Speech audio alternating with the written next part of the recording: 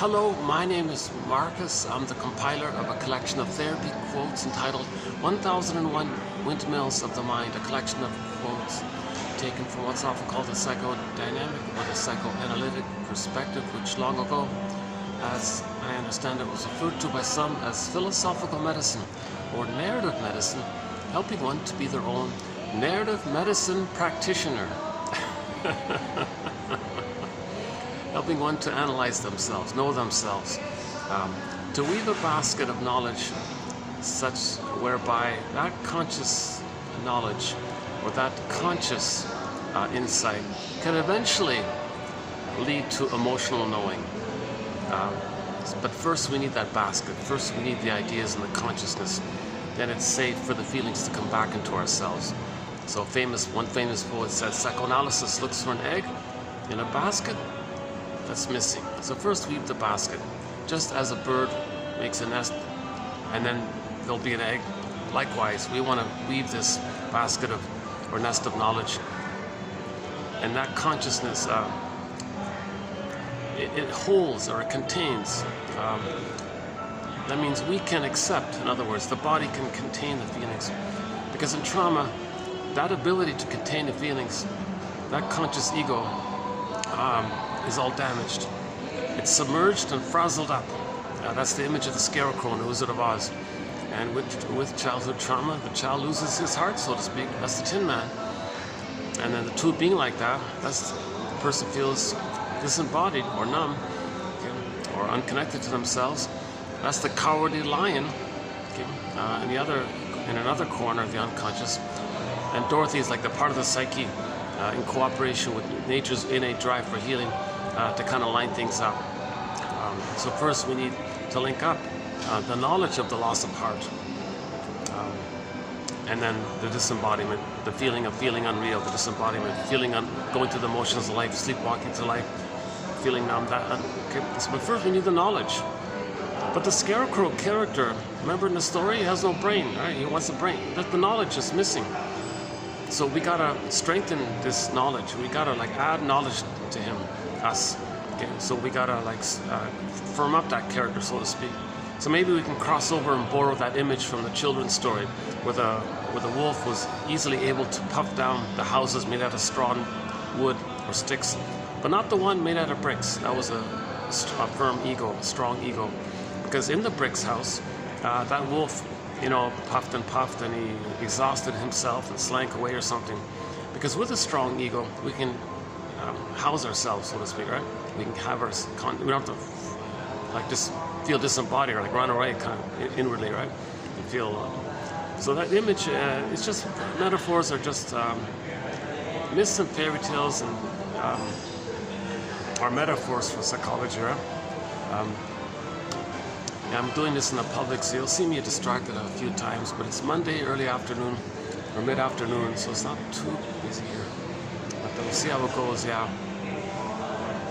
My preferred spots are all taken, so I'm going to give this a try here. I like being here. It's kind of like a living room feeling here. But I got flashing advertising lights nearby and things. Anyways. But I got some nice, they got some nice new flowers today, yeah. So these are real, yeah, check it out. They got some real flowers here today, that's nice.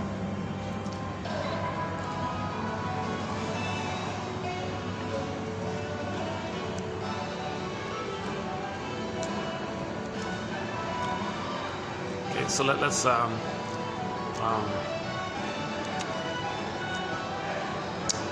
just summarize 1001 Windmills of the Mind here.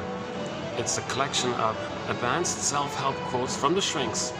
So these are doctors, right? Most of these quotes are from medical doctors who, some of them said, got tired of playing whack-a-mole with the symptoms and wanted to prevent the symptoms in the first place. Because the symptoms are there because the emotions are being ignored, the inner conflicts being ignored, the childhood traumas being ignored. And the symptoms come up, the whack-a-mole, the symptom. So some shrinks say, enough with this. Now let's go to the source, so to speak. Well, the source is, drum roll please. One way of describing the source is attachment trauma. underappreciated phrase. I'm emphasizing it here. I don't hear anybody using it. Attachment trauma. I think that captures the issue succinctly. We all know that the baby has to attach to his mother. Nobody doubts that. No baby's going to make it on their own without their mother. And all of the baby's life force, all of his elan vital, all of his energy, all of his craving. What's his name again? In a recent quote, Wilfred Lay. Child's craving and desire, all of his energy and like chi and prana and all that, like life force. Let's just stick with life force.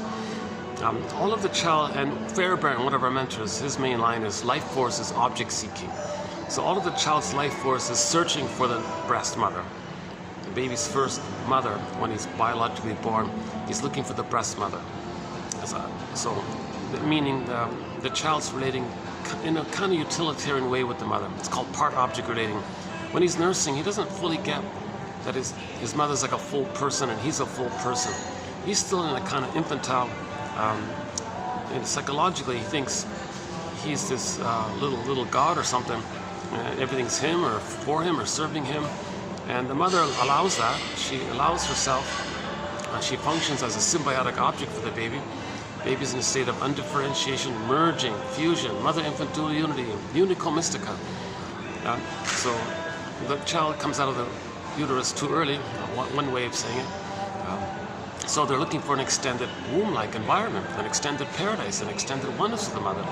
Okay? So all of his life force is to find that mother, to continue. It's not as if babies come out at the age of, a time when they can walk or something, and they can speak already, and then they can kind of maybe. It's not like babies are born at the age of 5 or so. Can you imagine that? So all of the child's life force, therefore, is to where are you, mother? The craving for the mother. So no baby would make it without a mother. So he's got to attach. Now, obviously, we mean a normal attachment, a secure attachment. The baby's looking for a secure attachment. But if he doesn't get a secure attachment style, he'll have a traumatized attachment. But he'll take the traumatized attachment that have no attachment.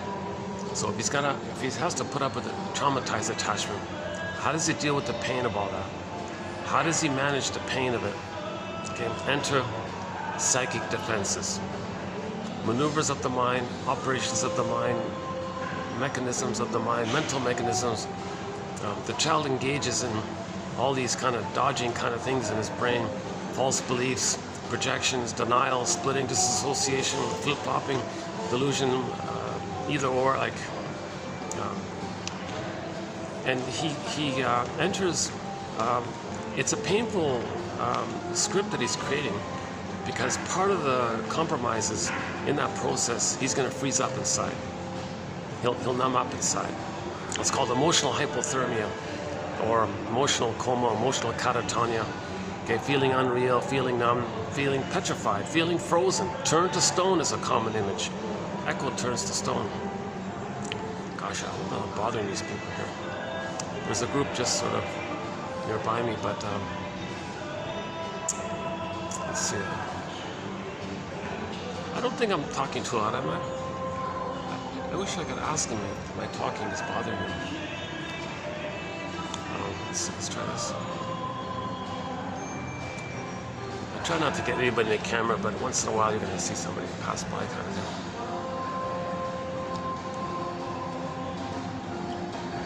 thing. See, I have no idea if they're a little in response to my talking, and maybe I'm projecting, or maybe they're, and so I'm turning because I'm projecting.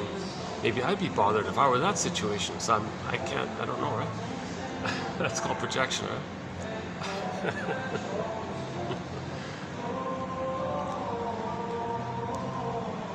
Oh yeah, we're gonna hear all these Christmas jingles in the background here. Okay, some of this might be copyrighted, so if you notice in this video like certain skips, like a 2-minute, 3-minute, 4-minute skip or something, even just a one, that's because I have to go back and agree to have that section trimmed out. Once in a while, YouTube allows you to keep the speaking, but they can mute the music, but you can keep the speaking. Sometimes they offer that option. That's great, but usually you gotta like trim out the whole thing, so the music and the talking. Oh yeah, I guess it's gonna get busier. Yeah. Okay.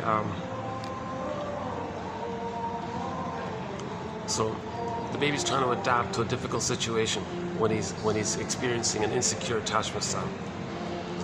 So attachment trauma means I got right here. Okay, is that okay? Well, if they hear me talking, they're still sitting beside me. I guess that's okay. It's not like everything was quiet and I started talking. I was already talking, and then they sat beside me. So, all right.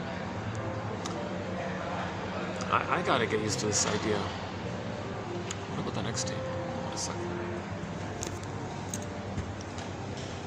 Oh, the next one is free. Oh, hang on.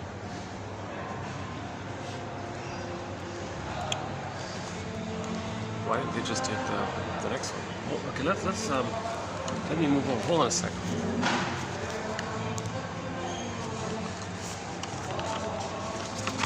Okay, so we'll be doing these quotes here today.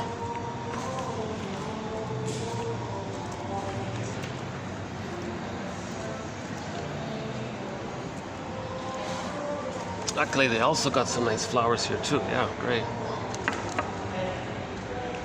Oh, these are nice. Yeah, they're all nice. Yeah.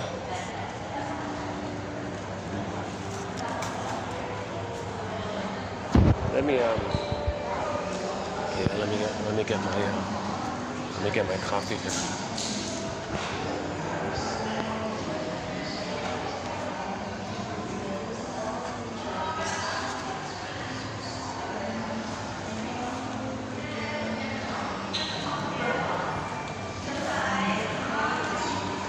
Uh-oh, there's a tour bus.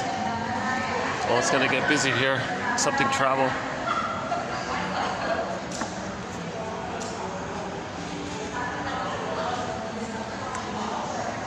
Oh, it's still okay here. How's the lost lighting? Yeah, there's gonna be a bit of bouncing around going on here.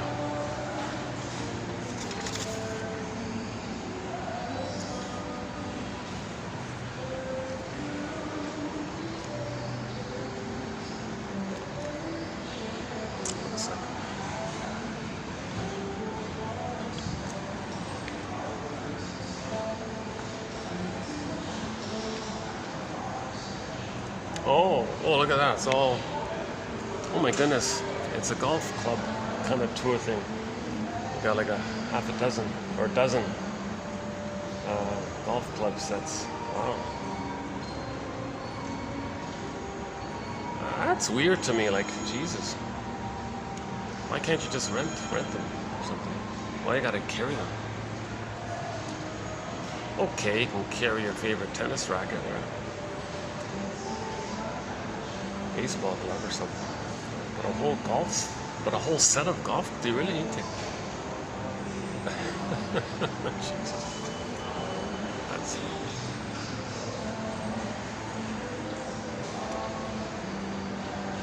Maybe it's a transitional object, you know, a nice...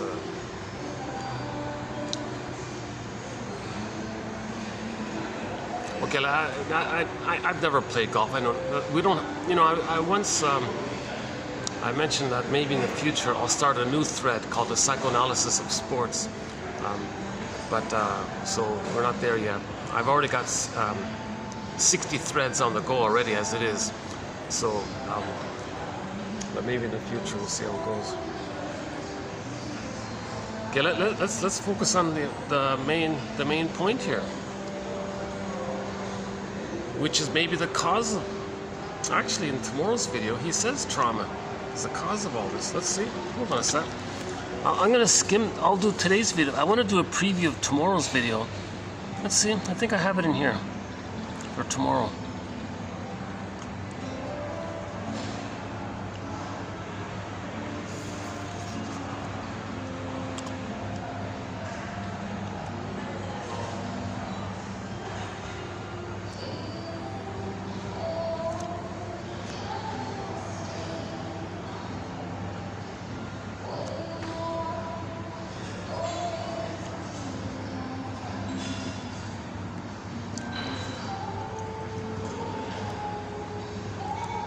son. Wasn't it here? Was it here?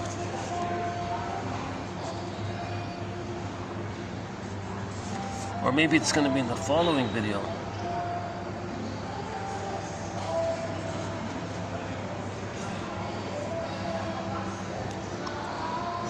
Oh no, it was, we did it already. It was it was 2 videos ago. I got a lot of great quotes. We post a lot of great quotes lately. One of them was that really that's the heart of the matter. We gotta have a little respect for this issue. Yes, babies can be traumatized. Who has this idea that you can't traumatize a baby because they don't remember? Of course they remember. It goes into their brain, right? A part of the brain called the implicit pre-verbal memory system. They remember it. Of course babies are going to remember it. They're very tender, they're very sensitive, and they're trying to survive and adapt to their first environment. What if their first environment, the breast mother's hurting him? How does he adapt? He's got to remember and try to create strategies. It comes at a huge cost, but he's trying to survive kind of thing. So of course he's remembering, and because of the pain he's laying down neural pathways. The neural pathways and the self-representation in relation to the other representation, it has got to split things around and flip things around, deny it, project it, and flip it around. It's called primary process mentation, and it's mad in there. In trauma, that imaginal world, like the cat says in Alice in Wonderland, it's mad in there. Or it's a different mentation. They call it primary process mentation. Some people call it amnesic memory. So it's recorded. The baby remembers the trauma, and he creates a blueprint, a stencil, a schema, a working model, a temporal spatial spectacles, says Kant, philosopher Kant. He creates this kind of mapping or endopsychic structure, relational units, psychic templates, script, traumatic script, and it's frozen, it's petrified, it's a conflict, it's painful, it's set, it's his map of the world. Okay, the interpersonal leads to the intrapsychic. Okay, the baby's interpersonal leads to the intrapsychic, his memory system, which then expresses itself later on interpersonally. So if there's a problem with this intrapsychic, it's because there was an attachment trauma, relational trauma, interpersonal trauma, arrested development, stunted development, developmental arrest, fixation with the mother, and that fixation is sometimes called unfinished business with the mother. I try not to get, I try not to get anybody in, but it's going to happen today by the looks of it. Oh yeah, and all those other ones, seats are taken. Jeez, yeah, it's getting busy. Look how quick it was when I arrived here. It was like mellow, and like, what is it, 15 minutes later, it's all packed in here. If it really does get busy, I'm going to go up to the 6th floor, which is good. The pool area. I got a spot there on the corner. It's not bad there, yeah. And it's not, and you know, it's finally cooled off a little bit. Finally, my goodness. It's still hot, but it's doable, yeah.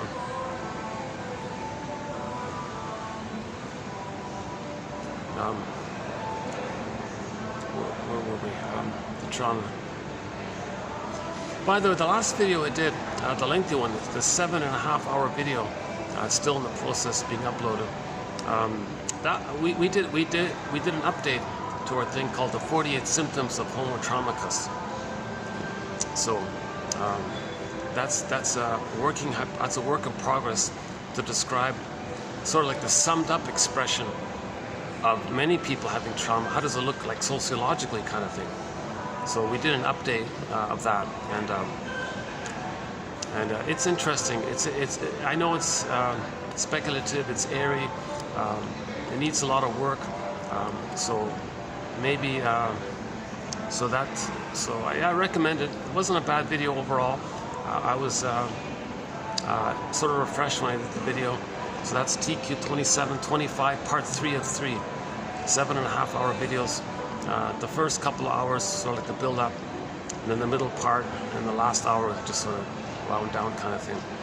But it needs work, it needs a lot of addition. So to heal the sociological, let's heal the personal. But the personal feeds into the sociological, which creates the personal, and the personal fuels the social, so it kind of cycles around, right? So the working hypothesis was 10,000 years ago, a sociological event took place. And that sociological event led to intrapsychic trauma. A sociological event, discovery, or mismanagement, confusion, so like a sociological outer factor, led to a panic and reactivity when we traumatize ourselves by the sociological overstimulus. And then from the intrapsychic, we're living by that intrapsychic, so the sociological is refueling it around. So heal the inner, the outer will heal. Okay, inside out. The outer is like a reflection of what's going on within, inside out, as above, so below. So the original for this is that the interpersonal leads to the intrapsychic, and then inside out. If the intrapsychic is problematic, that's what we're trying to study here. If there's a traumatic script, okay, then the interpersonal later on is such that the person is going to recreate symbolically with others what caused that script, with the grand fantasy that since the babyhood trauma took place in a state of timelessness, infinite, no time, timeless. There's time, no time. Okay, and trauma took place that time. So in the present is still the past, okay? Or the present is the presenting past, or the present is like a new edition of the past, still the emotional past because there's no time. Okay? So in the present, the person is going to emotionally think they're still in the past, so they want to transfer them. They think they're still in the past. So in the present, they're going to distort things, create a theater as if thing, like a staging thing, an imaginal thing, distort things, make up things, believe things, it doesn't matter. They're still in the past, and they're going to replay the cry for love for the mother. Okay, everything's love or a cry for love. The trauma is the baby had love, he's in pain, mother is crying, mother gaslit him, needs unmet, froze up, baby was crying, afraid to express even his signal that he's in pain. So that's a double insult. So his whole I feel or for I amness turns to a statue, frozen, unreal, petrified, etc. And as discussed in the last video, there's the structures, the coping strategies that the baby adopts, the paranoid, schizoid, emotive experiencing, disassociation, splitting mechanism, projection, projective identification, reaction formation, the search for grandiosity, rationalizations, to cloak it all, resistance to awareness. There's so much that functions like a sponge for the trauma, but it usually wears out roughly at midlife, and then there's a recognition. The sponge of these defense mechanisms dry out or wear out or somehow absorb. It can only absorb it for so long. So the tendency is roughly at midlife, something about getting older, I guess. Maybe you can't deny the reality that you're getting older. And then there's like a, what do you call it?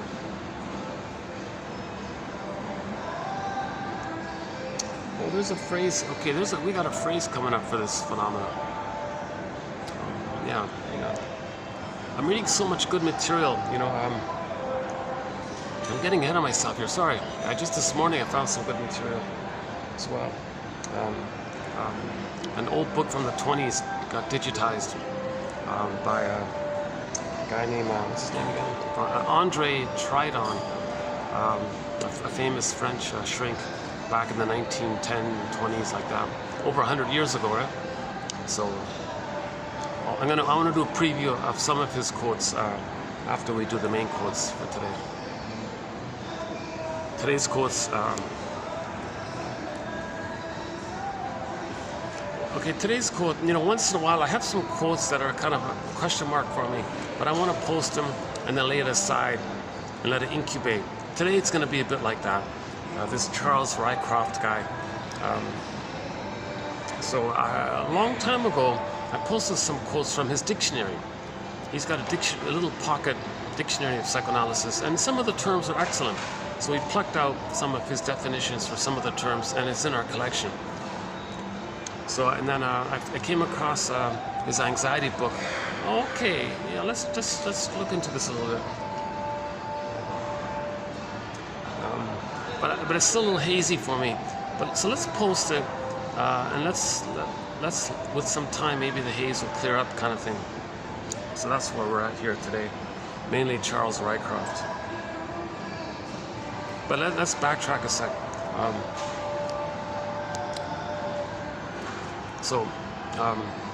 In normal, so everything's love or a cry for love, famous self-help author says, right? And play the song. When I make this gesture, I'm fantasizing hitting the play button on a cassette player or a CD player or maybe even an MP3 player, where we'd play Zaz's song. And there's this Zaz, the singer Zaz talks about in one of her songs, "Et boule parini," that yeah, we want to love life, but in the song there was a woman who was stuck in the past and life was passing her by, so she was frozen in the past. Okay, and then enter the Greenberg quote, the film Greenberg. Shrink said to the guy, "You're having trouble loving life, living in the present. So you're lingering in the past, dwelling in the past, because you feel like you never really lived it." That's trauma. The child can't like perceive it, know it, capture it, recognize it. It's overwhelmed for his system. He's too flooded. It's too much excitation. He can't live it. He can't know it. So it's repressed, disassociated. The mind splits things, denies things, represses things, does all these kind of tricks called defense mechanisms. Okay? And then and the byproduct is those defense mechanisms keep him frozen, keep him feeling unreal. Simple, basic, classical conditioning. Once upon a time as a baby, he had an emerging self for his identity. He had a needs for a secure attachment style. Okay, mother was misattuned, malattuned, used the baby, wasn't around, whatever was going on with her. Okay? And then the baby sent the signal, sent the desperate signal to the mother. "Mother, I'm crying here. I'm really scared and upset here. You're not meeting my needs and I'm crying." Mother gaslights. "I don't know what you want. You know you're not. Leave me alone." Whatever is going on. Actually, our first quote in the next video, in the next video, our first quote is, "Neurotic mother love trains children for a neurotic life." Yeah, there's the Andre Tridon I was talking about. Sorry if I'm not really, I don't know how well I don't know if it's showing up here, I can't see it, but neurotic mother love trains children for a neurotic mother life. Again,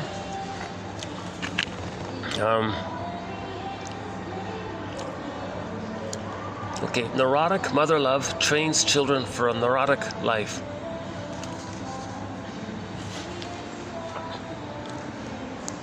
Because he's going to be loyal to her. He's going to be neurotic. I think he's got to save her. So that's going to make him neurotic. And he's neurotic because he didn't get enough love to know himself. So he's neurotic in the cry for mother's love, in the present symbolically. But the present isn't the past, no time machines. So this makes the person not making sense anymore.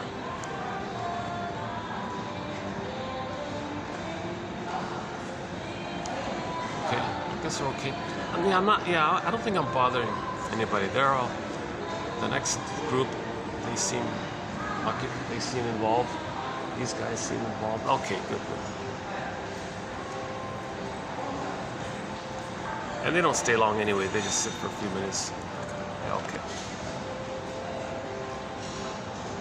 Nice place here. I really love this place. Yeah, it takes me a while to walk here.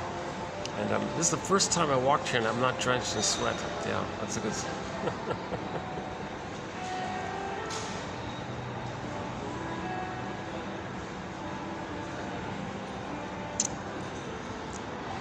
So, the child has an identity, an emerging self, a connection to himself called the ontological self, the psychological self, the sense of self. I feel, therefore I amness self, his beingness. Right? So his embodiment, his inner being in his inner home, right?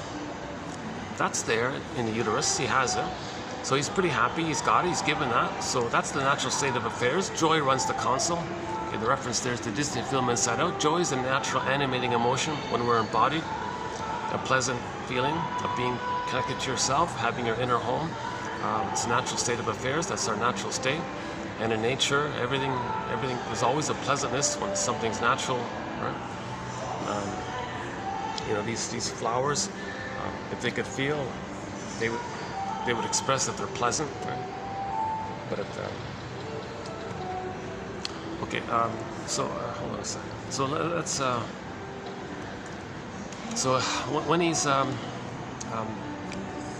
In the last video, we talked a bit about the prenatal issue and the welcoming womb scenarios. Let's sort of skip that part this time.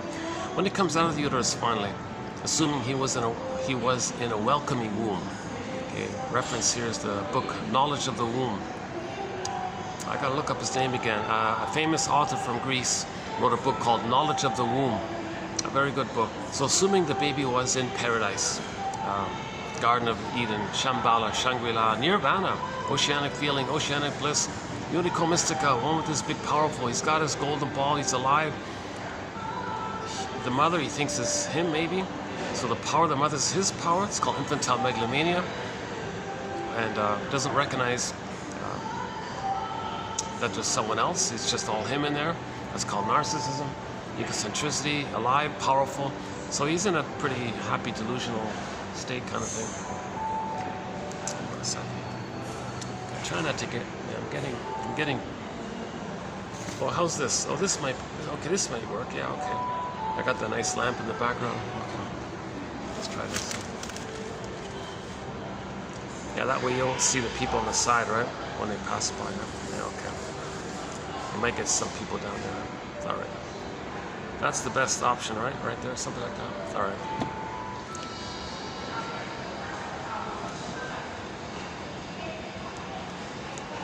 So, F and N. You know, the one contribution. Let's give Mr. Marshall Rosenberg some credit. He may have been a self-help kind of a semi-fraud or a scammer to a degree, but not really. Like it's I have ambivalent feelings about him. He did do one helpful thing. He made people aware more clearly that there's a link between F and N. It sounds simple, but I think it's worth saying it anyways, because maybe a lot of people just are numb to it, not fully aware of it.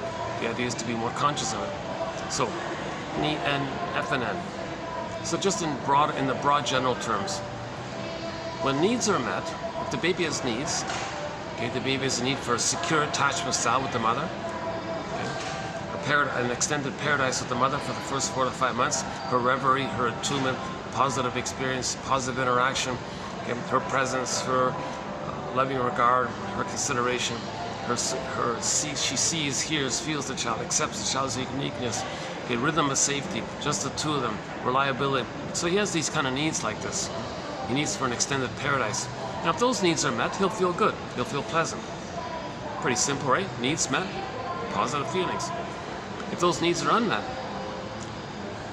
okay, baby experiences persecutory anxiety, abandonment, depression, all sorts of stress and unpleasant feelings, helplessness, powerless, abandonment, fear, rage, scared, and so on, right?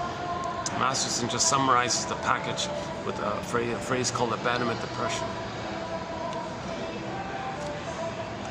So now these needs are for his emerging self, for his selfhood, for his personhood, for his fullness of his authentic sense of recognition of himself. Right? So he's got this emerging self. It's emerging when he's born. There's an emerging self there, like a potential and all this. And he has needs for it. Okay. If those needs for his emerging self is supposed to blossom... Do you need this space? It's okay. No, you're good. Okay. I don't want to take up a whole room. This spot can hold what, 3, 4, 5, 6, 7 spots, right? If there's a group there. Yeah, if there's a group, I'll leave. I'll go upstairs. Or if it gets any more busier, I'll go anyways.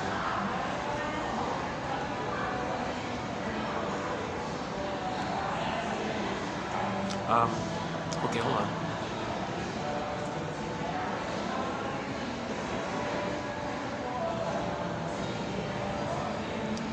Oh, that's an e-scooter. Yeah, cool. It was like a moped, but electric. It's smooth, it's quiet. Oh my God, they're awesome.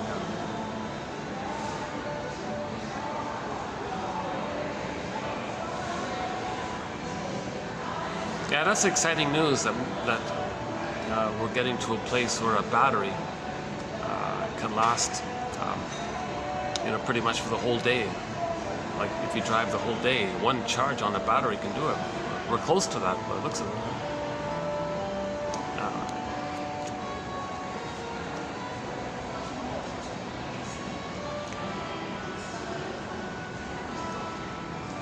then we can cool down a bit, right? Because all of this. Okay, so so if the baby's needs aren't met, first of all, his connection to himself, he's got to repress it. It goes into the unconscious. Okay. Now, this is seen in myths and fairy tales, where a character that represents the embodiment turns to a statue. So Echo becomes a statue. Faithful John in Faithful John Grimm's tale, that character becomes a statue.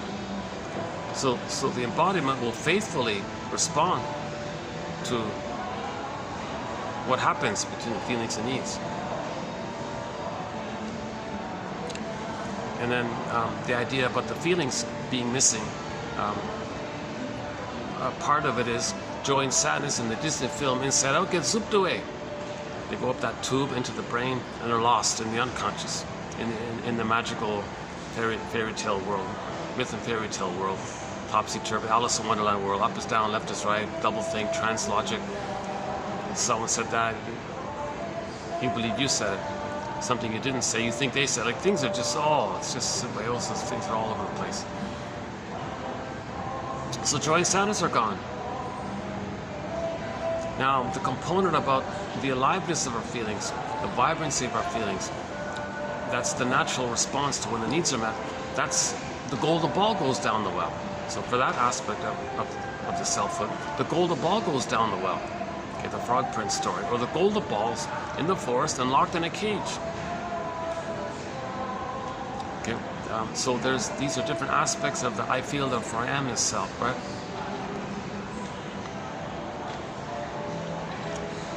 The common image is freezing, or petrification, or the turn to stone, or feeling unreal like the Velveteen Rabbit, or feeling flat and wooden like that wooden toy boy that the carpenter made, who was praying for the toy to come to life. So we feel kind of, the jargon is alexithymia, no words for feelings. Okay. Maybe some self-help authors just say affect phobia, a great fear of your feelings. Okay, because to admit your feelings, what are your feelings? Your needs didn't get met. To admit your feelings, you got to look underneath it. F and N are linked. So that's Mr. Rosenberg's big contribution, to emphasize. He spent his whole life, he built a self-help empire just to teach people, hey everybody, there's a link between F and N. He would take people on retreats for 2 weeks or something just to teach people there's a link between F and N. That's all I want to make you aware of. You know, he didn't teach psychoanalysis. He joked, he even mocked at it or something like that. But he just taught that basic self-help idea. Now, then you apply it.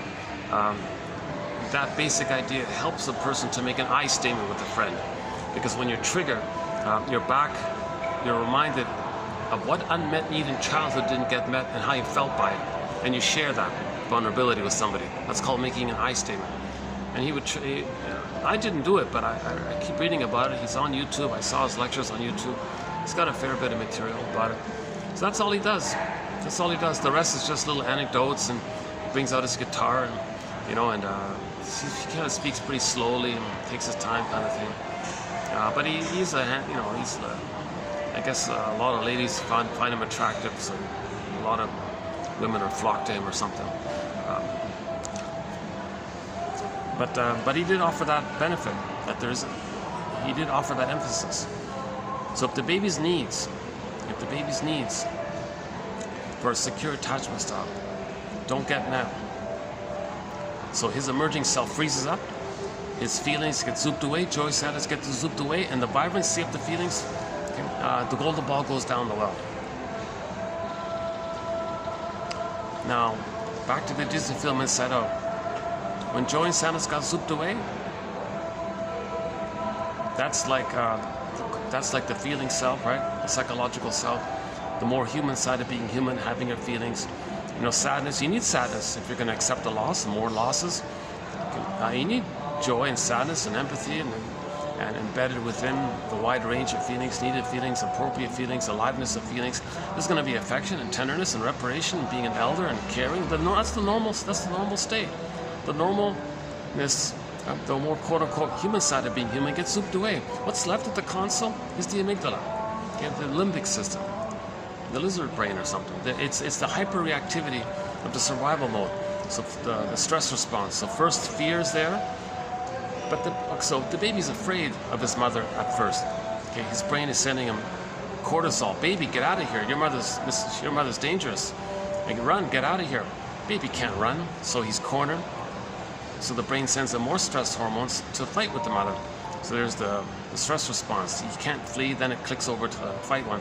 The third character discussed was mainly about the physiology of distaste and dissmell related to a survival issue. So it's mainly anger's at the console because fear is overwhelmed. And you can see in the film, anger pushes fear aside because the baby's too healthy. He can't use that fear. He can't, like to flee, he can't flee. He can't run, right? He can't do the flight thing, so the fight or fight. So mainly anger's at the console. So speaking of corrupt self-help, Aletha Horner, in a recent quote from a month ago, made reference to a corrupt self-help scam where where people spend a lot of money to go to some seminar or something, and the con artist, the charming con artist would say, here's a pillow, all right, put the pillow, here you go, here's a pillow, go ahead, you can hit the pillow, beat the pillow, pound the pillow or something, feel better, okay, take your money, see you next time. The goal is consciousness. The goal is conscious. If you're not conscious,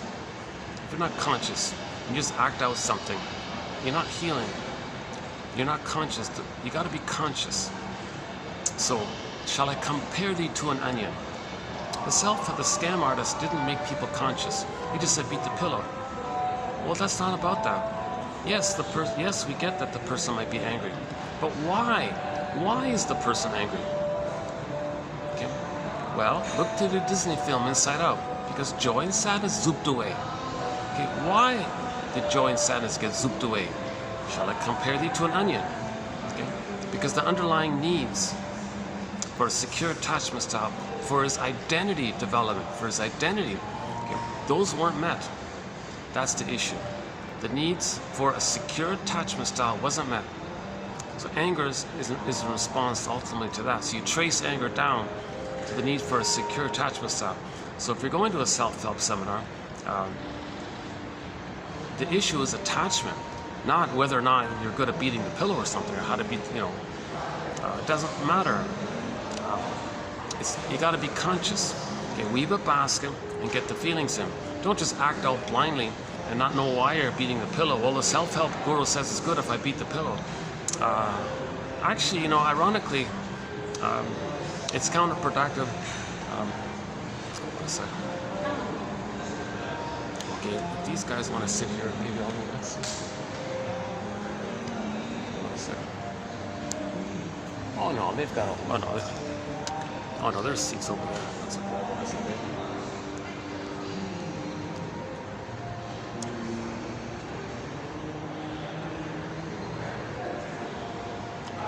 Okay, so the issue is attachment. Paging Dr. Bowlby. Okay, so he's considered the father of attachment theory. The issue is attachment. Paging Dr. Bowlby. I read an article where the guy, he also had the attitude that, like we're wounded, maybe we're all like in a hospital, we'll page. So we're trying to heal, paging doctor. So if we're talking about attachment issues, paging Dr. Bowlby kind of thing. Sometimes he would page Dr. Freud, paging Dr. Freud. If we're interpreting theory, paging Robert Bly, paging Robert Bly. Okay.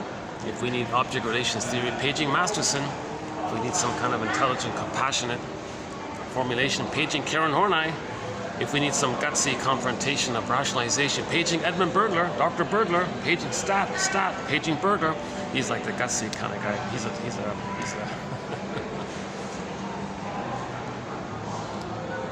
See, the rationalizations are the cloak,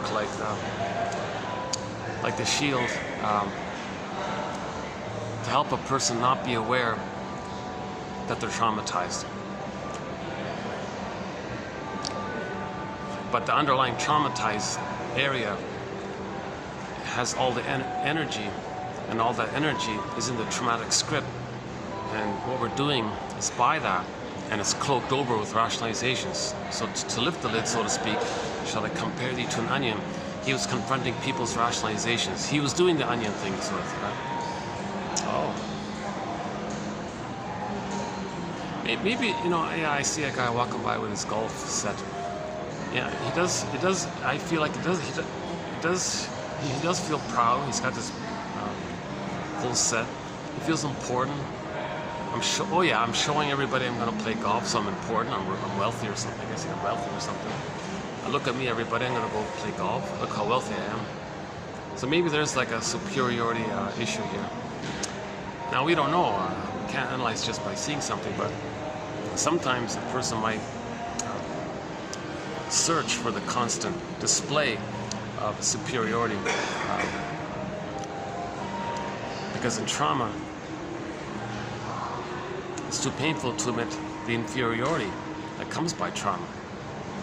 So, in early childhood trauma, the baby regresses to an old belief that when they were in the uterus, they were a little god, infantile megalomania.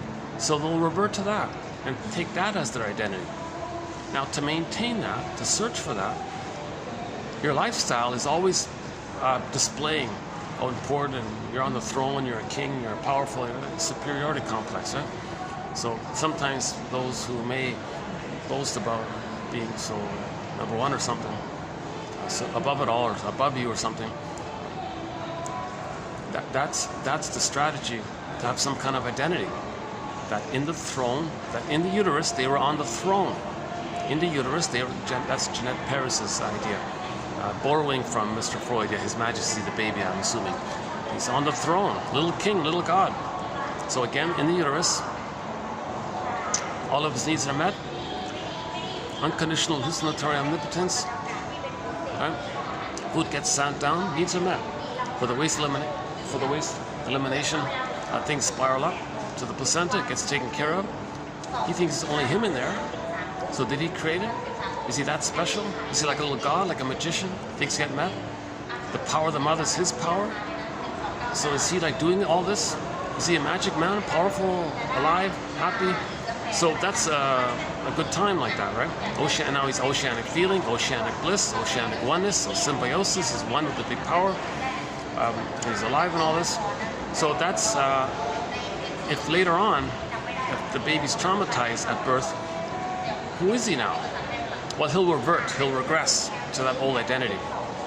So then Karen Horney's phrase is the search for glory. The neurotic pride, the search for neurotic pride, the search for glory. But she means in the way of any person with a narcissistic personality pattern does it. Like the Don Juans and the Peer Gyns and the Playboys and the, arrogant business, selfish business types maybe, or who cares about you, or just look at me, those kinds of things. So that's their sense of identity, searching for that.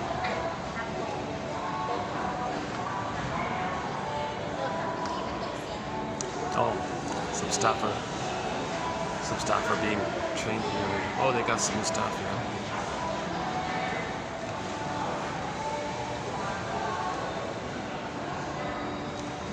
Oh, I was just looking at the ad.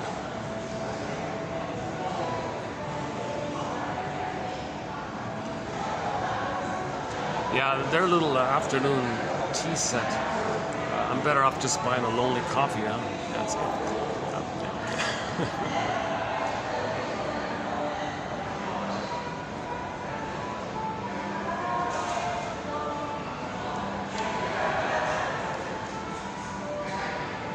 Oh, okay. So they give you this little this little box kind of thing, like a tray with several levels, and it's got like little cookies and little desserts and little tidbits of things. Plus, you get your drinks with it.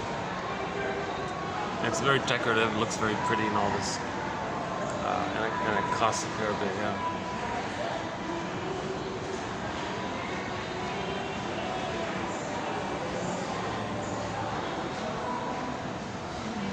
Well, those golfers can afford it, obviously. So yeah, I don't know about that particular example that I'm referring to, right? But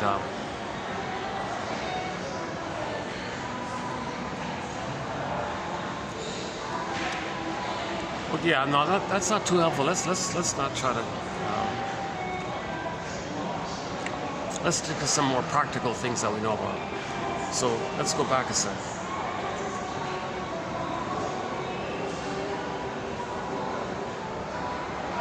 Yeah, well, the guy's carrying the golf course. Yes. The guy's carrying it, so he feels like he's got like a bodyguard, almost like a block there. Like he's got the clubs, of course, so he feels safe that way.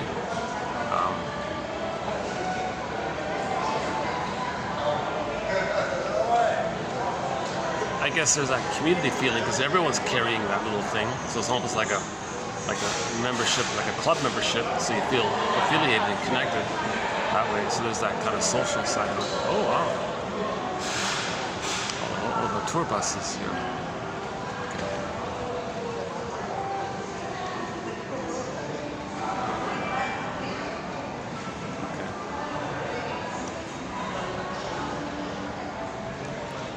Maybe I'll move soon. Anyways. Although it is kind of nice sitting here for a change.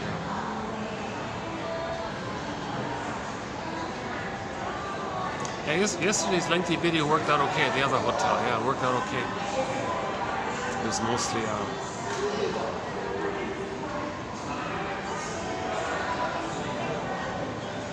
I was in like a little tea room type of little place most of the time.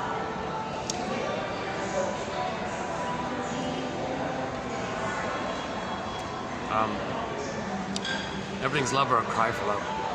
So we're trying to lay down the basic premise here still. If his needs don't get met for his secure attachment style, so that's linked to his emerging selfhood, his amness, his beingness, his connection to himself, his embodiment. So he's going to lose that. So he'll be numbed, that's the endorphins, frozen, hardened, feeling unreal. Now he's feeling flat, numb, okay, petrified, turned to stone, etc. That's a trauma, that's psychic pain. But there's mercy. You get the endorphins that numbs you over. One person said, well, I don't know what you're talking about. I feel nothing. Well, Elvin Semrat says, well, first of all, you're never not feeling anything. And if you think you're feeling nothing, that's when you're hurting the most. Emily Dickinson, there's a pain so utter, it swallows substance up, your soul, your embodiment. And then you go in a swoon. The swoon is the trance, the sleepwalking. That's the endorphins that numb you. It's the mercy numbing thing. Like you stub your toe, the moment you stub your toe, ouch. But then notice the kind of like a little blurred kind of numbing thing. That's the endorphins, they say. Well, the baby is flooded with endorphins now.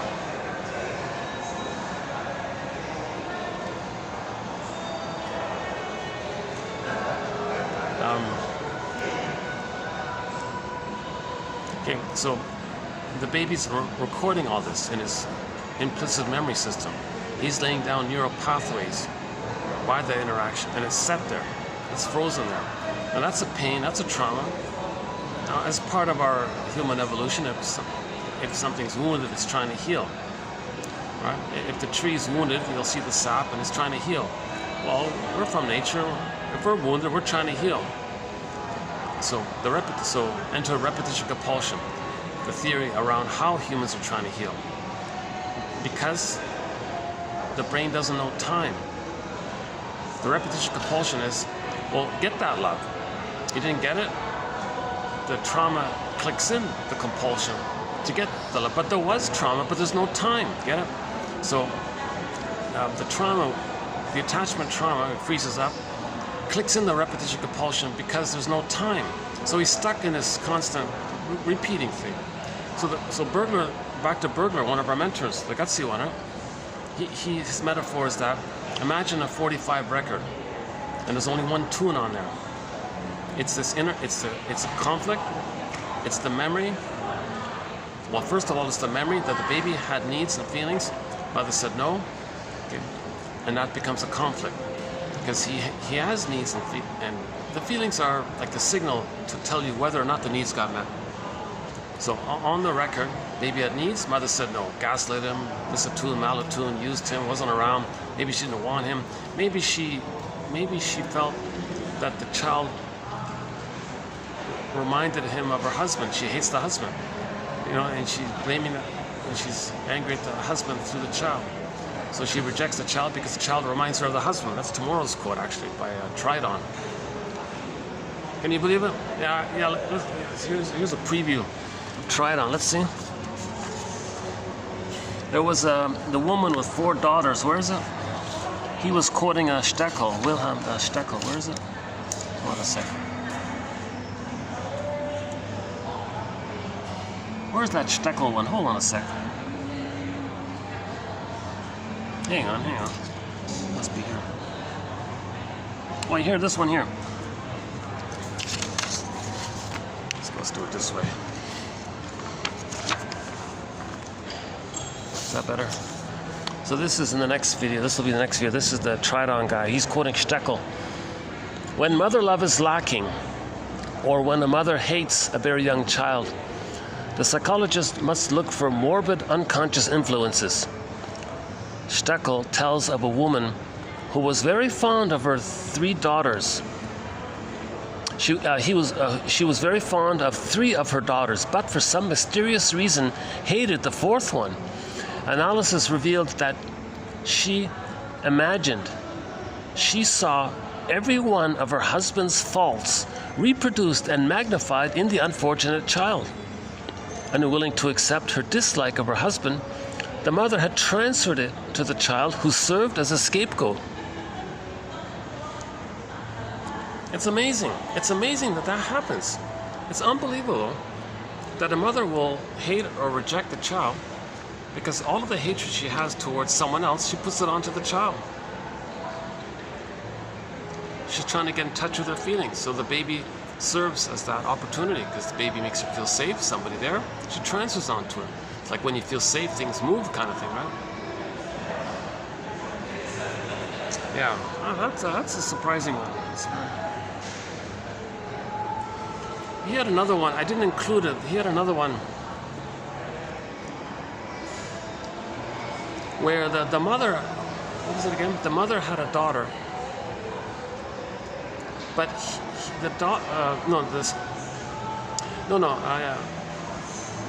I think the idea is like this. Let's say the mother had 2 sons, let's say, and one son had sort of reminded her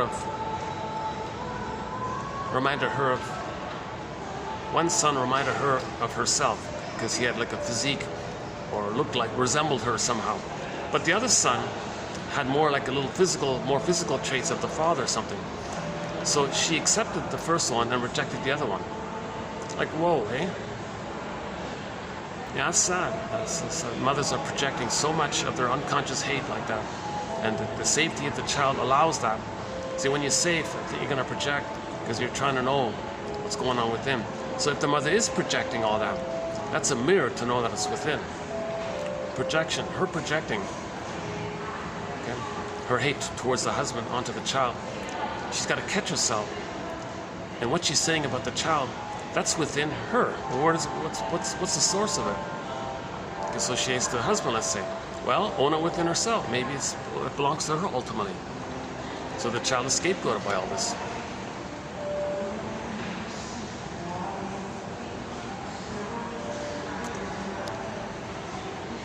Yeah, I'm a little distracted here. Yeah, it's gonna take me a while to.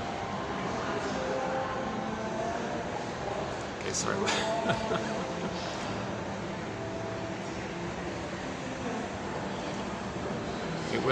Hey, let's get back this going. Where can I minimize the? Maybe like that. Right?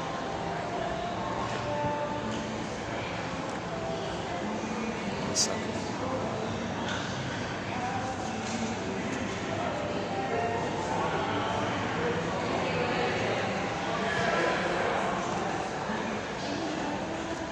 So we were talking about Zaz's song, Everything's Love or A Cry for Love. So in the first part, Everything's Love means if the child does get his needs met for his identity, he felt safe to go through the developmental process between birth and 3 with the mother. Now, I did spend a fair bit of time in the last video, the lengthy one, the 7.5-hour video, and the one in part 2 as well. You know what? Part 2 and part 3, I spent a fair bit of time going through those developmental processes between birth and 3. Okay, extended paradise from the symbiotic stage from birth to 4 to 5 months. Okay, the world is more oyster phase from 4 to 5 months to 18 months. The grandiosity is all still there. Then the grandiosity mainly dissipates, and then 18 months to 36 months. So it's sort of like 3 kind of blocks of time like that. And the child has various needs during those blocks of time.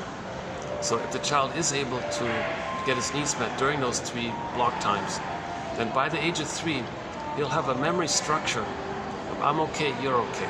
Mother loved him, he was loved by the mother, he felt safe to leave her, because in the beginning they were one, they were fused, symbiotic. So the child can only separate psychologically from the mother. He can only hatch out of the blurredness of the 2 being one if he feels safe to do so. If the baby's terrified of his mother, he can't leave her. He's stuck in there. He's stuck in the tar pit. He's fused. It's called adhesive identification.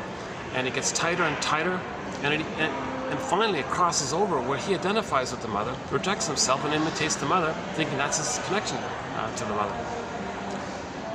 So if the child is safe with the mother, he can hatch out and have a self-concept.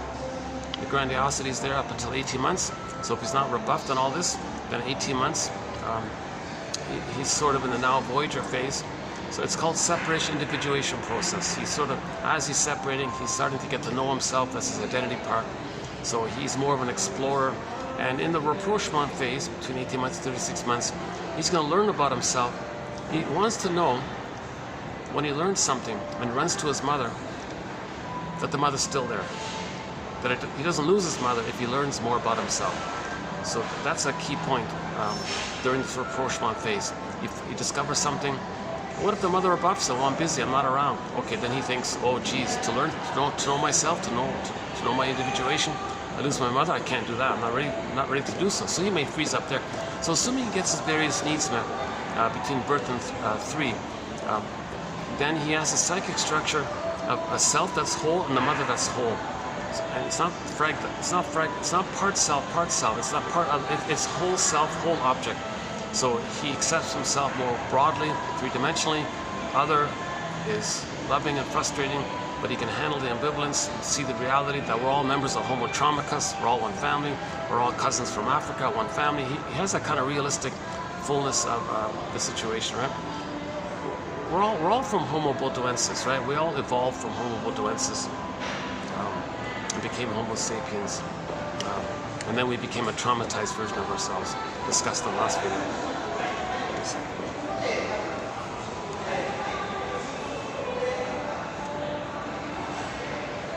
I guess I should move. Let's see. I guess, okay, let me see that.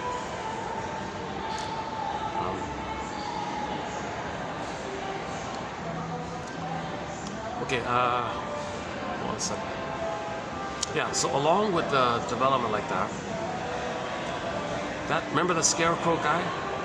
Frazzled up and submerged? Okay, well no, by the age of 3, he'll have a basket. He'll have a consciousness, an awareness of himself. In particular, an awareness of his uniqueness, which he expresses through, and that's loving life. There's the pleasure. Joy runs the console. He has the pleasure of expressing his true self, his real interests. Okay.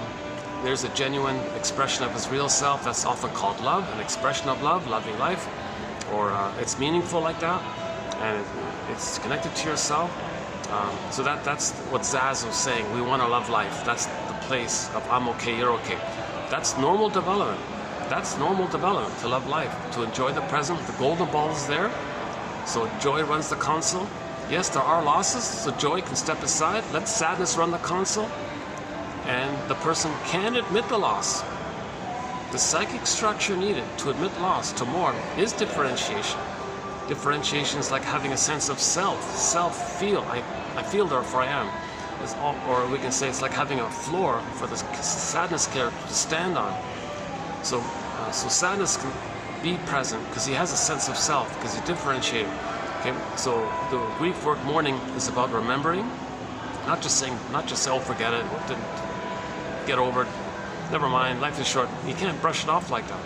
Okay, it's this verdict of reality that makes the work of mourning so difficult. So he has that reality capacity that there was a loss, and it's natural to have feelings around a major loss, or any losses that might trigger other losses. So micro losses, macro losses. When there's a loss, you're gonna feel something. It's natural to feel something. So sadness can exist can run the console for a while. Then the person admits the loss, 5 stages of grief and all that. And then as you do that, then you admit the loss. That's giving the memory. That's like capturing the memory, giving it a time and a place. That's like laying the ghost to rest. Okay? In a TV show called Heck Ramsey, the main guy, Heck Ramsey, he was like a wise detective kind of guy, right? Played by Richard Boone. Excellent show, by the way. He was chasing some girl, and he was worried whether or not she was emotionally available to be in a relationship with him. He didn't want her if he was still in love with some past guy or something. So at one point she reassured him by saying, the past is to be remembered, not lived as the present.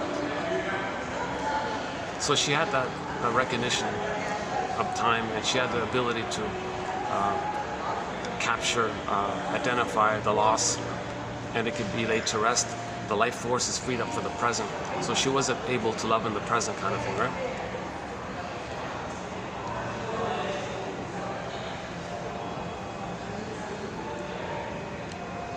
Alright, so the conscious ego lets us know of our uniqueness, which we express through.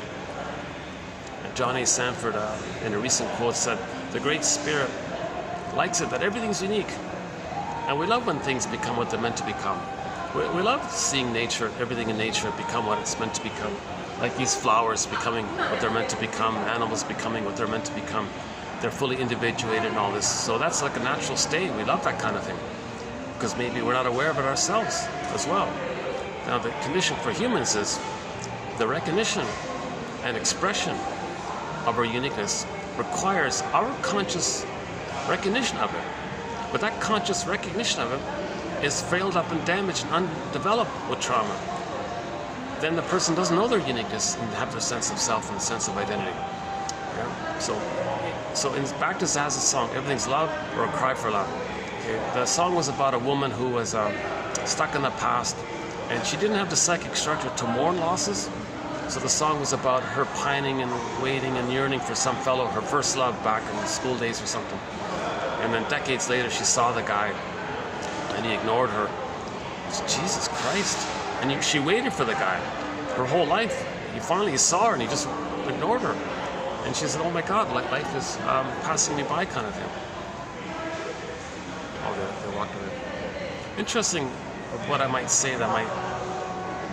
I wonder when I just said that, there was somebody just sitting right beside me for the past 5 minutes or so. That's why I was a little dodgy there. And when I just said that about love, the love issue, that lady that was sitting there just jumped up suddenly. Interesting, eh? Like that might have been a trigger, that moment, like waiting for your first love. Oh no, I stand corrected, the car arrived. Oh, the taxi arrived. Oh, okay, no, scratch that. Maybe it doesn't even speak English.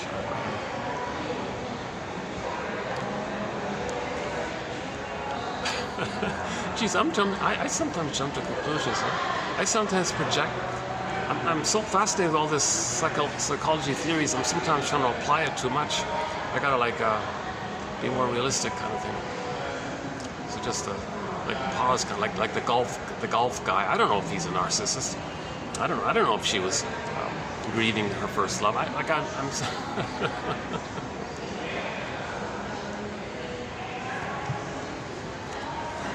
yeah, there is this phenomena of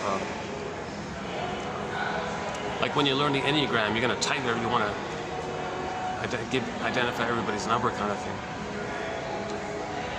Oh, there's some more golf clubs. Wow, this must be like a... I'm not even aware of any golf course around here. I guess there must be.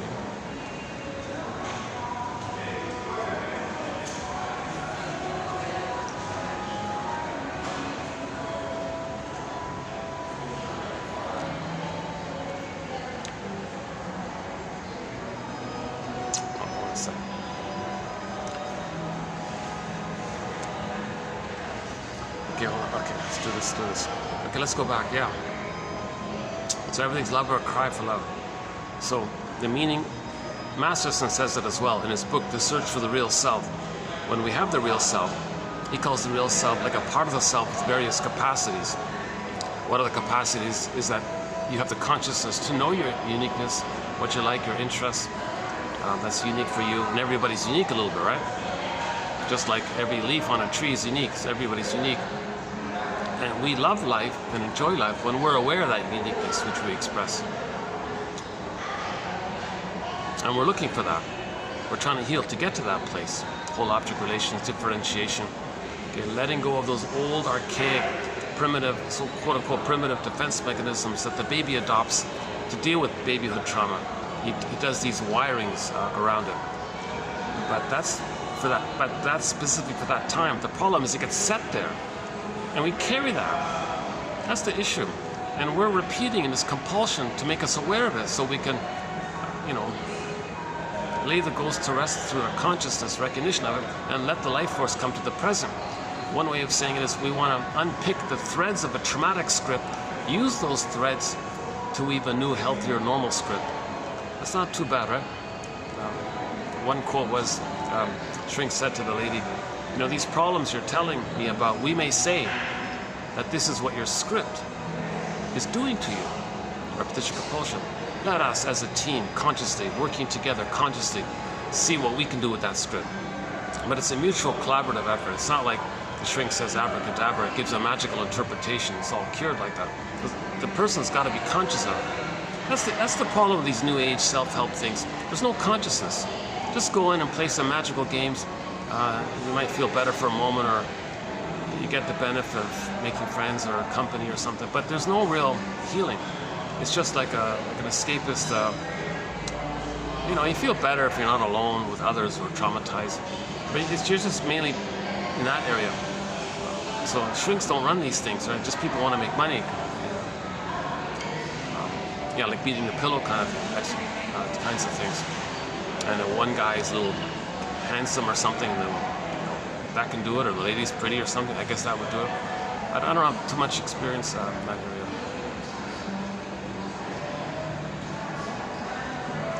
Oh, it's called Big Sur. That's what it's called. I was searching for the name in a or Essalon. Is that right? Essalon.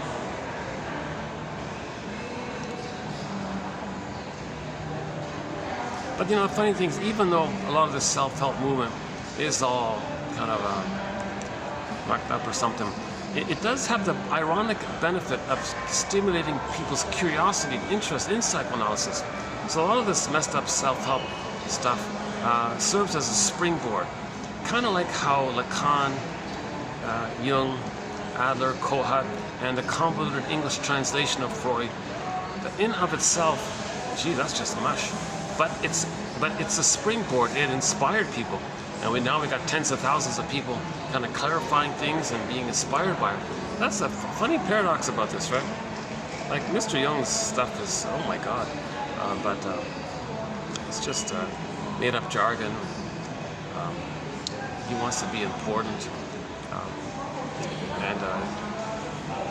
but he did inspire his things, right?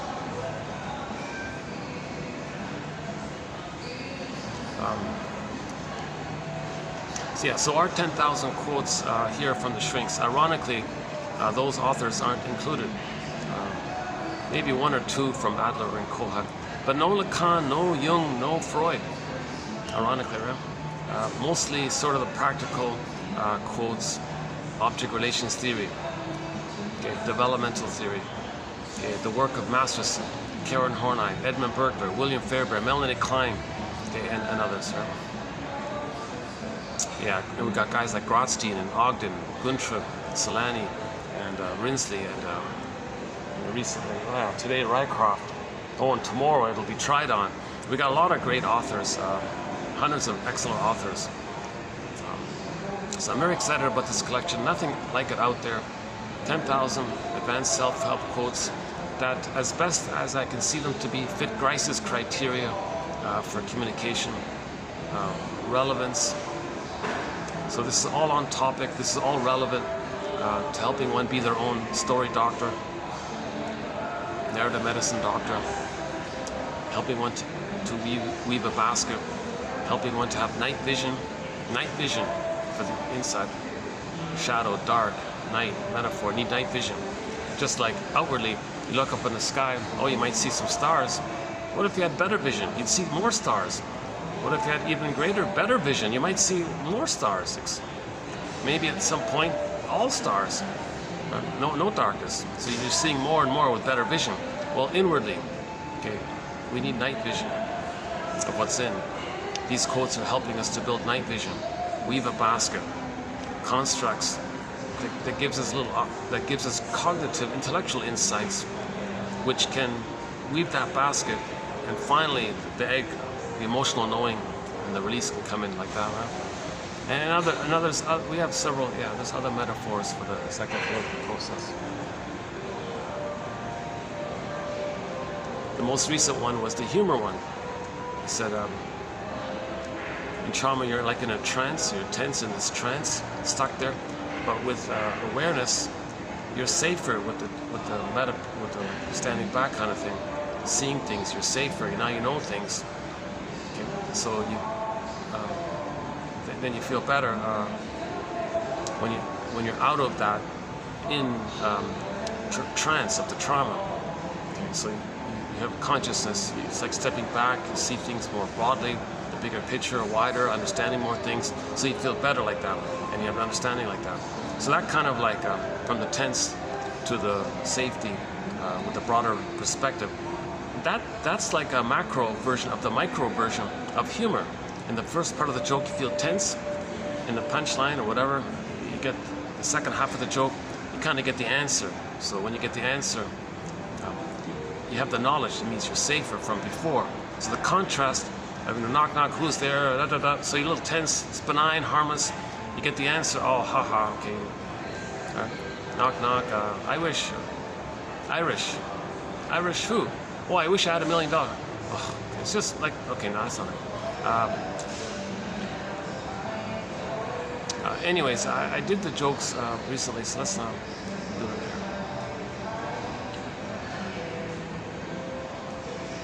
Okay, hold this side. Yeah, sometimes someone will pass by, get a little distracted.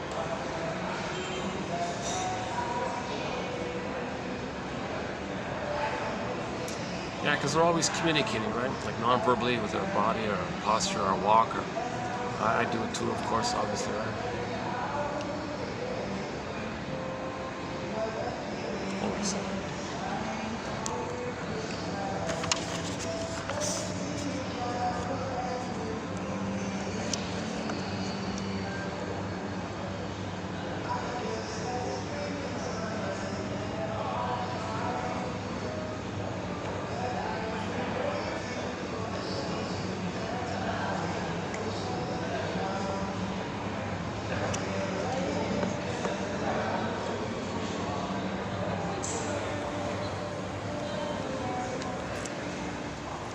You know, I take this as a positive sign on my end that I've been able to hold out and do a video in public like this. Yes, I'm distracted a little bit, but in prior times, like, oh, I can't do this. There's way too many distractions. But now I'm tolerating distractions a little bit better.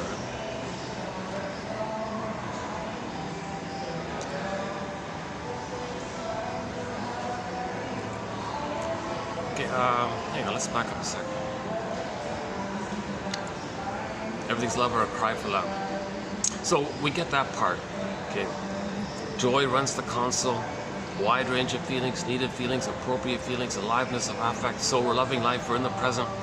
We're not seeing the present, distorting it as a recreation in our fantasy of the past, to reenact and stage the past, thinking we can change the past, undo the past, correct the past, get the love that was needed in the past. We're not doing this wildly distorting things, right? Plus, one of the capacities of the real self is intimacy.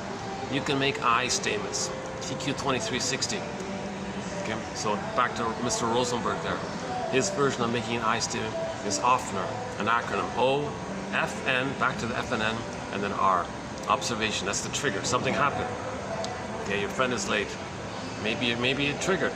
Maybe not, but if it did, let's say it triggered. So you pointed out, observation. Oh, we agreed to meet at 5. It's now 5:45. And no message, no text, no call, nothing. That's just observation. No blaming. Just state the observation. And then, okay, because you have the capacity to do so, and you can share your vulnerability with your friend because you have that capacity. I'm surprised that would happen, let's say. But anyway, let's say it does happen. Then you can say, you not showing up, not calling all this, that brought up something in my past. That brought up some memory in the past. Okay, so in the past, as a child, I had needs to trust and connect. I had needs for connection and reliability and respect and or affiliation or a warm connection with somebody, or a connection that there's communication, and that wasn't met as a child. And again, maybe there's an example. So I had those needs as a child for connection, communication, trust, and when those as a child, I felt kind of scared and angry by that, and that's what's coming up by the present trigger of your lateness, and that's what's coming up from my past. So I'm just sharing this kind of thing. And the R part, usually Rosenberg says the other person is triggered by this, so you want to make sure they're not triggered by what you're sharing. How are you hearing what I'm saying? Oh, you're blaming me. Okay, no. Okay, well, I'm glad you shared it. Okay, that's, so he's triggered by your I statement. Okay, maybe you can make an I statement then. Well, when you said that, it reminded me of when I was a child. I did everything wrong. Everything I did was wrong. I wanted freedom. I wanted to do what I want, rather complain.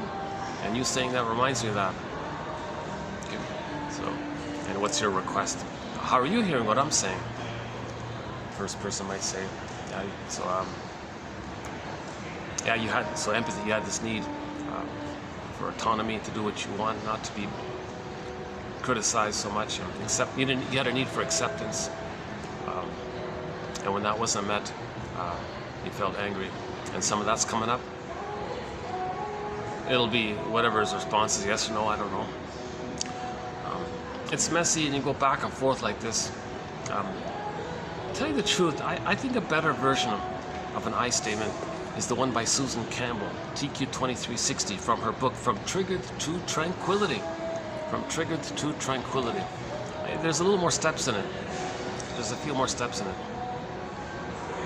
Actually, I saw a self-help author, Barbara DeAngelis, have one. She calls it the love letter. But Susan Campbell calls it the unilateral repair statement. I think that's the best one, to tell you the truth. Yeah. But if you're I think you blur it all up. I think you take those two main ones, Campbell and Rosenberg, put it together, and while you're doing it, add in the self-help, self-soothing exercise called the 5-word question prompt.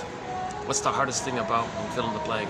So as you're doing the I statement, you may inject that in. I'm feeling such and such. And the hardest, so you ask yourself, what's the hardest thing about that?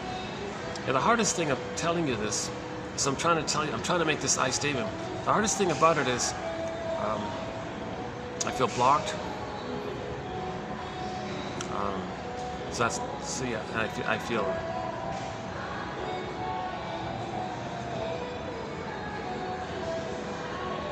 Okay, and then maybe go on. You feel blocked. What's the hardest thing about making your I statement? Well, I'm afraid you're going to criticize me or blame me for it or something. I see.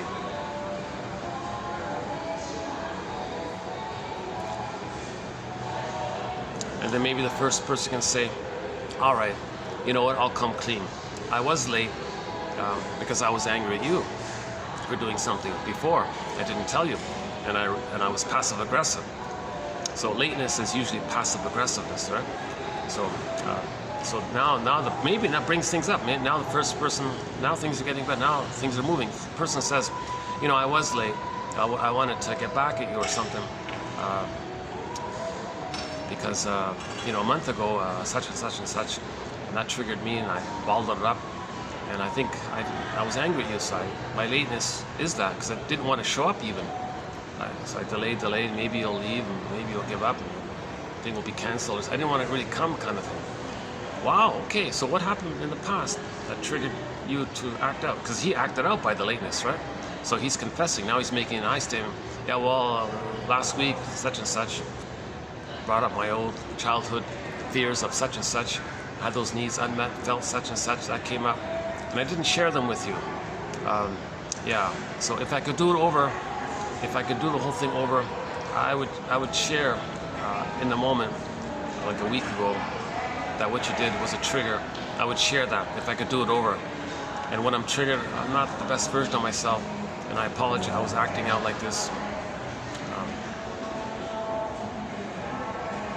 So it brings up stuff a little bit. Right? So, anyways, my examples this time around might not be too clear. But sometimes I did it. It was pretty good. Sometimes.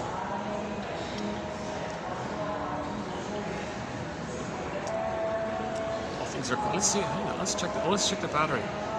Okay, it's 4 o'clock. Full battery. Oh, good. Okay.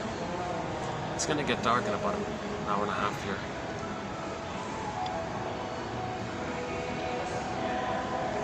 Geez, the day goes quickly. Eh? My goodness. I can't believe it. I feel like. Jesus, the days go really quickly here. I search for the quotes, get it all ready, choose them, go to the printer guy, find a place to do the video. The day's pretty much gone, right? Jesus. I'm excited to get these quotes out. I hope somebody who has this collection, I'm confident at some point that they'll feel something. My hope is that 1 out of 10 quotes will give a click. Will give an intellectual insight, a little hope, a little inspiration, a little aha, a little relief.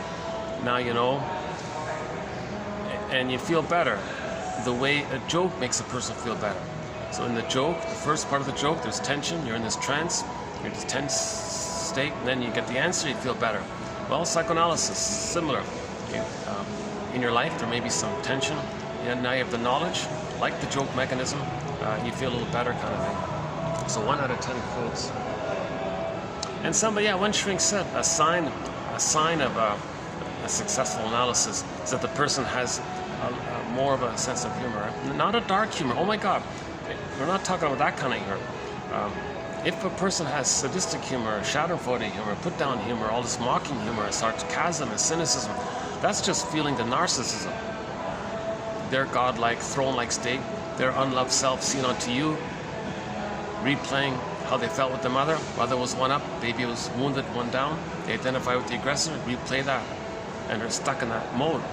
So cynicism gratifies infantile megalomania. Okay. So that kind of humor is a sign of trauma. Okay, that's the paranoid schizoid mode of experiencing we discussed recently.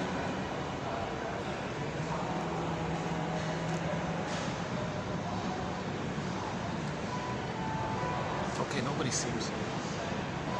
Okay, it's good. No, nobody seems affected by my speaking here.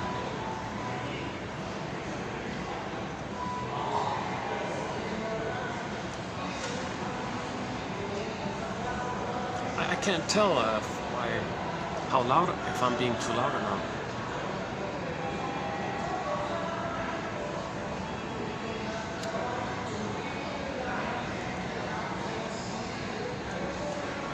Sometimes I need a break, I'd play a song, but I don't have the music box.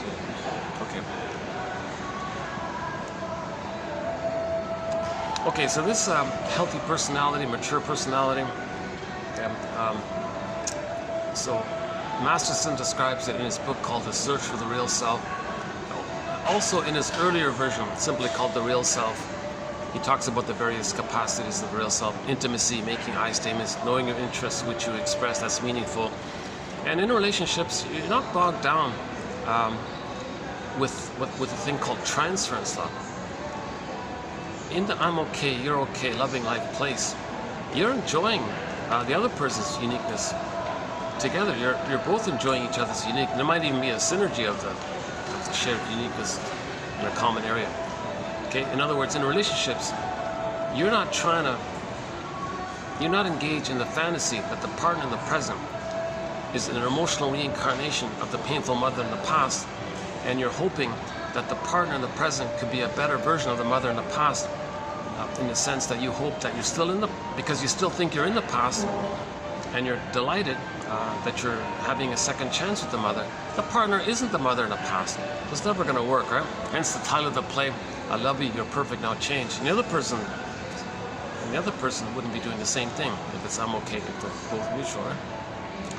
So you're not fighting with each other to see who's going to play the good parent that the other one needed. Now you play the good parent. No, you play the good parent. They can be mutual and have a delight, a pleasure that you're not going to. It's a much healthier pleasure. Put it that way. It's a difference between eating natural food, organic whole foods, versus eating processed junk food or something. I guess. Maybe not a good analogy there. But you'd feel better. I think you'd feel better. In other words, you don't have exaggerated, over-the-top fears of engulfment and impingement. You don't have the schizoid dance where if you get too close, oh, mother's gonna eat me, so you step back. Oh, my mother's abandoning me, I'm alone, I gotta step forward. Oh, she's gonna eat me, I gotta step back. I'm gonna fall, vertigo, I can't be too alone like this. Too empty, so you step forward and you do the schizoid dance, Masterson calls it. Schizoid dilemma, he calls it. So you're not in that kind of place.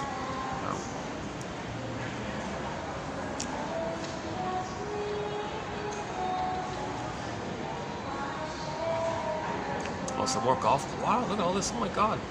There's a real golf craze going on here. Yikes. This guy's got a very flashy golf bag. Little different, yeah. These are young guys too.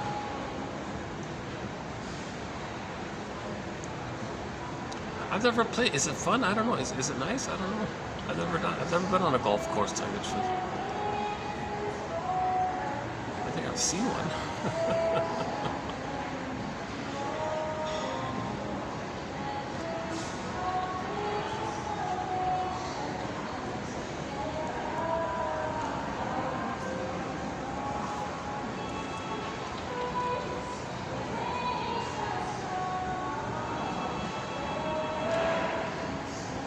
Yeah, I guess if people live in busy cities, yeah, it's a chance to get into nature and with the nice green.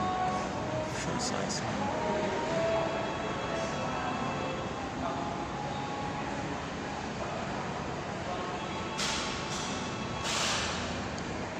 I'd rather go on a trail or something, or a bird park or something. Visit a waterfall or something. Lie down on a meadow. Okay, play the Anne Shell's song called Hayfield. She talks about this hayfield she goes to whenever she's stressed out. Yeah, Anne Shell, one of our musical voices, Anne Shell. We've got, I think, 7 of her songs on our soundtrack.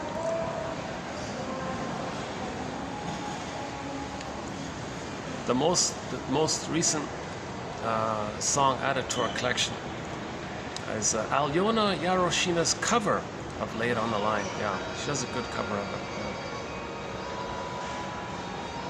You know, it's funny. I couldn't find it. The Danny Thomas show, season 10, episode 10, about prejudice. Yeah.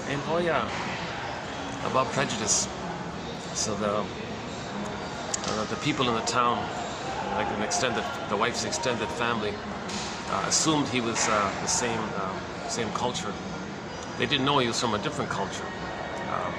When they found out, they clicked. Oh my God! Oh, there's a good example of splitting. They were very accepting and very warmly welcomed the fellow, and then they found out, because he played the music of his original first language. What's this gibberish? What's? Oh, they had a click, and they all ran like anger and upset and terrified. Like they had this like click click in the brain, right? That's a phenomena. That's a phenomena of trauma. And they had this over-exaggerated, wild, over-the-top praise for the fellow. The moment they found out this either-or, the moment that either-or mechanism click, then they had this devalued, over-the-top devalued opinion, calling him all sorts of names and just surprisingly troublesome names that we're all familiar with, I guess. Okay. So a lot of this prejudice is that originally, when there's attachment trauma, the baby believes the mother hated him. Now he had goodness. He had goodness. He had innocence. He had an emerging self. He had a golden ball. All rejected. The baby believes, oh my God, mother hates goodness. Mother hates feelings. Mother hates truth. Mother hates so much. Now where's his mother? There's the irony. He's got to be like her. To have her, he's got to be like her. Plus, the baby needs mother's love, so the baby in his magical thinking thinks, oh, I'll save you, mother. I'll heal you. I'll correct you. I'll cure you. I'll save you. You don't have love to give? That means something's wrong with you? I'll fix you. I'll cure you. So what did the mother need? She needed fusion and oneness from her mother. My baby says, oh, I'll give you that. We're already one. I'll just be the mother version for you. Okay, so he'll maintain fusion with the mother. It's called the mother complex. Okay. Now meanwhile, his unloved self, his shame self, his devalued self, all those insult terms they used on the guy, they project onto others. So their own wounded, defective, shamed, unloved soul, they'll project out. The mechanism is known as projection. Projection, something about yourself, whereby if you were to admit that you have it, it would bring up too much pain and anxiety, so you trick yourself to think that someone else has it. It's still there, but the trick is your attention is out, so you don't think it's in. Okay. So that family member was doing that. Okay, so when the baby is traumatized, he's going to identify with the aggressor. And his attempt to try to save the mother by imitating her, that's their sense of connection and attachment to the mother. What a convoluted attachment style. Spending your life trying to save the mother by treating others in the negative way you were treated. And it's a loop like that. Because of the time issue, it's like a skip in the time-space continuum. It's just a skip. It's like a void. It doesn't work. It's infinite. It's forever. So back to burglar's metaphor. Oh yeah. So that family in that TV show, the Danny Thomas show, it's the old show from the 50s or something, 60s, 50s, 60s, something like that. Yeah, 50s and 60s. Ran for 11 seasons. I've watched a few episodes so far. I just watched that one, season 10, episode 10, entitled "Old Sod," meaning like old soil, like your birthplace country, like the old soil or something like that. So the couple went back to the wife's original country or something, and the wife introduced the extended family to her husband, who was from another country originally. But they didn't know that, so they loved him at first, found out he was from a different place, and they freaked out. Okay, to the click click.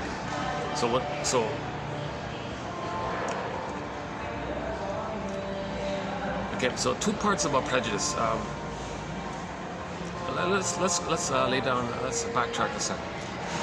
I was talking about the record. In trauma, the child creates a memory of mother shaming them. Let's call it the cry for love. It's a 45. It's a conflict because he has a need, but the memory is too much pain, but he still has the need, pain, wish and fear. It's a conflict. It's petrified. It's in a timeless repetition. It's all repressed. It's in the unconscious. The life force is there. It's the id now. All of the energy of the person called the id is tied into that record, and it's pushing the replay of that record. Get it? So the whole id self, id dash capital self, the whole, and connected to nature, hence the S, capital S part. This whole force, this whole power of the id, an iceberg metaphor, it's the now it's the puppet master, it's the driving force kind of thing, right? Okay, so that record is going to be replayed in the present, and this whole id self is to push energy. Now the positive side of it is the trickster element. The trickster character element might be like an emissary of all this, saying, hey, be conscious of this. I'm here to help you, that this is a message from your unconscious, your id self, your nature is trying to heal you, letting you know what happened in the past. I'm replaying it symbolically so you can know what happened, that the trickster, Hermes flies across, or the birds fly. So we're meant to be conscious of this, because this is sometimes called the inferring mind doing this. The inferring mind. The inferring mind is making us repeat the past so we can know the past. It's called the inferring mind from the non-reporting brain. The non-reporting brain, it's trying to report to us, so we change the name of non-reporting brain to the inferring mind. Okay. The inferring mind is synonymous with all of the energy in the past tied up with the script. Okay. In the unconscious, the repressed, connected to nature. So there's the big mystery of all the Great Spirit out there. So the Great Spirit is trying to heal us. We have an unconscious that records it. The Great Spirit of nature and the unconscious and all the child's energies in there. When you add all that up, okay, we can say it's like the power. It's a power there. It's like Poseidon or something. It's a big power like that. What's his name? Calls it like a Titan or something. You're unconscious. This big power that's underneath, right? Like the Titans are buried or something, right? So this unconscious. Well, actually, does he have a name for it here as well? Yeah, here it is here. Yeah, one of our quotes today is about it. Let's see. The three. Yeah, okay, so in relation to this unconscious, right? The three principal defenses against anxiety which are represented in neurotic behavior. Okay, the obsessional defense, okay, the phobic ones, and the schizoid. Oh, that's not the one. Oh, hold on.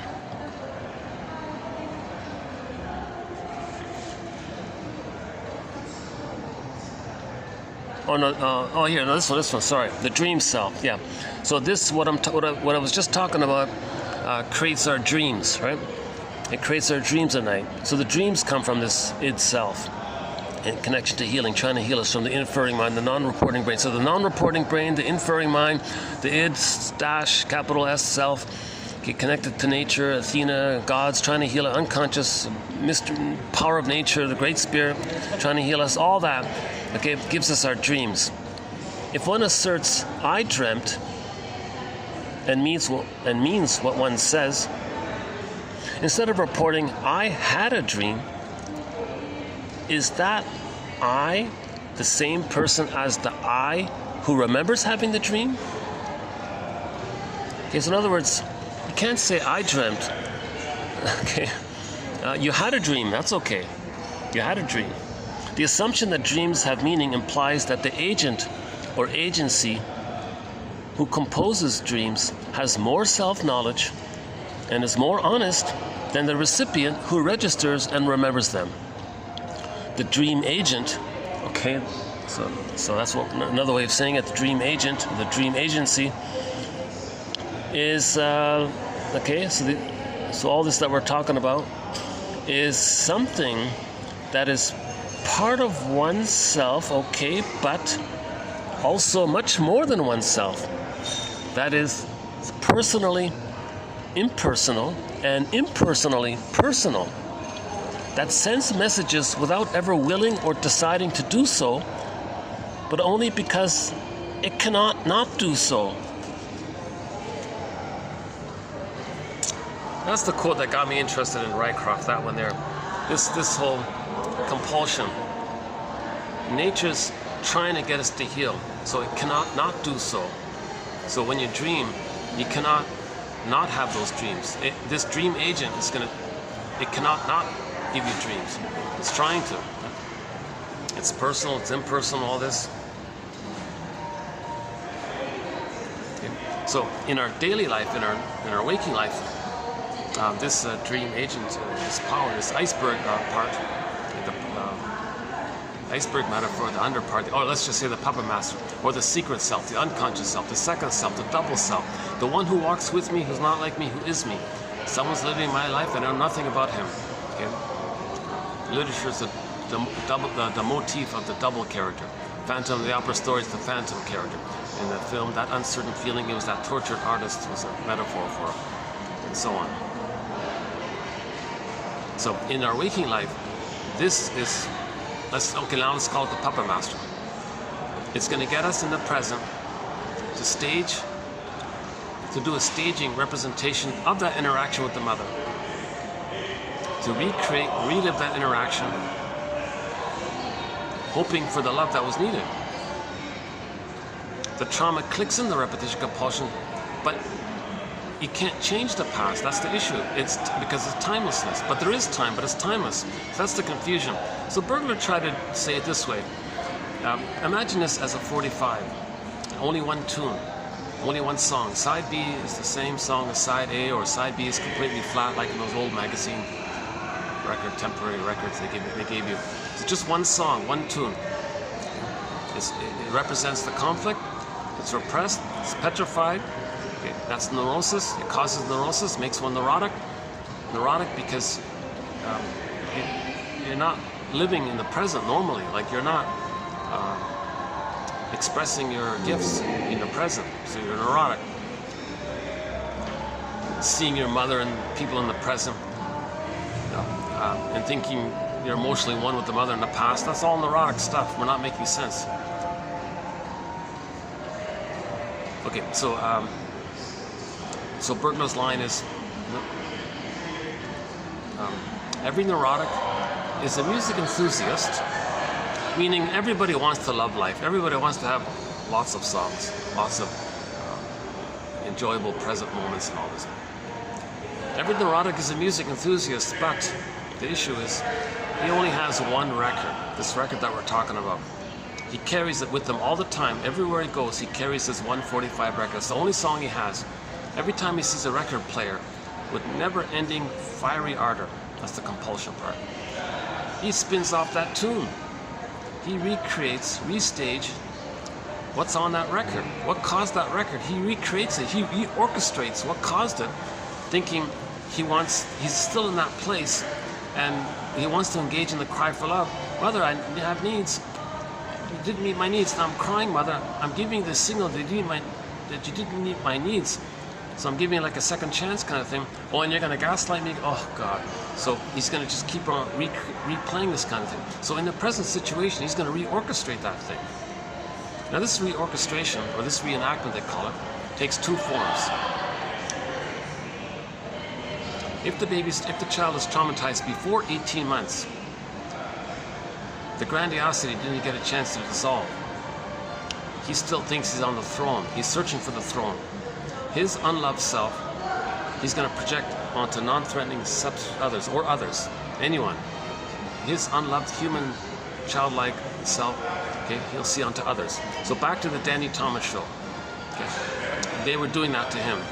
Those guys, that family is saying all these awful things to him. That's how they felt about themselves. They were saying it to him, and they have identified with their mother. Okay.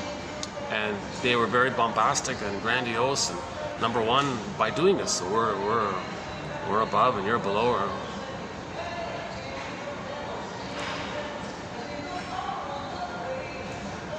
So they're revealing their trauma by doing this. And he was kind of, he managed it well, kind of thing, right?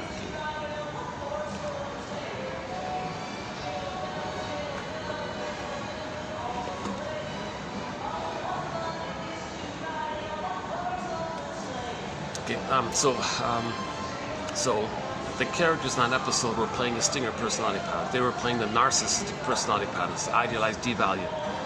Okay. Although they were charming and all this, and all, family atmosphere and all this, but still psychologically, they were operating from us, like either or mentality, in or out, good or no good. That good breast, bad breast.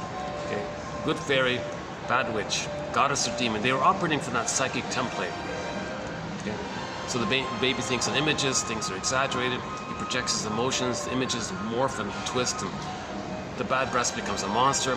The baby's oral greed and rage puts onto the mother and says the mother's a hungry monster that wants to eat him.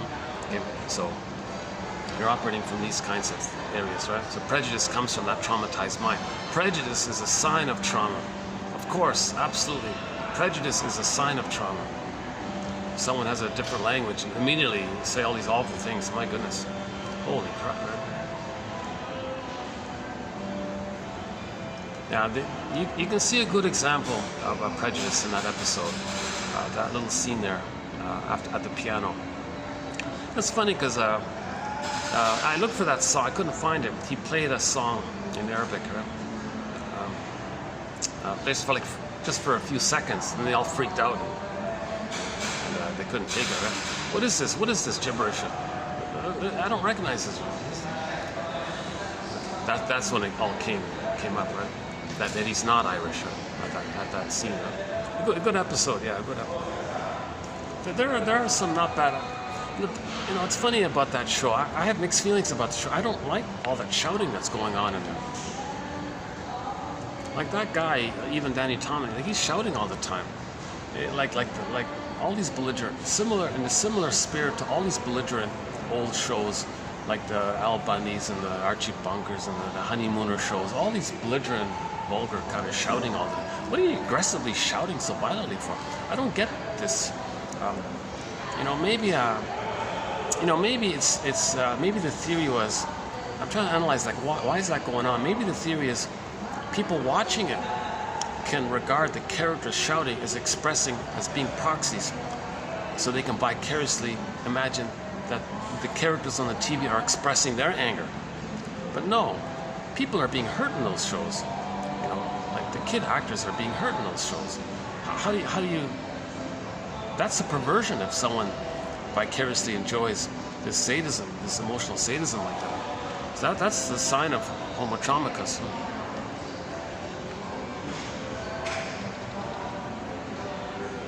Oh, that's nice. Someone gave me a little nod there.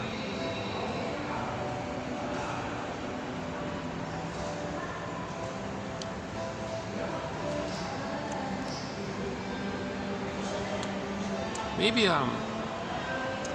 let me just take like a 2-minute break here. Hold on a sec. What's the battery's okay?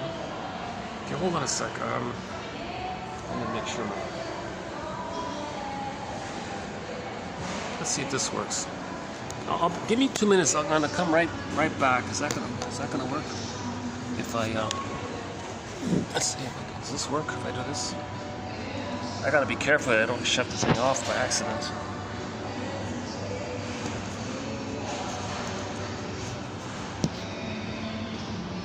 Okay, hold on a sec.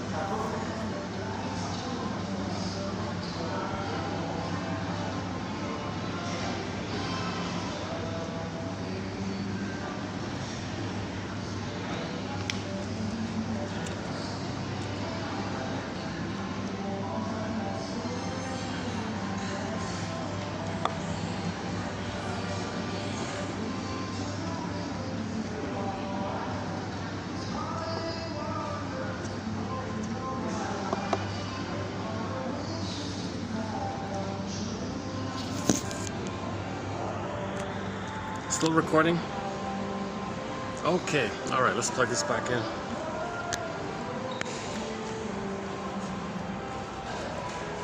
So where were we? Let's finish up the record one. So if trauma takes place before 18 months, a variety of personality patterns can spring forth or develop around that traumatic soil. The various narcissistic patterns, the bully pattern, Iago pattern, lower functioning BPD pattern, and others.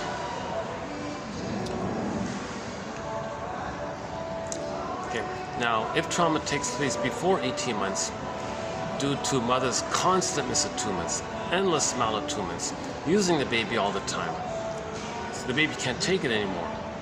It's called a strain on the child. He can only handle it for so long, right? The baby can only bear mother's misattunements and malattunements and gaslighting for so long.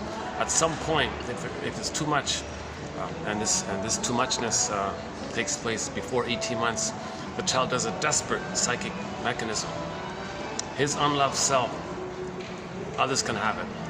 It's there, it's not denied. I mean, it's not gone, but he doesn't want to feel the pain of this shame self. So he'll project selective disattention, denial, but when something's projected, when something's repressed like that, it's projected because it's there, because we're trying to heal. You see, projection is the means of bringing this repressed material to consciousness. So the puppet master, or the dream self, the nature and all this, it gets us to see what's within outwardly like that, to know that it's within. Projection is like a mirror to know that it's within. Okay, so back up. So the child's sense of self, shame self, unloved self, defective, guilty, no good, okay, all those awful things that they were saying in that TV show. Yeah. So he would say, well, others can be that. Others can have that. Okay. The things they believe the mother told them, in effect, well, others can be that.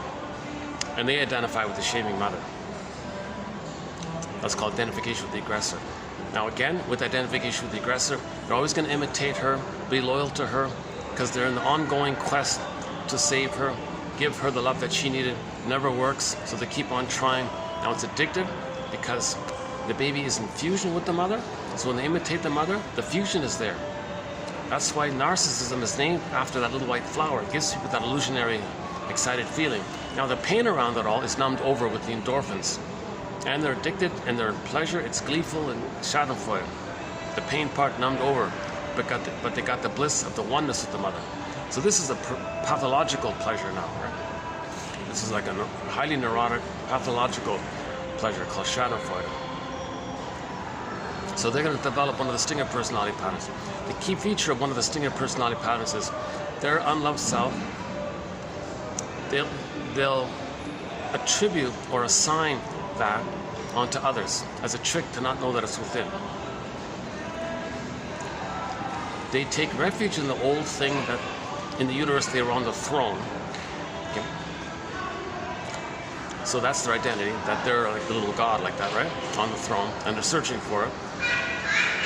So their attitudes are in that category, are from that place. The attitudes, you can imagine the attitudes when someone thinks like that.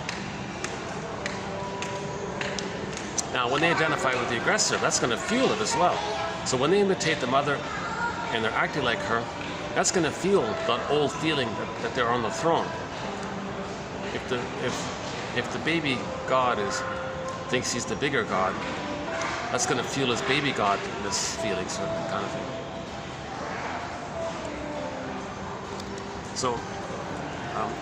So the record is that in the new situation.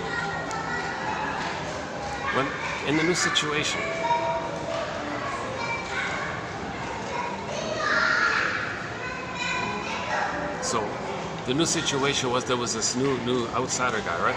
Different culture, or different language, different culture, whatever. So that's a new situation. So they're gonna see their innocence. So that family saw their unloved original innocence as shame defective onto them. They identify with the aggressor, and it's a chance to replay the record. So all that insulting they were doing, that's them replaying the record. So the negative things they were saying about him, that's like a mirror to know the negative things the mother said about them back in the nursery, from the baby's perspective, from the baby's perception, from the baby's experience. Mother wasn't that awful and all that, but the baby projects his rage and oral greed onto the mother, makes the mother awful. The mother originally wasn't like that. It's not the reality of the mother, it's the baby's experience of the mother that counts. It's the baby's experience of the mother that counts. So we're talking about this, right? So in every new situation, so they met a new person, right? A new situation. There's a new person. That guy who played the piano, right? And sang a song in another language. Right? New situation. It's different. It's new, right? New situation.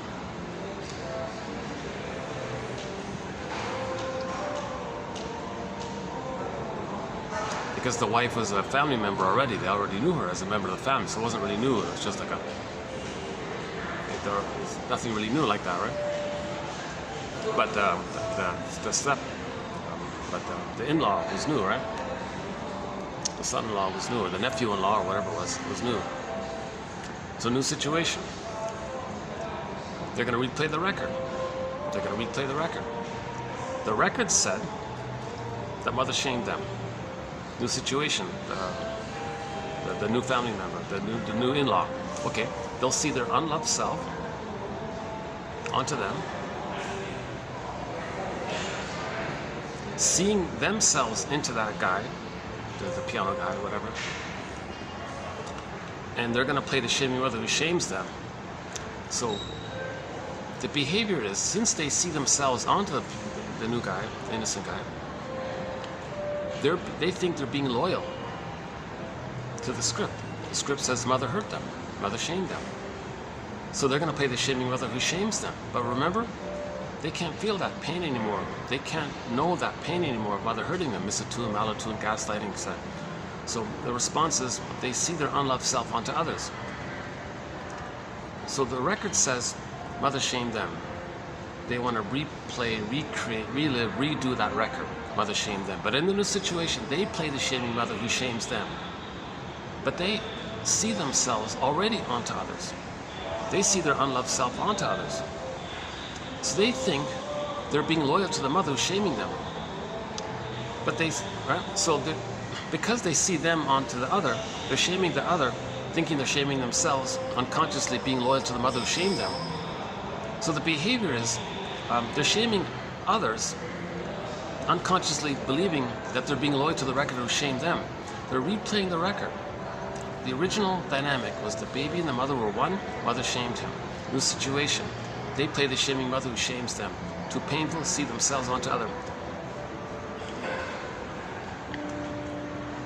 So in a way they're betraying the mother, right? But the system can't handle all that stress. So that's why they project their unloved self onto others. So that's one theory around prejudice, when people need to see their original unloved shamed self by the mother onto others and play the shaming mother and replay the whole thing. So prejudice takes that form, right? We have a whole set of theories on prejudice. That's just one of them. Okay. So this is called negative magic gesture, identification with the aggressor, repetition compulsion, to be loyal to the mother, try to save her. So to try to be loyal to the mother, they got to act like her who shames them, but they can't feel that anymore. They relive it, they do relive it. They do re-experience the pain by the mother onto them, but they distract themselves by denying the pain, getting the grandiosity of playing the mother. So loyalty to the mother is to shame themselves seen onto others, and they get the pleasure of being one with the mother. So they're addicted, they're gleeful, they're excited, they're powerful, they're strong. They feel immense pleasure like this. And then they cloak it over with rationalizations. Now you enter that thread on rationalization, where you give excuses and you make up stories, convince people, make it sound reasonable, and then believe it, and be bombastic about it, and then frighten people that you have to believe it, and then and so on. You're trying to make it, you're trying to sell the lie, force the lie, whatever. That's a rationalization. That's what burglars an expert in, trying to confront that nonsense, right? Because if we're trying to heal, we gotta get the truth, right? The truth will upset you free. You can't just collude and layer over the lies and all this. Yeah. That's the story of Oscar Wilde, and the thing getting worse, the painting getting, the soul's getting worse and worse.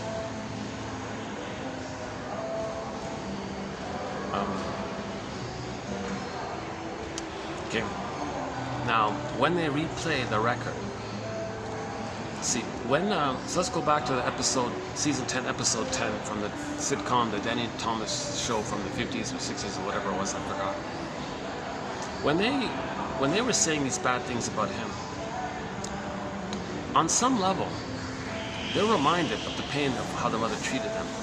But they become the shaming mother, so they're loyal to her. Now they kind of feel badly or ashamed or disgusted by this. They feel icky if they did such a thing. Hocus pocus, auto-hypnosis, double focus. The one they just shamed, they'll say, is the mother that hurt them in the past. That's why they're justified in their negativity towards the person in the present. Because why are they doing these tricks? Because they're loyal to the mother. Morton Kisa says, when you replay that record and you feel badly, that's how you originally felt with the mother. Take it to the source. So in that show, all those negative things they were saying about the piano, let's just say the piano player or whatever, the singer piano player, take it to the source. Like that woman, yeah, the aunt, the woman, those things she was saying, she should take that to her mother. Is she? Oh my God, no way she won't do it, right? Because she is the mother. The loyalty, the fusion hasn't been resolved. They didn't get enough love to know themselves. See, we're homotraumaticus. Babies are not getting a secure attachment style. One estimate is that 90% of the babies are not getting, like in the North America, they said, well, in Europe, I guess as well, right? Are not getting a secure attachment style. 90%, that's remarkable. And of that 90%, roughly half are going to get the stinger personality patterns, the other half are going to get the clinger and pleaser ones.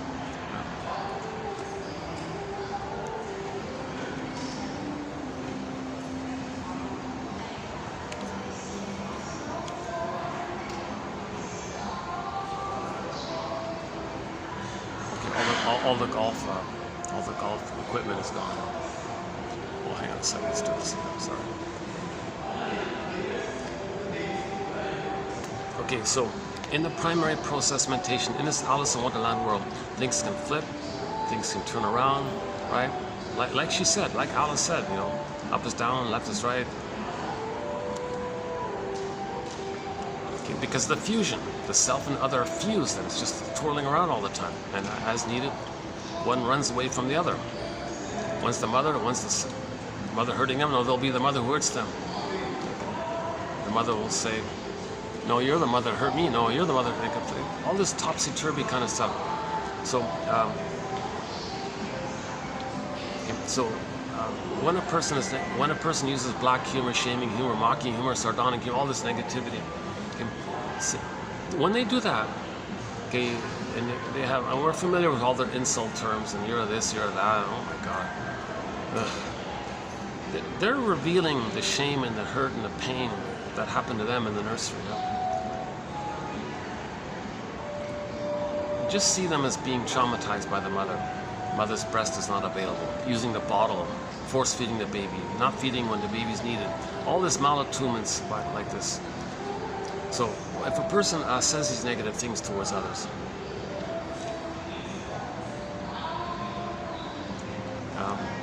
they're gonna feel a little bit of what they originally felt with the mother.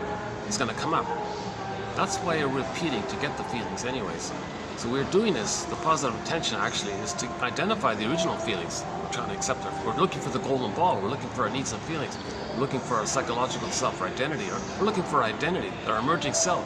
So when we repeat it, we're gonna now feel now what we tried to feel, did feel but couldn't feel and repressed. This coming up kind of thing. We're trying to feel it. So we repeat it. But if the person's not aware of it, and they don't have a basket of knowledge to know this, so when they shame others, they're gonna bring up some of the original feelings with the mother. Now, since they're not conscious, the strategy is to like squelch it down. So what they'll do is hocus pocus, auto-hypnosis, double focus. The one they just heard is the actual mother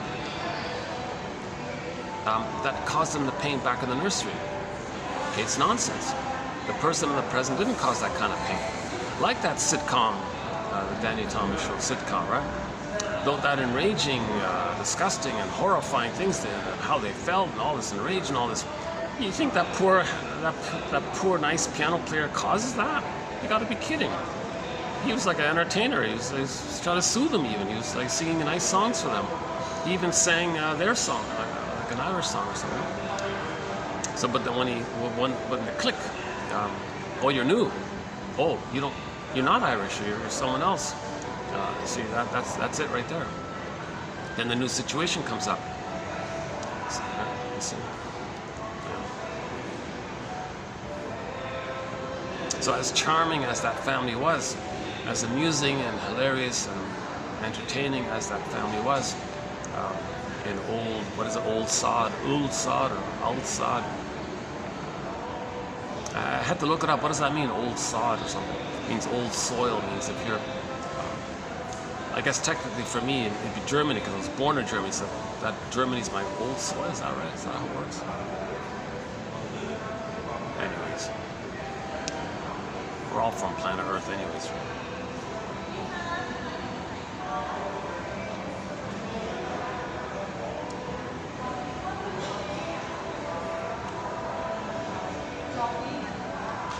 It's a mix of little experience. I guess in any place it'd be like that. It's a mix of little experiences. Little nice little moments like the friendly person nodding there, or someone giving me a look, or who are you? Or someone smiling. It's funny. People's moods. What's good about psychoanalysis, you might overanalyze too much, but I'd rather overanalyze than underanalyze. Now the ultimate is to have the confidence of like the zenness of it all, like the true objectivity of it all, the peace of it all. You don't know and then you know, meaning you see the wounded heart. Okay, that's too advanced for me. I prefer the general. Well, my current understanding is, I'm just seeing everybody as a member of Homo traumicus. I'm just looking at the defense mechanisms, the personality patterns, using humor. That's a clue. You see, so we're all members of Homo traumicus. Now we're all unique. That's interesting. So there's a wonderful delight in this immense uniqueness of it all. Like every flower is unique. See, all those little flowers that are kind of unique. So that's kind of fun, like that, right? Diversity is for delight, not division, right? Delight. There's a delight in the diversity and all this. Like this, like this, this, like this, this, like this. But now you can recognize the trauma of it all. Like a lot of tension in the body. Oh, there you go. There's trauma. Obesity, I mentioned yesterday, could be, or slouched posture, like myself a little bit, you know, or what I'm just seeing there, you know, sad faces painted, or what those magazine smiles. So that's a defense mechanism, right? So it's good to identify all these little tactics, strategies that we're using to not feel the pain that we originally felt. So we develop a neurotic personality, and there's neurotic pride, Karen Horney says, and then Karen Horney simplifies attachment theory by saying, well, the child moves towards the mother. That's a healthy thing. If it's insufficient, they may keep on moving towards people. That's the codependent pleaser one. Now, if the child's traumatized by this, he may just withdraw. That's the avoidant attachment style. So he moves away from people. Now, the extrovert version of that, they're going to go against people. So whether they first go against and then, you know, I got a feeling maybe it's like that, right? No, she doesn't identify that. So she has in Karen Horney's book, one of our mentors, Karen Horney, in one of her books called Our Inner Conflicts, she talks about people move towards people, away from people, or against people, right? Now, Mr. Rycroft here puts it this way. The moving towards people, that could be the histrionic. The away from people, that could be the phobic, or the more exaggerated phobic is the schizoid. And then the against people is the obsessive. So that's his term. That's, I notice a lot of the older shrinks use this kind of confusing term. That's why I'm trying to work with it.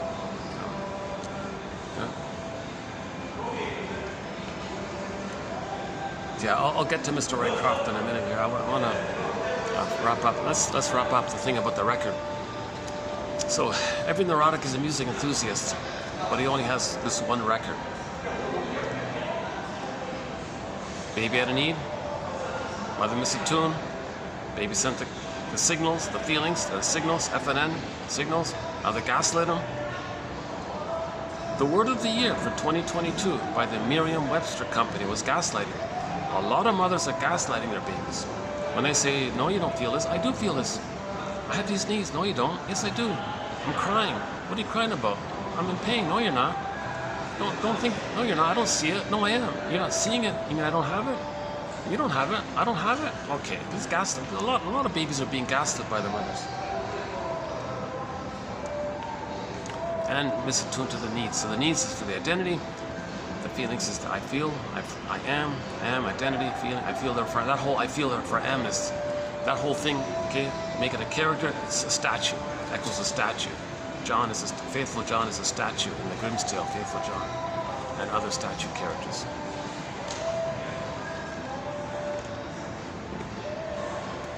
Now, by the way, these stinger personality patterns, we have a whole body of material, not only about the different personality patterns, but some of the commonality of the stinger personality patterns. Okay, number one, they hurt others to replay how the mother hurt them, hence the stinger idea. They're hurting others. To be loyal to the mother who hurt them. Mother hurt them, they're the hurting mother. They see them innocence onto others, replay the record. Record says mother hurt them. Since they see themselves onto others, the behaviors are hurting others. That's why they're called the stingers like this. So they're hurting others.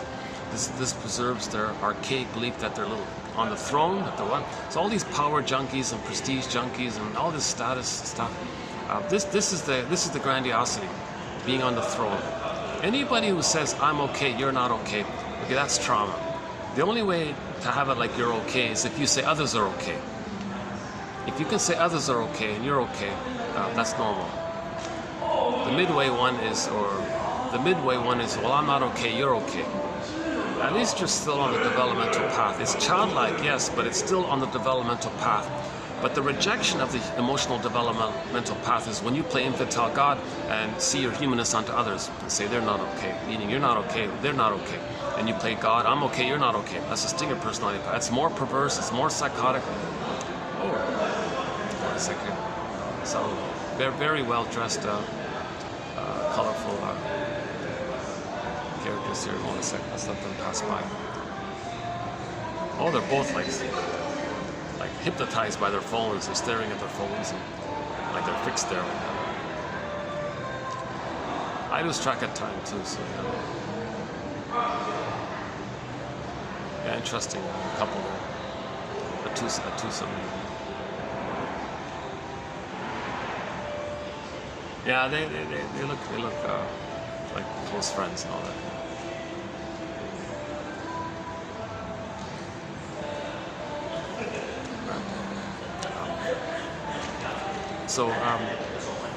So that's why the stingers, they hate vulnerability, they hate the quote-unquote more human side of being human, they hate trust, tenderness, affection, empathy, gratitude, they hate all that stuff because it was hated in them.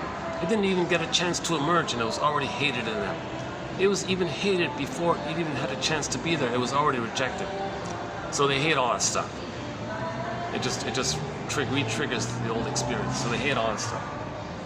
So that's why they have that insult dictionary terms, put down terms. It gratifies their grandiosity. Cynicism, sarcasm gratifies infantile megalomania, the search for the throne. And they're always in that mode. They're always in that mode. It's funny because I notice some characters might always be in that state where they can't tolerate you're okay and I'm okay. It's like immediately there's got to be, well, I got to be okay, you're not okay. So they'll do something to that effect to see that. So if they upset you or cut you off or something or make you move out of the way or something, there was lots of space anyways. Well, that triggered that they gratify that because they can't feel that. They don't have this. They don't have the love memories to allow that. So to try to allow it reminds them of not getting the love to have that and the pain that comes up by it. So it's a defense against. So those who do this kind of thing, you know, like provoke you and see you upset or try to, you know, like step in front of you, like say you step to the side or something, you have their way kind of thing, or they do the elbow thing, or take up all this. That kind of that's a defense. That's a defense mechanism to not feel the pain that would come up in a normal way of relating, in a normal way of like share the path or something. There's lots of space, just what's the big deal? But that kind of thing is too triggering. That normality is too upsetting because the normality implies the person got love, but they didn't get the love. So the normality reminds the person of not getting the love. If someone's reminded of not getting the love, they feel all that pain. So as a defense against that pain, they revert to the infantile megalomania, their little god, their unloved self can be unto others. So they see others in a shamed place. So they, push you off the curb or something. Oh, you're in the shamed place. I'm the infantile god. That's a sign of trauma. This constant search for, I'm okay, you're not okay. But again, when the stinger says you're not okay, they're talking about themselves. They can't admit it. And they take refuge in the old infantile god delusional attitude that they were a little god in the uterus and they're searching for that. That's a sign of trauma. So when someone says, I'm okay, if they're not saying you're okay, that's trauma. That's ironically, I'm okay, you're not okay, is a more severe trauma than I'm not okay, you're okay. At least with I'm not okay, you're okay, pleasers, caretakers, helpers, how can I help you, how can I please you, please like me. At least in that area, although it's childlike, it's still in the human realm. And in that codependent place, there is care and empathy and trust for others. Not as a narcissistic tactic. There is a genuine warm feeling to help others sometimes like that, right? In that kind of place. I Married Joan TV show, I think, shows some of this.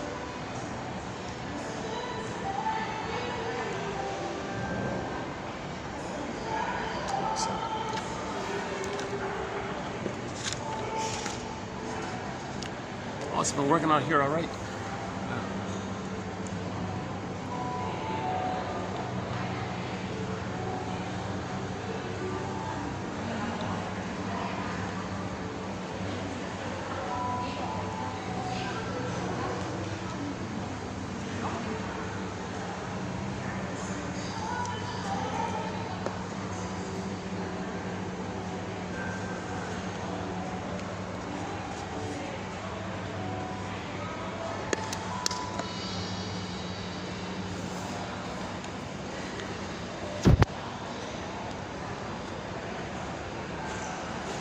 See if I can finish this before it gets dark now.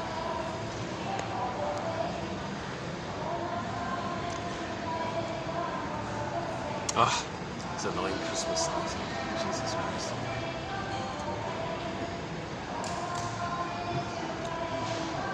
Yeah, I'm a little fidgety today. This coffee, I'm not really a coffee drinker, so this, although I do get the little extra boost of, I can speak more quickly.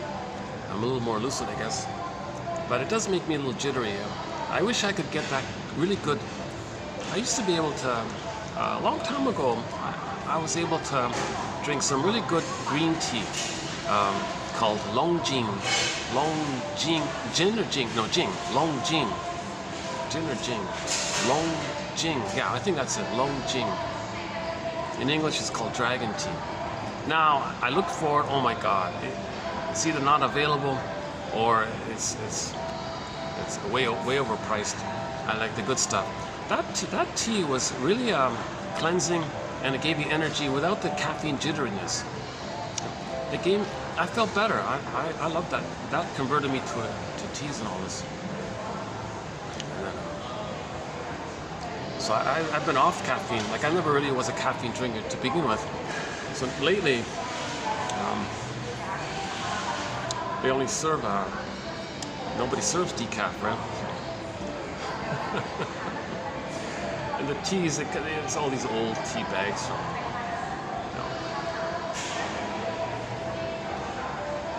Okay, why am I telling you this? A little diversion. Okay, let's assume for a minute the child didn't have to project his soul onto others and identify with the aggressor and develop one of the stinger personality patterns. Oh yeah, back to the stinger personality patterns for a minute. A lot of these disturbing songs, and we not here now. I mean, like that Sweet Dreams one about Schadenfreude. That's a perverse song. Okay? That Get Over It song. Don't have about. He was talking about the physicality. Jeanette Paris says if the child is emotionally traumatized, he may register that as like a physical trauma, and later on, like that song says, Get Over It, he was physical. So some of this physical violence may just be a metaphor, in the repetition of the emotional violence, it may be metaphorized or acted out in the physical way. Now, I would imagine, of course, if the baby is physically hurt somehow, that's more likely going to be the case.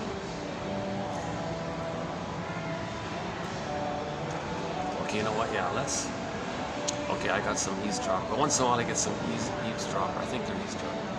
Maybe I'll go up on the 6th floor after all. Yeah, let's go upstairs.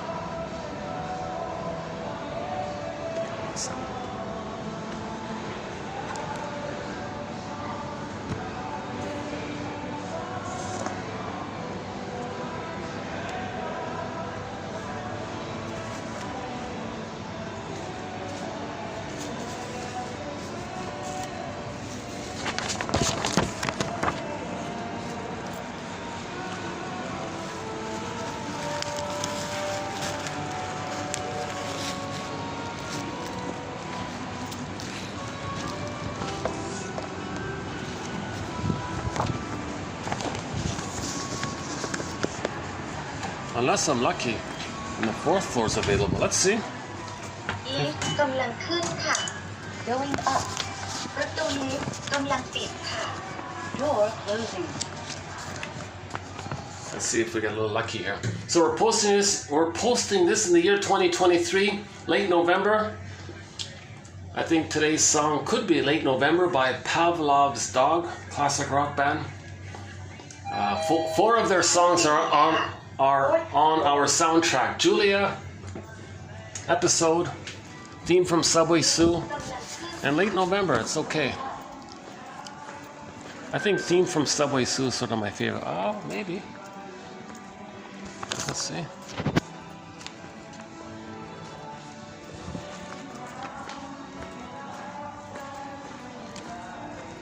See, when there's no function, I got it worked out where I can sit over there.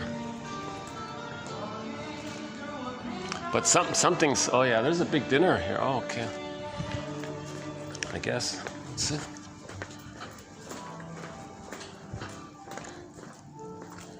All right, yeah, okay.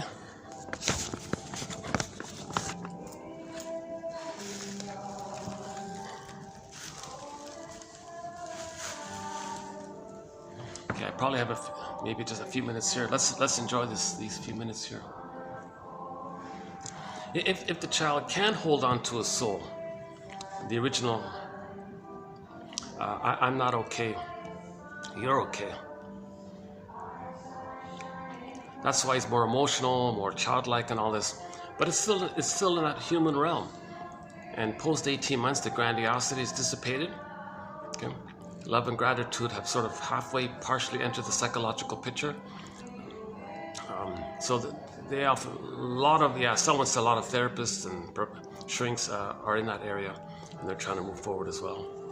A lot of people in helping professions are considered to be in there. Now, people with the narcissistic pattern, they may enter into the helping profession as a con, because it draws in codependence. Right? And the stingers love that arrangement, because their mindset is, I'm okay, you're not okay. Clingers come and say, well, that makes sense. I'm not okay, you're okay. The clingers, all they want to do is just shame and reject the clingers to be loyal to the mother who did that to them. So they're getting their kind of fuel like that, their addiction like that. So they're addicted to shaming the clingers. So that would be a corrupt self-help type of person to do such a thing, right? But they do exist.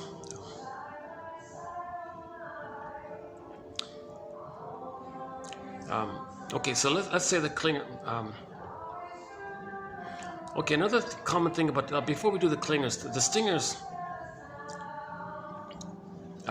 okay, one case scenario, if two stingers are just like buddies kind of thing, they take turns playing big shot, Edmund Berger says. So the first thing they'll do is, they want to help each other maintain their grandiosity. You're a little god, you get a turn playing, you're a little god, I get a turn playing, I'm a little god, big shot, big shot. You get a turn playing big shot, I get a turn playing big shot, and that's it. No I statements, no trust or feelings or vulnerability. The deal is, you get a turn playing big shot, I get a turn playing big shot. Now the first thing is to identify a third. So there's a huge scapegoat hunger. So when two stingers get together, like they don't want to like all that hostility that each of them carry, they need that third. That's the scapegoat hunger. So they'll first say, oh, who are we going to agree to hate kind of thing. And we'll blame so they'll find some non-threatening substitute other. So part of prejudice is from the scapegoat hunger to divert and displace the hate that the stingers have. Because the two stingers don't want to direct their hate at each other. They can't get along and play big shot by doing so. So they identify a third. Oh yeah, let's hate fill in the blank, whatever it is, whatever case scenario, whichever place, whatever scenario. So if it's a neighborhood, well, let's hate the family in house number 10 or something. And they'll make it up, they'll believe it. Even they know it's a lie, they'll agree to believe the lie. It's a collusion, and they want to believe it. Okay, stinger personality patterns invent identities for people, for their psychological needs. So they have a psychological need to have somebody to shame and hate and direct their anger at. So that's the first thing you do. Stingers get together. Oh yeah, we're going to hate the, okay, fill in the blank. Or those, or whatever. Then whenever any anger comes up between them, they'll just hate that third one. So a lot of gossip is in that area as well. Now if the two stingers kind of want something more between themselves, oh, it'll poof, you broke the deal. We don't make I statements to each other. You're complaining about, you're directing this at me. Now you're suddenly, oh boy, now you see now you're into the rage issue of the mother being a monster and well, my greedy, your greed, either or mentality. So one's up, one's down. Like so they're already in that splitting mechanism. Now one of the slogans of the stinger personality patterns is, if I'm not greedy, I'm going to be eaten by my mother. That's how perverse the psychotic thinking is in the unconscious when there's trauma like that. Yeah? And that's one of the slogans of the plunder system discussed in the last video. One of the slogans is, well, if I'm not going to be greedy, my mother's going to eat me.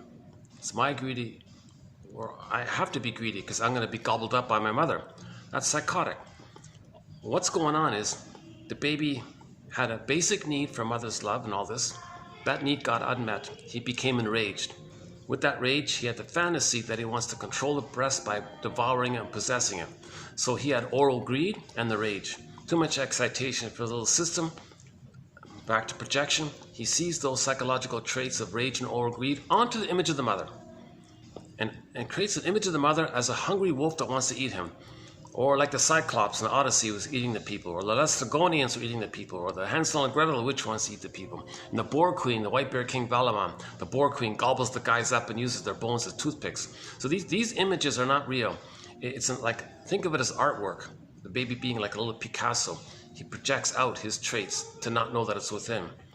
Ultimately, to know that it's within. But first he projects it out. So the baby projects it out, his rage and oral greed onto the mother. Now, he identifies with the aggressor. He acts like the aggressive mother. So that's why he's going to be greedy. Now, so if he's not going to be the aggressive mother, he's back in that choice point in his brain. Oh, mother's going to eat me. And that's one of the slogans, my greedy, your greed. So if the two stinger personality, if the two individuals and they both have a stinger personality pattern and they want to sort of quote unquote befriend or have a utilitarian friendship or something. The idea is that they're going to take turns playing big shot. Because if any kind of triggering between, if anything's triggered just between them, then it's going to be, well, my greed or your greed. So you're the bad mother, I'm going to be wounded by you, or I'm the bad mother, you're to be wounded by. So they can't deal. They can't get along. So all that rage and all that they'll put onto a third. Enter Murray Bowen's theory about the emotional triangle. So he talks a lot. He has a huge emphasis.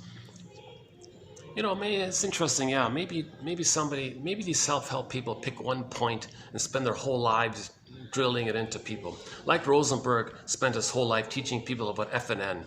Murray Bowen spent his whole life just bombarding everybody with the idea of the emotional triangle. Right?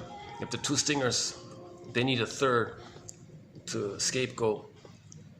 That's like an emotional triangle. So that's a phenomena called family systems therapy, where somebody scapegoat him to kind of divert the flow of the feelings to make the two stingers less anxious. They see the third being anxious. They see the third being wounded, shamed, angry, upset, to express and to see externalized. The third is a proxy for what the first two can't admit. They use the third as a proxy. So they create the conditions for it to happen, make it up, believe it, coax them, prod it. They want to make it happen, kind of, and they believe it, and so on. Now let's imagine a marriage. Let's say two stingers get married. Let's say the man and the woman both have a narcissistic personality pattern. Often the case is they're going to scapegoat one of their children. They have a scapegoat hunger. They're going to make one of their children serve as a proxy character. It's a two-parter. The parents are going to create it. That's called lie hop. And then let it happen on purpose. Let it happen on lie hop. So they're going to create it, provoke it, let it happen on purpose. So the mother withdraws her love. The child will be naughty and all this. The mother takes secret, covert delight. Aha, the child's naughty and angry. The child is serving as a proxy for the mother's anger. So again, proxy, someone who feels for you, does something for you, plays a role for you. The child wants a proxy. She wants to see her anger externalized, expressed for her. Okay, that might be the word of the year for 2023, proxy, I think. It certainly would be for psychoanalysis, I think. If psychoanalysis has words of the year, I think proxy would be one, because it's called evocation of a proxy. So the parents want to provoke in the child, make him be angry.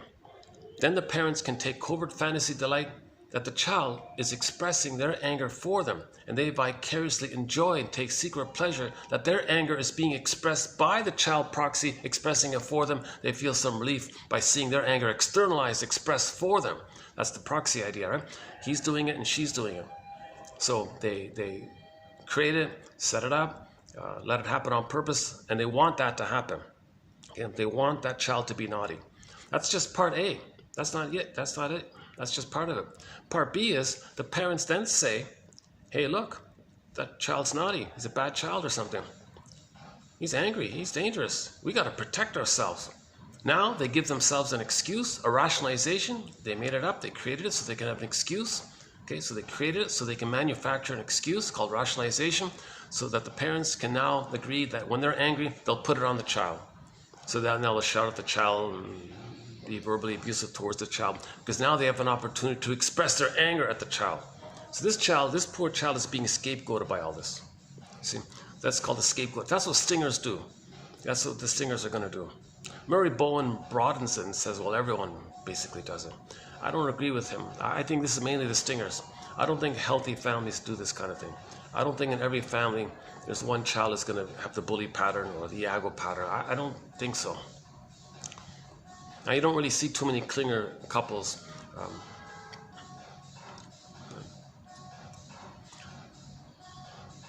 Right? Okay, so again, the stinger personality patterns as a defense against not feeling all that true feelings. The anger they can't express, they get the child to express it. But they do want to express anger.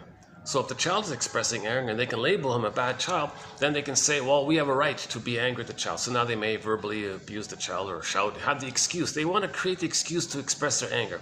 They don't, like the two buddies playing big shot, they don't want to direct their anger at each other. They want to direct the anger at the child. So that poor child, and he goes along with it. That child says, hey, look, he takes pride in this. Look, I'm saving my parents. He's keeping his parents together. Up to a point, he goes along with it and says, look, wow, I'm special, I'm important. Look how powerful I am. I can keep my parents together. Don't worry, Mom, you want me to express your anger? That helps you get along with him. Dad, you do the same thing. Wow, I'm pretty important here. Wow. So the child kind of goes along with this collusion. Now, of course, his neural pathways are in there. He has no memories of love. So he's going to have a hard time in the loving area. So back to tomorrow's quote. Neurotic mother love trains children for a neurotic life. So he'll have a neurotic life. Obviously, prejudice is an aspect of neurotic life, highly neurotic life.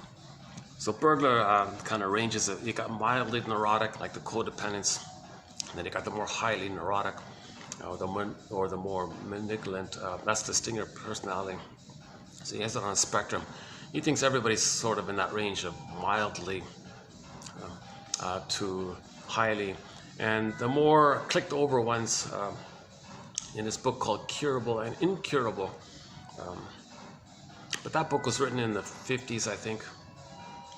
So he thinks that based on psychological knowledge at that time in the 50s, we don't really have a good enough theory for those 2, 3, 4% in that sort of area that we don't really talk about, like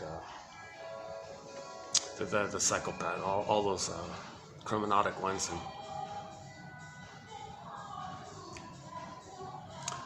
like the ones who say something's only wrong if you get caught, like that's psychopathic. That's a real emptiness. That's a real, holy crap. Yeah, I have a hard time even thinking that idea.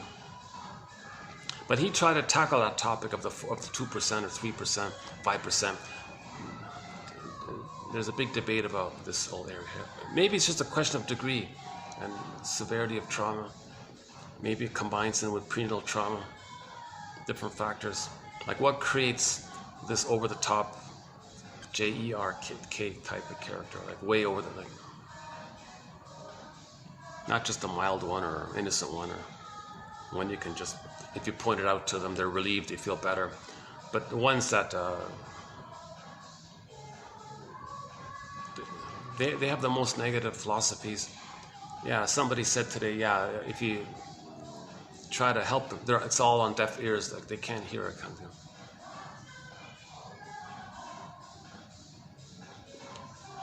See, I mentioned earlier we have 60 threads here, so we don't have a thread on that area, and we don't have a thread on the psychoanalysis of sports. There are a lot of extra threads that need to be added to our collection.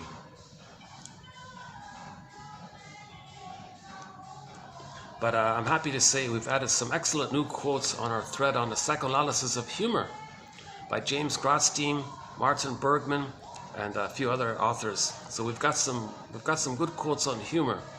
If you want some good material on the psychoanalysis of humor, check out the recent,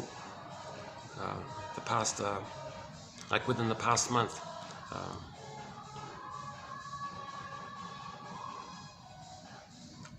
Yeah, the most recent Grotstein quotes, the most recent Bergman quotes, those ones there. It's in the 2700 something, that area. 27, like 11, 10, that area, somewhere in there.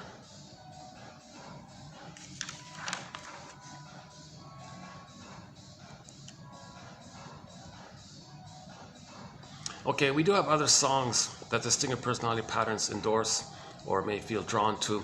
That obnoxious, annoying song, Everybody Wants to Rule the World.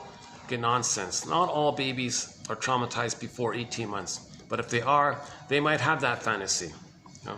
And I played a clip recently from some egomegalomaniac who talked about how he wanted to rule everything, right? A well-known name.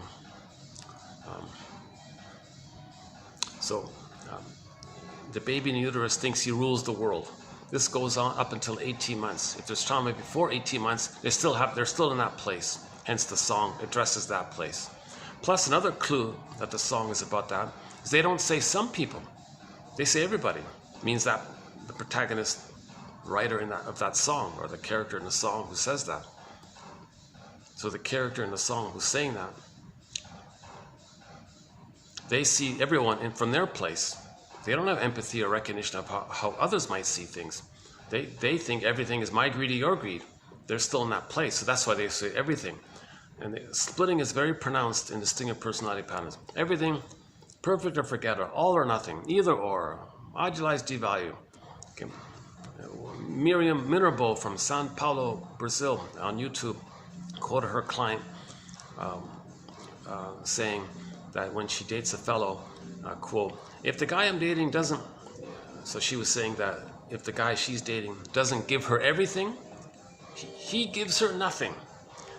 She had that kind of extreme all or nothing, either or mentality, right? Idealize, devalue. Like the Danny Thomas show, season 10, episode 10, where they idealized the family member, realized he wasn't in the family member, then they totally devalued, like that, either, like it just clicked, it just like suddenly like that, right?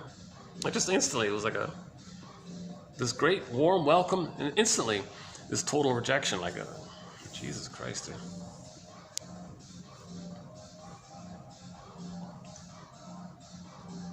Yeah, I think it's reasonable. Yeah, and he was, and come to think of me, saying, well, you want nothing to do with me? Well, I want nothing to do with you, he was kind of saying, right?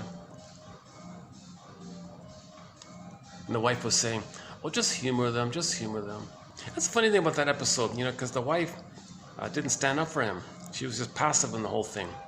She barely said anything or didn't speak up for him. And that's sort of a shortcoming of that episode, about her side of it all. So she didn't really detach from that, right? She didn't really grow out of it. So she's probably still in that stigma. You know, that's they're actors. It's not perfect, right? But you're limited to what you can cover in 20 minutes, right? Yeah. So it's just an approximation, right?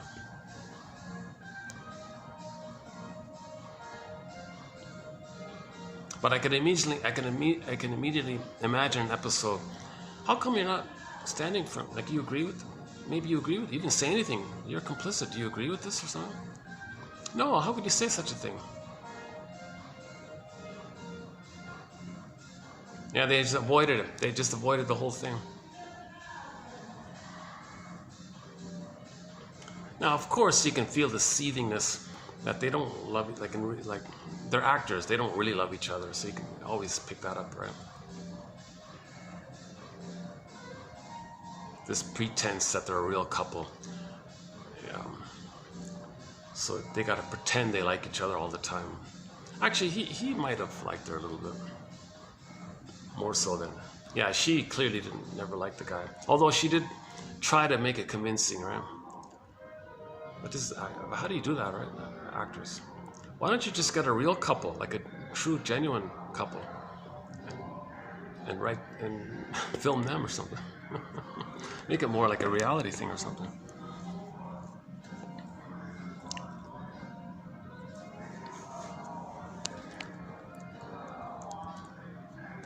Okay, there's a whole body material of the distinctive personality. We can spend 2 hours just on the distinctive personality patterns. There's a lot of material there. There's a whole bulk of material there. It's very interesting stuff. The clingers, when they replay the record, they don't hurt others. In the new situation, they look at the record, oh, mother shamed them. New situation, they just play themselves. They just coax others to play the shaming mother. Easy to do. Give people impossible tests, maybe be a little passive-aggressive, be a little difficult or annoying. Just poke them, prod them to reject you. You don't reject them. You just goad them to reject you, kind of thing. So they replay the record. Now them doing this is to know that originally the mother rejected them. So when they coax others to reject them, they're meant to feel and know that the mother rejected them. Now the stingers, when they reject others, that's for them to know that they're imitating the mother and for them to know how the mother rejected them. So it takes two forms, so-called active and so-called passive, right? Identification with the aggressor, that's the so-called active, either it's active or passive, right? Mr. Freud's thing there. So identification with the aggressor, they play the active shaming mother, and others can be the passive them and replay the whole thing that way. Or the clingers, they just continue the direct thing. They just continue what what the original thing was. Mother shamed them, they go through life expecting others to shame them, reject them. So they're the clingers, the pleasers. They don't hurt others. And they do have love and care, and they are trying to save others. They're trying to please others. Now, imagine a clinger who marries a stinger. Clinger says, I'm not okay, you're okay. Stinger says, well, of course. I'm an infantile God, and you're human. I don't care. And they have contempt for their humanness. The stingers are thrilled to have somebody around to shame, belittle, think negative towards. The clingers say, well, that makes sense because I'm no good and they're good. The clingers do a thing called sweet lemons. They're not sour, they're sweet. So they're distorting the reality to fit their lens. The clingers is temporal, spatial spectacles. Their template, their blueprint is the original, I'm not okay, you're okay. So when the stingers are hurting them, they got to turn it around. Sweet lemons, no, it's not sour, it's sweet. To fit the lens. We distort the present to fit the lens. So the clingers are distorting their experience to fit the lens. Their lens is, I'm not okay, you're okay. Stingers love that. Oh, you want to say that? Oh, sure. Oh, I love, that's awesome. You think I'm good and you're no good? I think I'm good and you're no good. It fits. So that's the emotional masochism, the emotional sadism dynamic. And stingers are addicted to this. They love it. It takes clingers, 6 to 7 years, they said on average, to finally realize that all the time they've been caring for them, trying to help them, maybe trying to make them feel better and make them be loving, join them, be together, be a couple, it was on deaf ears. I heard today on YouTube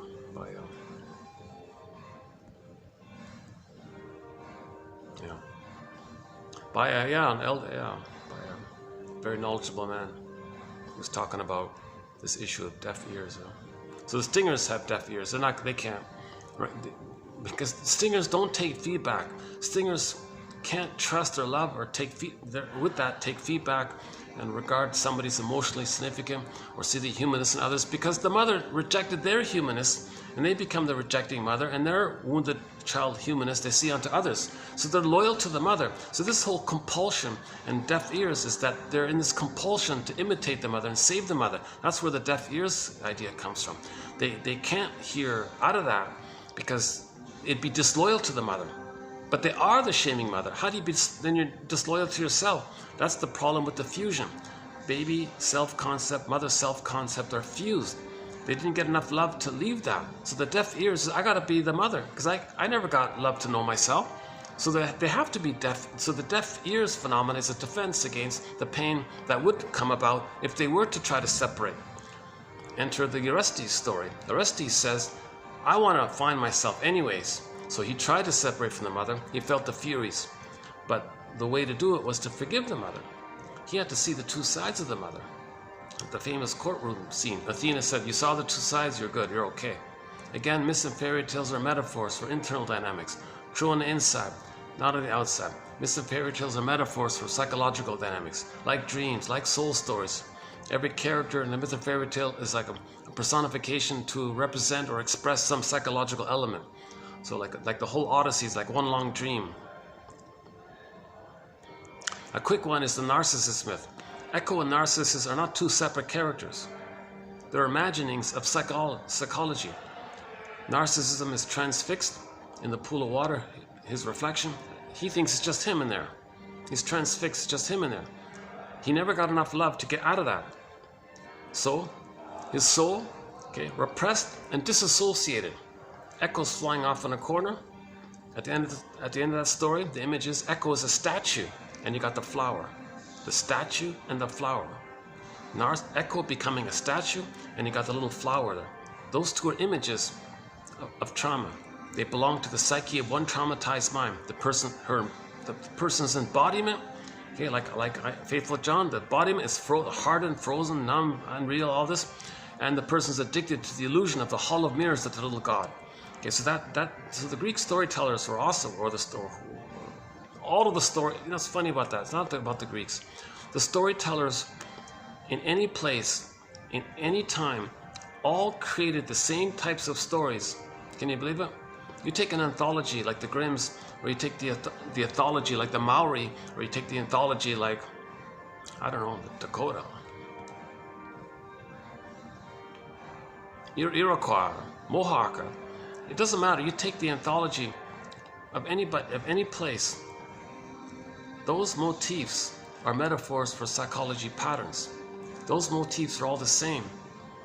Everyone has the same psychology patterns when there's trauma. Repression, projection, protective identification with the aggressor, translogic, doublethink, and so on. Reaction formation, rationalizations, okay, freezing or unfreezing, goal the ball down a well, something lost in the forest, that's the unconscious, okay, and so on. So one of our major threads here is the interpretations of myths and fairy tales. The lighting's not too good here, but I'll take this rare opportunity where it's kind of mellow here for the time being. You know, they're almost always preparing for something. I come up here each time. It's like maybe once out of 20 times I come here, I can use it like this. Yeah, that's great.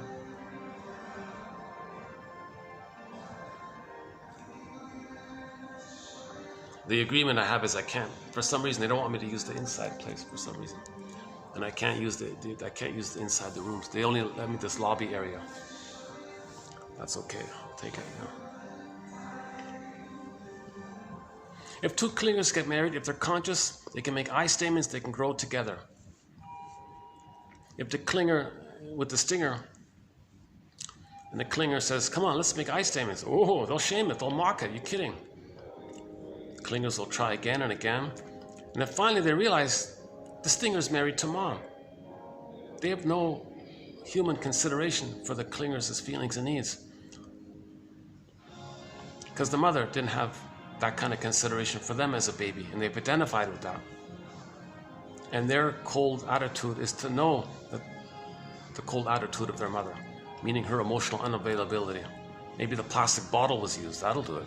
That'll probably do it, the plastic bottle. If the baby thinks his first mother is a plastic bottle and rubber nipple, oh, they're kept alive by the food, the sugar, and all this.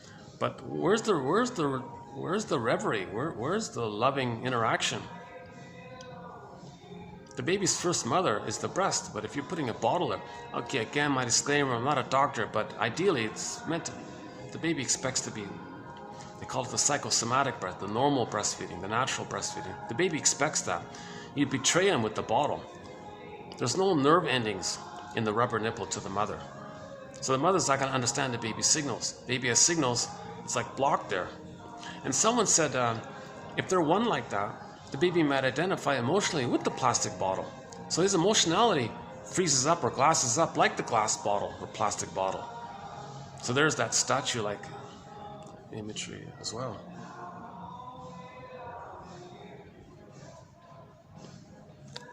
So barring emergencies, yeah.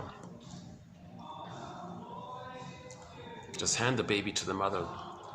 Let the child suckle and have this paradise continue.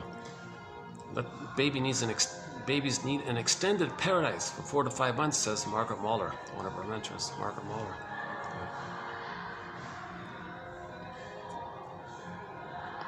Hope this music's not copyrighted.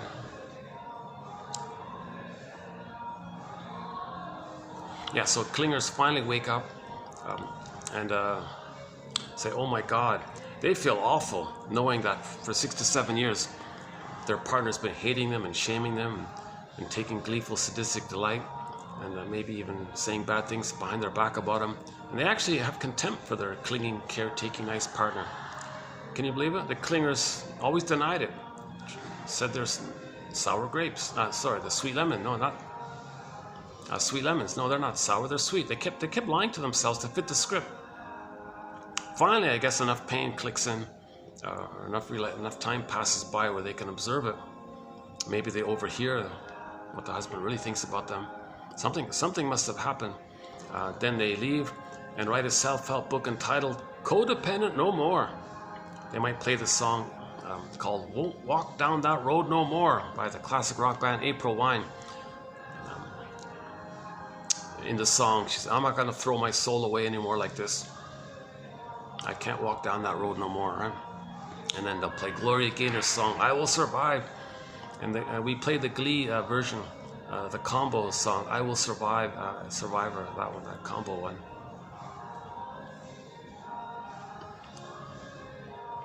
Yeah, so clingers are in a difficult spot because The healthy one, they're busy being generative with another healthy one. They don't want to play adult to the clinger, right?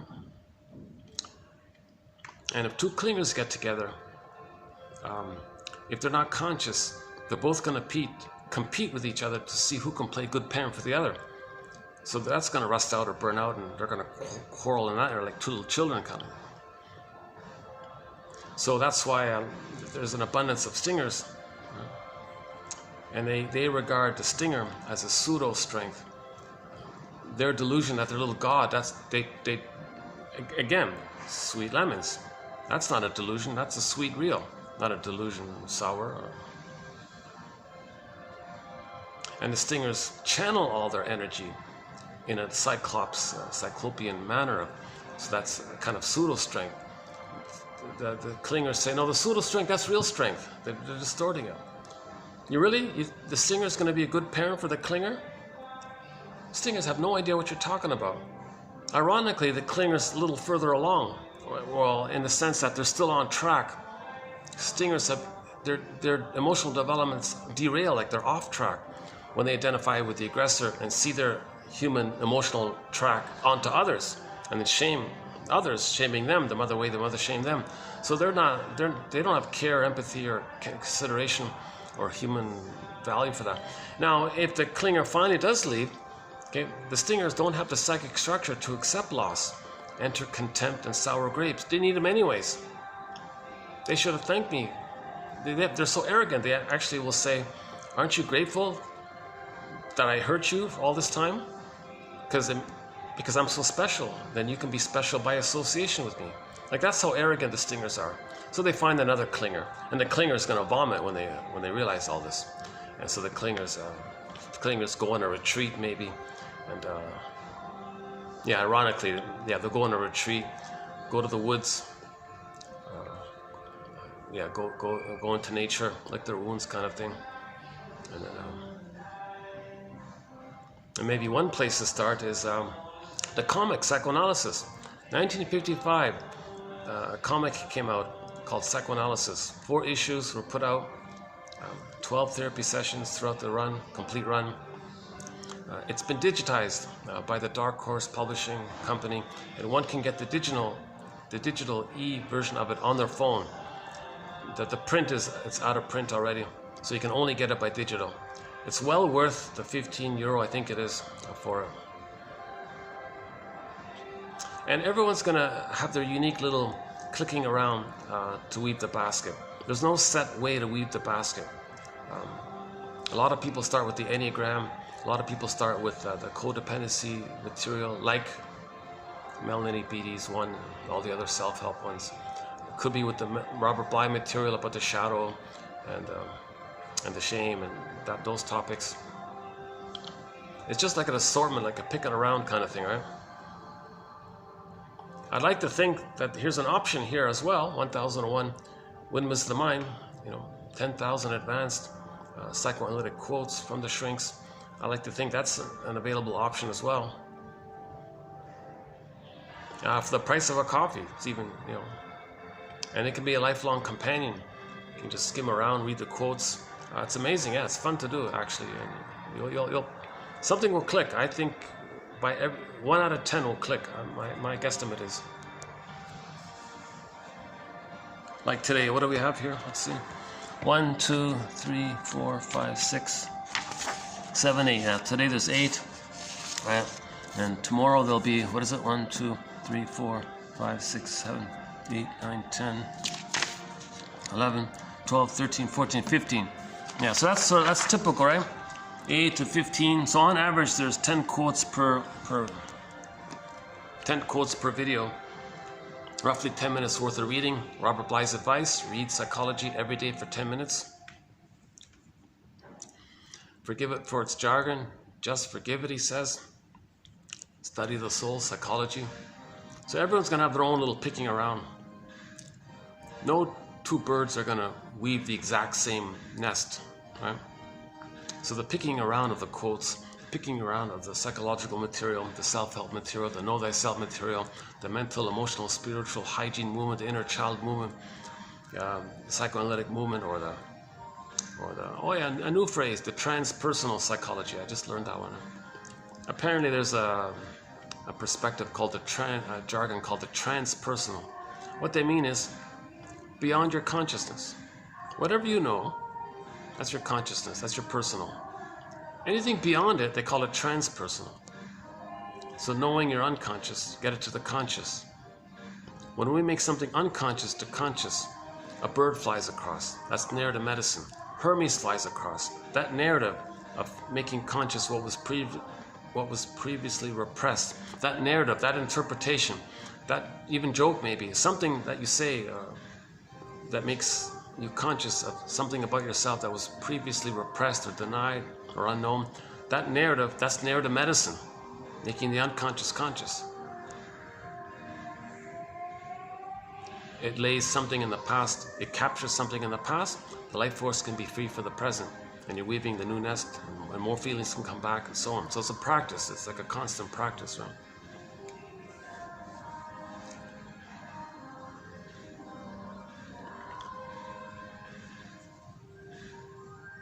Maybe, okay, let's jump into the quotes here. Okay, today's batch of quotes is mainly something, like I said before, something I just want to mention and not dwell too much in it because I don't understand it fully. I want to say it so I can have it and put it on the back burner and revisit it later, or let it incubate, let it percolate. I just want to acknowledge this whole jargon of this phobia, hysteria, obsessive, what's the other one? And schizoid. So I think he's approximating he said it in the book that the stress response of flight, that's phobic and schizoid, and then the baby's overwhelmed, angers at the console, that's the obsessive. So his version of the bully pattern, all this, that's the obsessive. So he uses the general term of obsessiveness, controlling yourself, controlling others. Remember, the baby wants to control the breast? This constant effort to control the breast, micromanage, the baby wants to control the breast, devour the breast. That enters into this so-called obsessive thinking. How do I control the breast? Now you're obsessive, right? And then the third one is moving towards. That's the clinger, the pleaser. That might be the hysterical one. Yeah, so let's read Mr. Rycroft's. Okay, so let's begin here. So this is TQ 2726. 8 quotes, mainly from Rycroft. Two from Anthony Storr, and one from a guy named Carstairs. All right, let's begin. There we go. Why don't I get a? Let me get a pillow here. Hold on a second. Let me get one of these nice pillows here.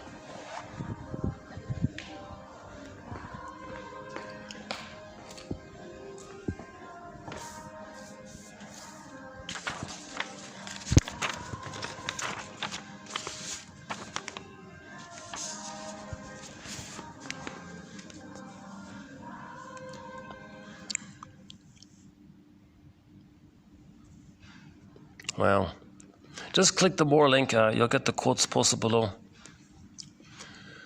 The person who always tries to master situations obsessionally, or who always avoids, or who always submits, is behaving neurotically, since his behavior has ceased to be natural or spontaneous for the situation, or warm, and has become subject to restrictions which limit his capacity for enjoyment and self-development.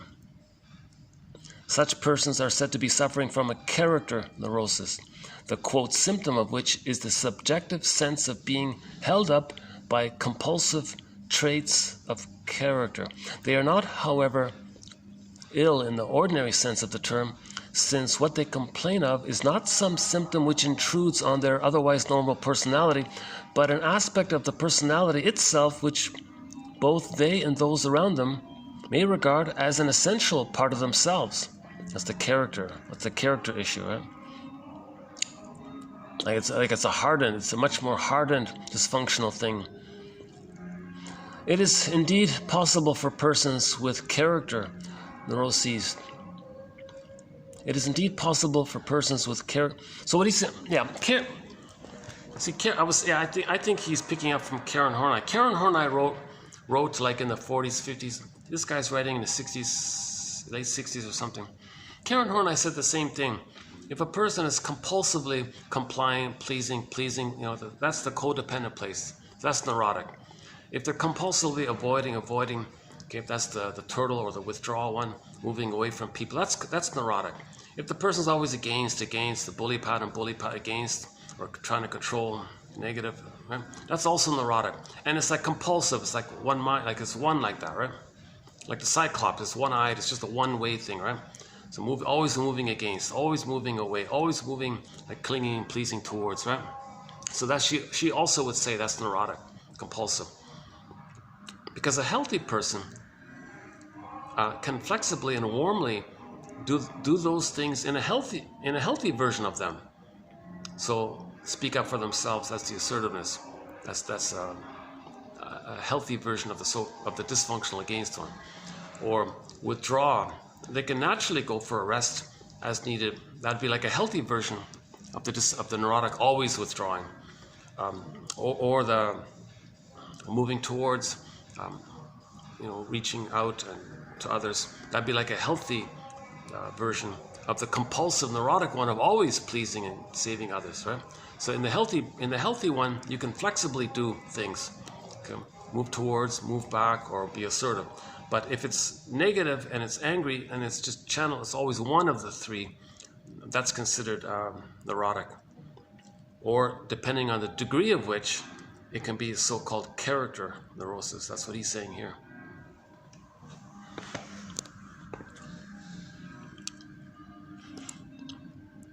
And those with the character-neurosis reject the idea that there's something wrong. Okay, this happens most frequently in the case of persons who use obsessional and schizoid defenses. Oh yeah, so between the four, this will be more commonly noticed in the against and away one. Obsessional is against, schizoid is avoidant.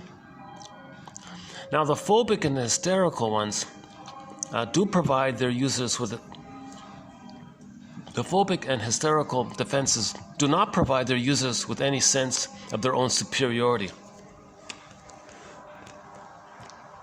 So my image for this is the fear character in the Disney film Inside Out.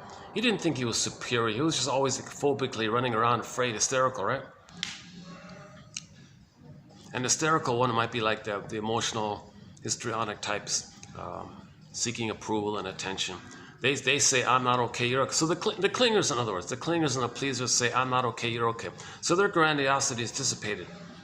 And I guess the phobic one, my feeling is the phobic one, yeah, you know what, I think the phobic one is also a version of the hysterical one, come to think of it. Yeah.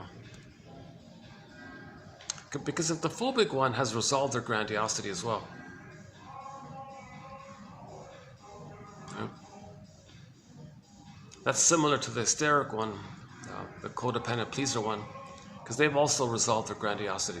So the phobic and hysterical, using his model, they're in the place of I'm not okay, you're okay. But the bully pattern, narcissistic pattern, proper, and the Iagos of the world and all that, the Iago types, the turtle narcissists, or the more schizoid-based ones, their egocentricity is in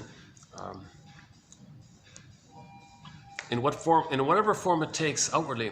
The underlying belief is, I'm okay, you're not okay.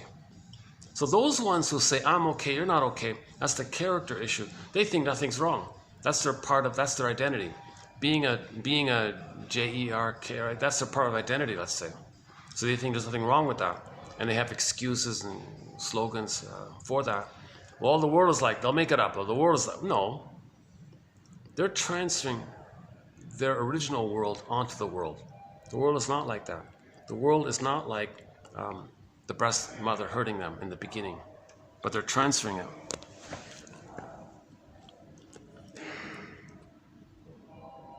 Neurosis in its true sense only occurs when defenses begin to fail. When this happens, wishes, fears, memories, fantasies, which the defenses have previously kept unconscious, there's the sponge I was talking about before, the sponge, begin to re-emerge, and the individual experiences conscious anxiety and develops symptoms. So now it's coming up. See, that's the delayed onset, the PTSD. So somebody in midlife, sometimes people in midlife suddenly have PTSD. The symptoms of PTSD: exaggerated startle reaction, hypervigilance, impatient or something, sleeplessness, restlessness. Where is this coming from? And then they read the symptoms, the list of the symptoms of PTSD. Oh my God, I've got pretty much all of them or something. Where'd that come from? I don't recall any, falling down or any big accidents or earthquake. I don't recall any shock trauma. Why do I have the symptoms of PTSD? They were traumatized. Attachment trauma, that's also a trauma. But attachment trauma, relational trauma, developmental trauma can be sponged over and masked and absorbed by the sponge of the defense mechanisms. But they wear out, they wear thin at midlife. Then you got the PTSD. It's more immediate with like a shock trauma, then the PTSD is more immediately there. There's no chance to develop enough defense mechanisms, right?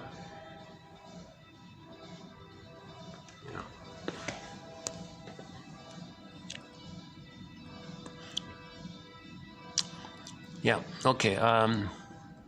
So now with the delayed onset of PTSD, now you're getting the symptoms and anxiety and so on. Since defenses purchase stability at the cost of restrictions of personality and behavior, there's something paradoxical about the onset of a neurosis. On the one hand, it is a matter of becoming anxious and developing symptoms, but on the other, it is a matter of previously rigid personality, of a previously rigid personality going into flux again, and it therefore offers an opportunity for widening, okay, emphasis here, widening, broadening, widening of the personality, and reintegration, re-owning, reclaiming, shadow work, refining, reclaiming, what you lost, you get it back, reintegration, right? So at midlife, you have a chance to own more about yourself. It's coming up. Whether such a happy outcome actually occurs depends, of course, on a variety of circumstances, one of which is whether the incipient neurotic has the good fortune to encounter a therapist before he has become set in a neurotic pattern of life. Another is the attitude of the family. Many a neurotic has had things made worse for them by relatives who insist that they pull themselves together. Advice which is usually useless, since it is asking him to return to the status quo ante, which he has already found untenable, or who themselves become so anxious, the relatives, or themselves, the relatives, the friends, become so anxious that their friends' anxiety is now compounded by their friends' anxiety, that those, the family, that those support, that those whose support he needs his. Yeah, that's a tricky one. Yeah. So part of the reason family members will say, "Oh, go back to your old ways, get over it. Oh, come on, you were neurotic before. Just go back to being neurotic." Well, this is why it's all coming up. It's coming up to be faced and healed. You're telling me to clamp it down and go back. I can't go back to that. I'm getting older, and those defenses have worn out. Oh, come on, I'll go back. No, why are they doing that? Because the ones saying it are dependent on them being like that, the way they were before. So let's say,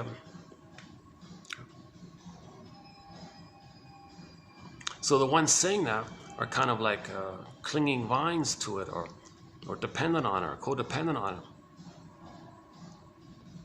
Let's say the fellow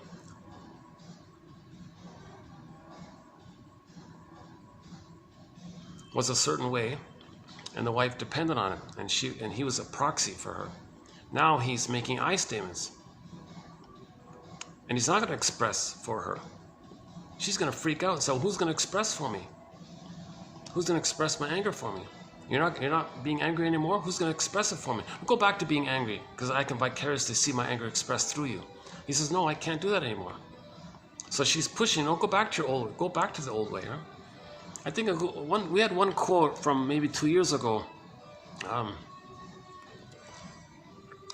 One woman was depressed underneath, but she denied it. And she had a friend who was overtly depressed, visibly overtly depressed. And that friend was the proxy for her depression, so she doesn't have to see it within if she sees it outwardly by the friend. One day that friend got better, and the first one said, go back to your old way. You're not my friend anymore. And they made a fight about it. You betrayed me. You changed or something. I can't take it. And they left. They broke up. So the condition of the friendship was that the second one be depressed, but for her it was untenable to keep doing it. But the first one was saying, no, go back to being depressed. I like you being depressed. But it was untenable for her to do it. So the first one was saying, come on, just go back to your old way, restore, what is it? What do you say here? What was their slogan? What was their guilt-tripping slogan? Oh, pull yourself together. Yeah, pull yourself together.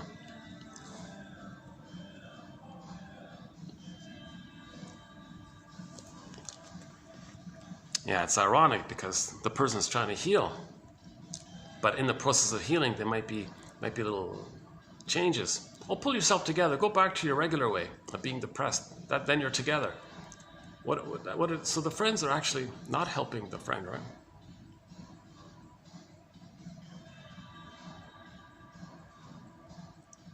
So when a person's at midlife, oh my God, there's very little support for people at midlife in this area.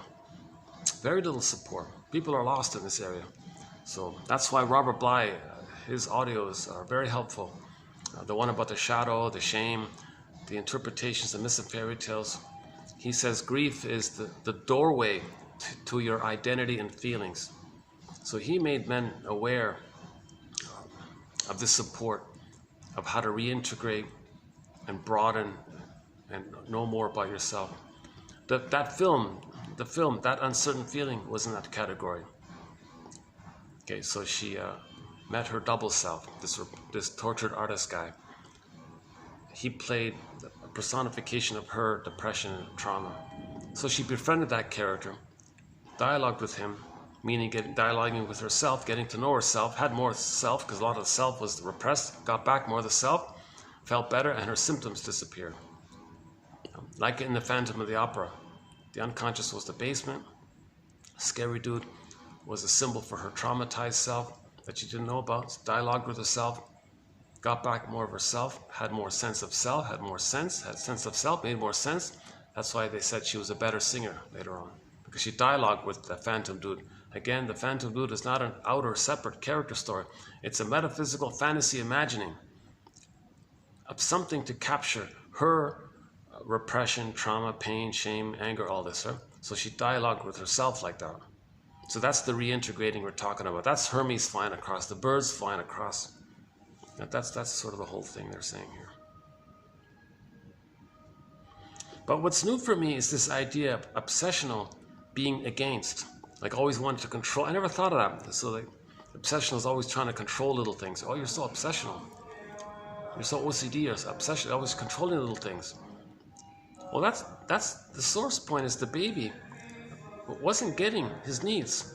His fear, he couldn't flee, so the anger was to control. So obsessional means controlling. So that's sort of the added thing for myself here. Because we don't have really a thread on this obsessional OCD. I've avoided this whole area. So I think I found a little clarity here. That the obsessional is the controlling. That's like the bully pattern. So obsessional is a little bit like being a bully in a way, right? That's the against one. It's the rage that the baby feels, come on, mother, I have these needs for my identity. So they're kind of trying to control the mother to get their needs met.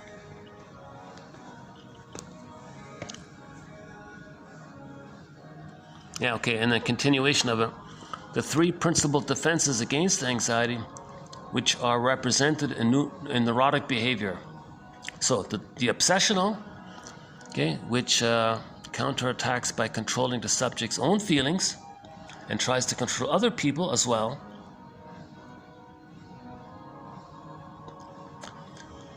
Okay, so the phobic and the schizoid, I guess he puts together the phobic and the schizoid, is that right? Oh no, he puts them as separate. Okay, phobic and schizoid. Okay, the phobic, in phobic reactions in which one takes flight from the anxiety-provoking situation.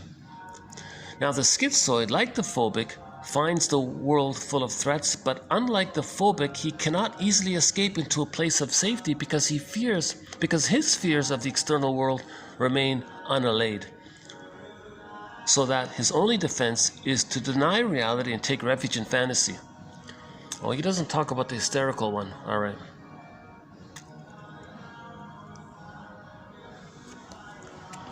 So the difference between the phobic and the schizoid is the phobic can be avoidant and feel safe. Oh, okay. But the schizoid is, he tried to avoid, but he's still afraid. So now he's clicking, and now he's living in a fantasy. Now he's heavily invested in fantasy life.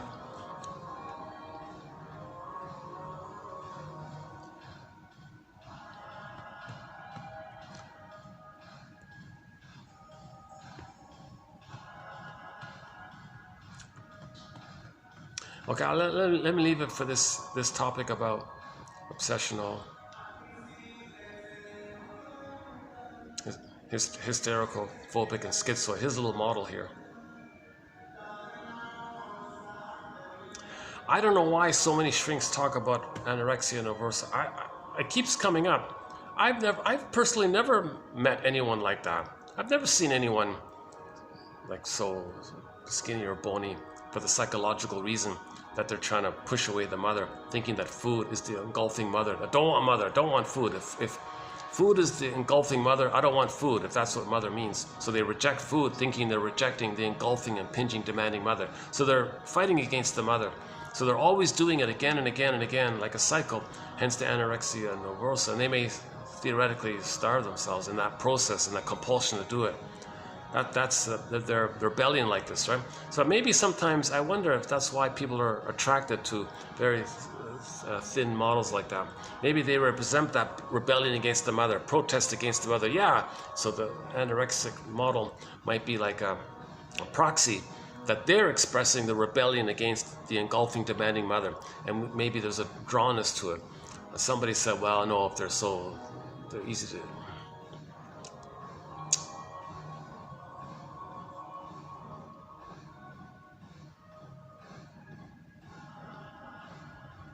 Or maybe it's just the feeling that men might feel that they're more confident in their presence or something, but not realizing that the anorexic is going to push them away anyways. They have this compulsion to reject and push away anyway. So I don't, something like that. Okay, here's what he says here.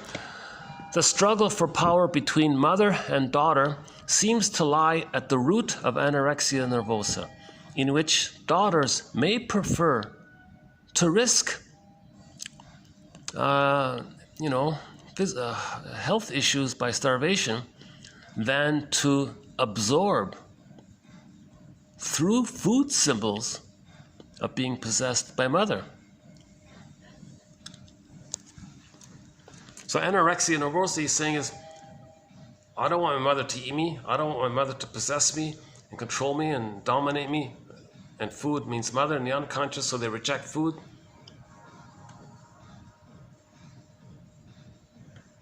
Another quote we had recently was, it's a protest against development.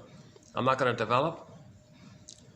If that's what somebody wants, mother wants me to develop, I want to do nothing to do with the mother. So they're going to So anorexia nervosa is some kind of protest against the mother, put it that way. Seems to be the common thread. I don't want to dwell on that topic, although I do include it because we do have a thread on emotional eating. So obviously, this is in the area of emotional eating. For psychological reasons, right?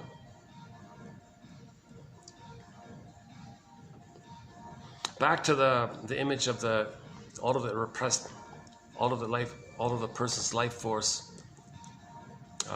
in service to the traumatic script. hooked into nature trying to heal. And that's what causes our dreams. That's the dream agent. He says here that poets have also described the impersonal quality of the source of their creative activity. For instance, Rimbaud said both "on me pense" and "je suis un autre." So he said that the poet said the source of my creativity is not me, something other than me. I don't know what it is. It knows me. I don't know it, but it knows me. It takes my knowledge, is able to communicate to me, but it's not me. It's not my conscious me. This creativity is coming from this unconscious area. Just like when you dream, it comes from that area. Again, with the dreams, if one asserts, "I dreamt," that's confusing, right? I dreamt. Really? Did you dream it? What do you mean by that? If one asserts, "I dreamt," and means what one says, instead of reporting, "I had a dream," is that I the same person as the I who remembers having the dream? So you wake up, "I remember the dream." Now the dream, the source of the I-ness that created the dream, is it the same I?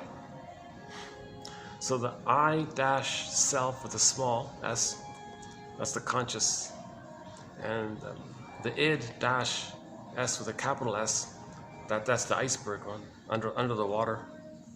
The assumption that dreams have meaning implies that the agent or agency who composes dreams has more self-knowledge and is more honest than the recipient who registers and remembers them. So it's honest. This stuff that you're dreaming, there's no lies in there. If you're dreaming for wish fulfillment fantasy, to meet your wishes by fantasy, well, it's honest. It's honestly trying to do that for you. Or if you're trying to feel what you didn't feel, it's honestly trying to do that for you. Or it's trying to make you aware of something, of some pattern, it's honestly trying to do that for you. So your unconscious self is honest. Right? The Phantom of the Opera character, the guy in the basement, he's being honest. All these characters from the unconscious are honest in that sense. It's only the conscious that does these lies to hide the honesty. The dream agent is something that is part of oneself, but also more than oneself. That is personally impersonal, and impersonally personal. That sends messages without ever willing or deciding to do so, but only because it cannot not do so. That's a fun quote. Yeah, I like that quote. So there's the companionship that you're never alone. There's the companionship that nobody's ever alone. That there's something going on in nature, in your unconscious. There's some kind of natural force that's trying to communicate to you. So you're not alone. So you're not alone. Befriend your unconscious self. Okay, next one here. A mature object relationship is one in which the client has overcome his infantile dependency and his emotional attachment to his parents and siblings, and been able to make satisfying relationships with other people in which neither identification nor projection play an important part. Yeah, so a sign of a healthy relationship is that you're not overly projecting somebody from the past into the present, relating to them as if it's somebody from the past. That's the infantile issue. So if somebody in the present is seen as the rejecting mother, that's the infantile issue. Or if somebody in the present is seen as the idealized, needed good mother, that's also infantile. Or if somebody in the present is you, and you're acting like either the idealized good mother or the rejecting mother, that's also infantile. That's what it means. Okay, page 2 here. Psychoanalysis Although propounding a complicated hypothetical structure of the mental apparatus, i.e. psyche or mind, etc., in psychological terms, has always recognized that man's emotional experience is rooted in the body and that it is emotion which gives meaning to life. Yeah, okay, I want to, F and N. See, he's not complete here. The emotion giving meaning to life implies that the underlying needs have been met. It's the needs and the expression of the needs and the emotions that come with that. It's together. That's the meaning. That's Masterson's thing. So it's not just a feeling. You can't have the feeling without the underlying need being met. F and N are linked. Back to this issue. The F and N are linked. So the need is to express the real self. When you express the real self, there's the joy character. So you can say, okay, fine, the joy character is the meaning of life. But the joy character is there because you're meeting your need to express your real self. So when you express your need, the positive feeling is there. So it's both. It's a both and. I feel, therefore I amness.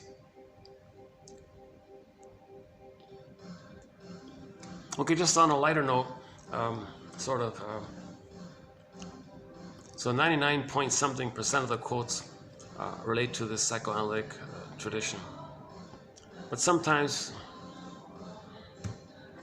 we need to take a break. Sometimes you need somebody to lean on. Sometimes you need a friend. Sometimes you maybe do need a beer or whatever, or a cookie or something. So that's called supportive psychotherapy. That age-old means of helping one another by lending a sympathetic ear, by permitting a temporary emotional dependency, and by offering sympathy and maybe even a modicum of advice. This goes on thousands of times in every community. So that's called supportive. So the daily human interactions of people being nice to each other, that's called supportive psychotherapy, right? It's going on all the time. Yeah, when the staff here are kind of welcoming to me or say nice things, something welcome or something, I would regard that in a supportive area, right? Age-old means of helping one another. So they're helping me by letting me use the space here. Not every place allows that, right? Some do, some don't, kind of thing. So those that do, that's supportive therapy, right, I guess. It's not curing anything. It's not going to change me. I'll have a positive memory. I'll have gratitude for it. This goes on thousands of times in every community. Sure, helping your neighbors and helping people, even helping strangers. So the age-old question about therapy is, do you just want to feel better for the moment, or do you really want to change and get better? Structurally change and get better. A lot of people say, oh, give me the first. I just want to feel better. Say abracadabra, I want to feel better. I want to change. So, play the song Shrinker Man by Katie Lee. Just give me one of your cut rate cures. I don't want to analyze or think. Just say abracadabra. I just want to feel better for the time being. That's called supportive. Just help you get through a rough patch kind of thing. Maybe like a Band-Aid or a life raft or something. But the analytic is, okay, let's get a flashlight and let's go into the unconscious. And with our flashlight, let's see what's in the unconscious. Let's get night vision. Is there a monster there? What does that mean? Oh, unmet need. Unmet need turned into greed, and you're enraged by it, and so on.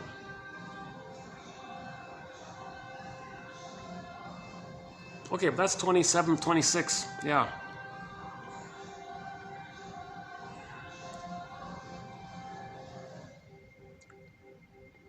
That's 27, 20. I'm wondering if I could do a preview of 27, 67, or just save it for next time. Since it is quiet here, oddly enough, yeah. Why don't we zip through 27? It's just for myself as well. It's just like a preview. Let's see. There's a fair bit of material here as well, so maybe doing a preview look. So here's a preview of the next one. I'm not going to comment on it. I just want to maybe prepare myself for the next video. Neurotic mother love trains children for neurotic life. Okay, finally, there was an end to his search for the ideal love. Okay, neurotics of that type are plausible for they... Okay, keep this in mind. This was written in 1921 or 22 something. Yeah, 1922. Oh yeah, I think this was his last book before his passing. Mr. Tridon, Andre Tridon or Tridon, something like that. So keep that context in mind of the tone or the vocabulary. It's 1922. Neurotics of that type, searching for the perfect one, searching for the one, right? The perfect one, right? Neurotics of that type are plausible, for they compensate for their fear and their inferiority with a pride based upon their mother's beautiful character. You see, so this search for the perfect mate is based on their unconscious pride, egocentricity, that their mother was a goddess, even though it's made up. You see? See, in the splitting mechanism, when the mother's hurting him, he denies that. The bad breast is, the image is blown up into a monster. He denies the whole thing. What's he going to do now? Well, he's going to hallucinate a goddess and be safe with that. That's stuck there. And you spend your whole life searching for this ideal one. Really? It's never going to work, right? Again, finally there was an end to his search for the ideal love. Neurotics of that type are plausible, for they compensate for their fear and their inferiority with a pride based upon, quote, their mother's beautiful character. They make every woman appear inferior in their eyes. They're proud of certain characteristics of theirs, which they cannot help having. They childishly display an egotism and selfishness, which makes them at times very ridiculous. For it says indirectly, quote, nobody's good enough for me, unquote. When the search for ideal love results in nervous states due to egotistical starvation. Oh, that's the one I was looking for. That sponge that drives it, like the delayed onset of PTSD. So the baby has PTSD, but there's a sponge. The sponge is the search for glory, egotism, egocentricity. Finally, what is it? What did I say again?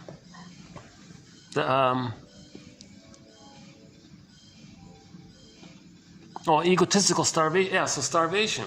That's another way of saying. It's funny that this guy back in 1920 was saying it.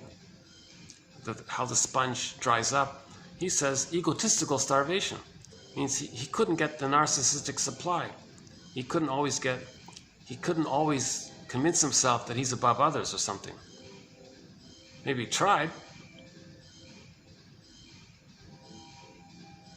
Right? Like, I'm sure that family in the sitcom mentioned earlier, they can always maintain that egotistical attitude. I'm sure they can keep on doing it again and again, right? And because they have that whole support network to do it. But maybe it dries out. Maybe it does starve out.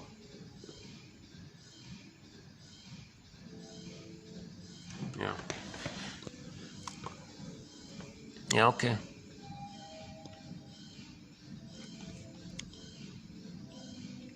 Okay, so when this happens, therapy can greatly help by giving the neurotic insight into the fear of life and the parent fixation, which is at the bottom of his romantic aspirations. Okay, that's called a mother complex. Okay, still looking for the good mother that was needed back then.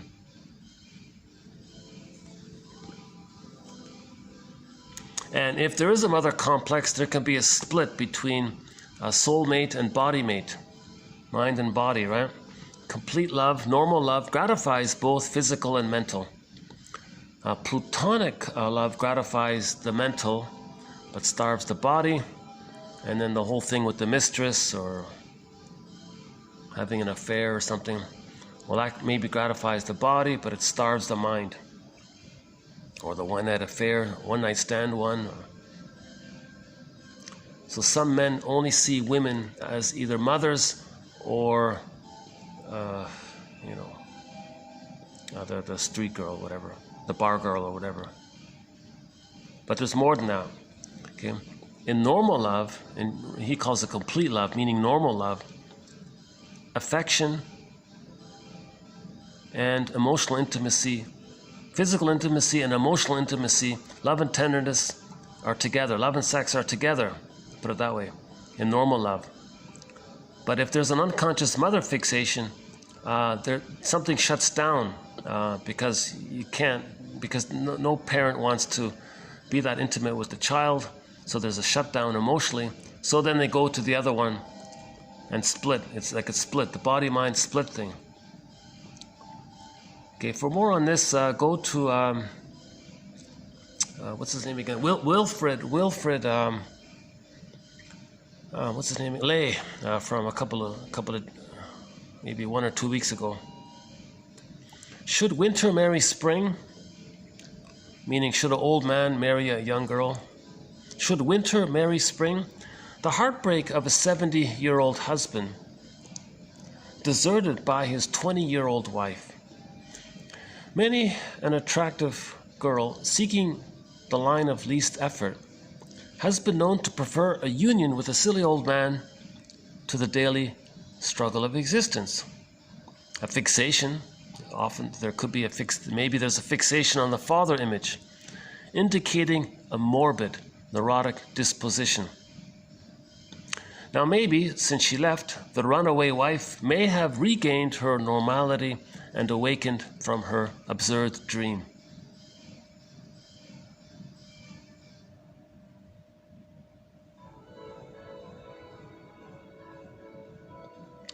Okay, next one. Neurotic women who do not wish to become mothers and rebel against motherhood often compensate for their lack of love by overindulgence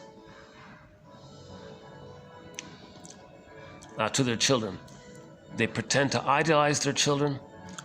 They're unable to say no to their wishes. They spoil them, and then they make them unfit to face normal life. So that may be, he doesn't say reaction formation, but maybe this is an example of reaction formation. She doesn't want to be a mother unconsciously.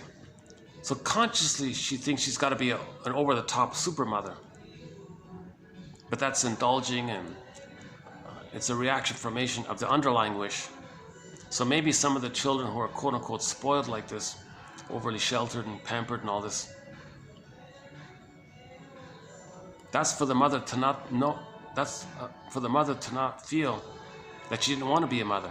So she consciously did the opposite. And the byproduct, of course, is the child is neurotic mother love trains children for a neurotic life, in other words. Mothers always adore their sons, for they behold in them males whom they can easily dominate. Yeah, I never thought of it that way. So mothers will adore their sons because it'll be very easy for the woman to dominate the male. That's also neurotic, of course. That's obviously neurotic if she's doing that. Her craving for motherhood, a desire for the superiority which age and bodily size will give her over infants who are helpless and inarticulate. She can dominate with the minimum of bodily strength and mental effort. One time she said that children should remain babies. Okay, that's for the grandiosity, feeling important. She's okay, others are not okay, etc. All right. When mother love is lacking, or when a mother hates a very young child, the psychologist must look for morbid, unconscious influences. Wilhelm Steckel tells of a woman who was very fond of 3 of her daughters, but for some mysterious reason detested the 4th one. Therapy revealed that she imagined she saw every one of her husband's faults reproduced and magnified in the unfortunate child. Unwilling to accept her dislike of her husband, the mother had transferred it to the child, who served as a scapegoat.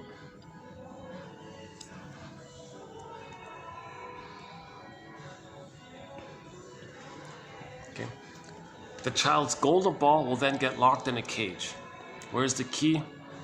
It's under mother's pillow. Okay. So if the child is traumatized, his golden ball is locked in a cage. The key is under mother's pillow, meaning that the mother used the baby to try to meet her unconscious needs. The mother, for example, hated her mother, has the child, and hates the child. The key is under her pillow. Dark, unconscious, shadow, mother's shadow, unconscious. She doesn't know it herself, it's unconscious. If she hates her mother, she may hate her child, transfers the problematic mother onto the child. Sometimes the mother says, look at that, it's funny about there was an episode of the Danny Thomas show. The guy Charlie had a kid. He was crying. Look, the kid hates me, the kid rejects me, the kid doesn't like me. It turned out it's because the child picked up his nervousness, so that made him cry. It wasn't like that, right? Anyways, whenever the mother uses the baby in some attempt to try to use the baby and use the baby to try to meet her unconscious needs, that baby's golden ball is going to get locked in a cage, and the key will be under the mother's pillow.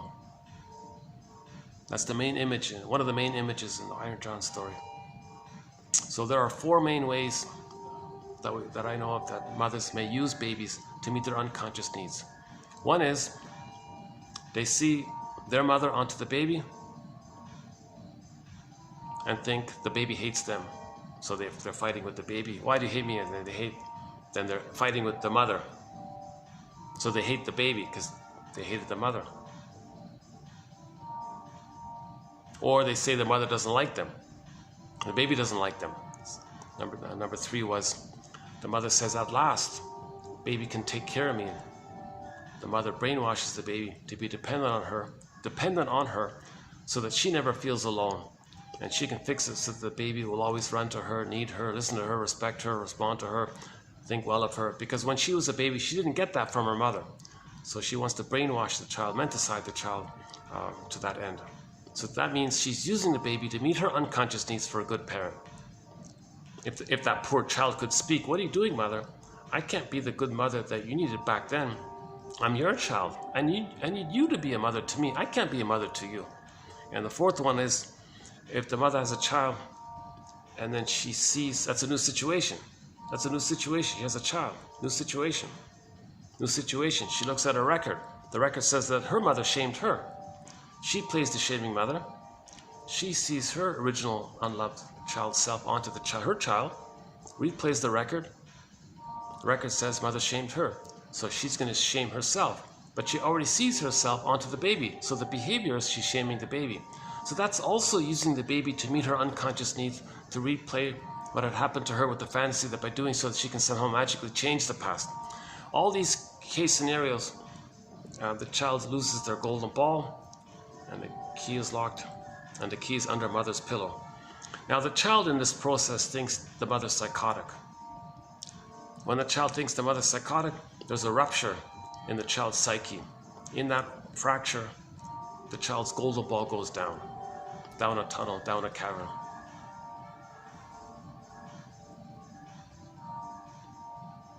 Someone called it the basic fault, and the golden ball goes down. Hedges calls it a psychotic pocket, and the golden ball goes down into that pocket, or the golden ball goes down the well, in other words. The Schadenfreude of cynicism, mocking, etc., is one of the neurotic shortcuts whereby an inferior, or somebody who feels inferior unconsciously, acquires a temporary superiority.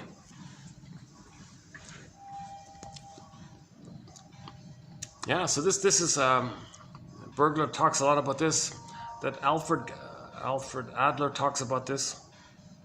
So Bergler's line is, cynicism gratifies the superiority complex, the infantile megalomania dream. So they're always going to be negative and mocking, sarcastic. It gratifies that they're a little god and they're humanist, not being good and shamed, seeing on to others.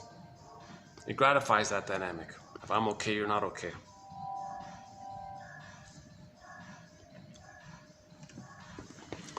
To some neurotics with a sense of inferiority, an affair, an extramarital affair, seems to be the sole means of restoring one's self-confidence. Quote, I am of no account at home, but to someone else, I mean the world. Yeah, so let's say the wife is the stinger, and he henpecks the fellow, and he's the clinger and the pleaser, let's say, or he's the clinging vine narcissist. It doesn't mean, it doesn't mean if the woman's the henpecker and the victim husband, it doesn't mean he's the codependent pleaser. He might be the clinging vine narcissist. So they can still both be narcissists, by the way. Anyways, in either case, well, in the case of the henpecked husband, and he has the clinging vine narcissism pattern, where is he going to get his narcissism from? Well, if he finds a young lady who will admire him, maybe he gets it that way. So that might be the motivation for the affair, according to Mr. Tridon. Okay, yeah, here's an interesting one. Here's a new one. As far as animals are concerned, the more or less playful fights with which they preclude, like preliminary, like begin, like a foreplay, I guess, whatever. Their mating is not, as Wolfen suggests, due to gonadal drunkenness, like hormones or something. Glands. On the contrary, they are meant to produce a stronger outpouring of gonadal secretions in both male and female, thereby increasing the energy of the male and ensuring the pregnancy of the female. Yeah, so that I thought I'd include that because sometimes in sitcoms and shows, you'd see how some couples can only feel romantic with each other if they fight first. What's going on? Like, why do they gotta fight like that and throw things at each other and have these vicious arguments? Well, where's that coming from? And here's a quote that offers one theory about it. In the brain, in the jungle and all this, he said, the bobcat or something would grab the male bobcat, would like grab the female cat, and they would fight and all this. But the female was creating the fighting to increase the secretion of the male bobcat to promote the pregnancy, to increase this chance of pregnancy. So this fighting thing was to make the male have a greater chance of success at impregnating. So in other words, the female cat wanted to have children. So to get children, overstimulate the fellow, get them all worked up, I guess, and that'll increase the chances. Is that right? As far as animals are concerned, the more or less playful fights with which they preclude, their mating is not due to gonadal drunkenness. On the contrary, they are meant to produce a stronger outpouring of gonadal secretions in both males and female, thereby increasing the energy of the male and assuring the pregnancy of the female. So the more traumatized people are, the more they're regressing to the amygdala area, right? The survival personality mechanism, the limbic system, the mammalian part of the brain, right? The cortex and the reasoning, that's all damaged and frazzled up. So maybe that's a sign of that. Maybe that's another sign of distinctive personality patterns, that the couple needs to quarrel and fight first before they can be intimate, because they're operating from that animal realm.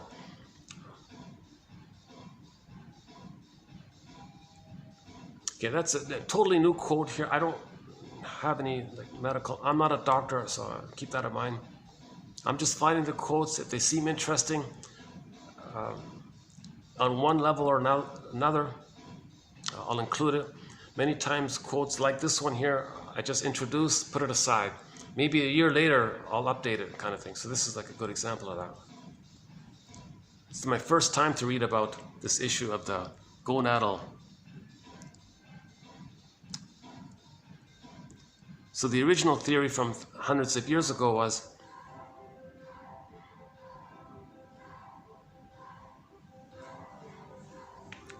he said like the donkey, they had to hit the donkey to get him to move. So why are the couples fighting?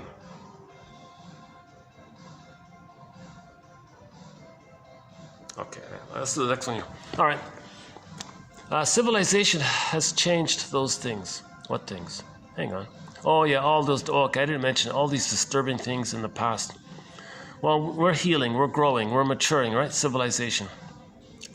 But in neurotic states, however, we always observe a return to archaic modes of action which are more direct. For example, one example, instead of levying tribute to the company you were in competition with, we compel that company to sell out to us at our price. Oh yeah. And he was talking like all these like the caveman things, all these terrible things with the cavemans, but we've evolved. But in trauma, you can see regressions to it because the brain trauma, it can go back to it. Now this brain trauma can come about by the psychological trauma. That's what Jeanette Paris was saying. A lot of this emotional, psychological trauma with the mother using the baby to meet her unmet needs, it can have the similar brain damage as if it's a physical issue. So if there's a physical or psychological or physiological, if there's a physiological trauma due to either or both and emotional, psychological, physical, then the person's behavior may regress to the way that he was talking about long ago.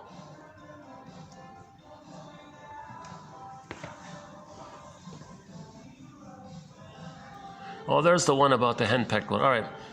Yeah, again, another quote. That's another one for a question mark. All right, next one here by Margaret Sanger. The home of a male bully or a female nag leads to the destruction of human potential, or leads to neurotic ailments. The bullied wife and the henpecked husband fill the offices of psychoanalysis. Oh, that's back to Andre Tridon. Okay, here's a positive one. A great love between a man and a woman is a holy thing, freighted with great responsibilities for spiritual growth. Yeah, that's a nice one, right? Again, a normal love, a great love, a true love, an authentic love between a man and a woman is a holy thing, freighted with great responsibilities for healing, psychological growth, spiritual growth. So a great love is when people get married and they grow together. That's a great love. That's a great love. If a couple gets together and there's lots of, it's loaded, it's freighted. That's what I mean, it's freighted. It's loaded with opportunities for healing, chances for healing, stuff is coming up. You're trying to heal, you're repeating, things come up, intimacy brings up the past. It's freighted with healing. And you heal and grow together. That's called a great love. Again, a great love between a man and a woman is a holy thing. Freighted, freight, like freight train, freighted, because opportunity, like filled with potential. Huh? Freighted with great responsibilities for spiritual, psychological healing. Okay, another slightly poetic one. There are things down there in the unconscious. Oh, hang on. There are things down there still coming ashore. Never make the mistake of thinking life is now adjusted for eternity. It gets into your head. The certainty, the human certainty, and then you miss it all. As with the evolution of the struggling fish, there are no preset paths or guarantees in the therapy journey.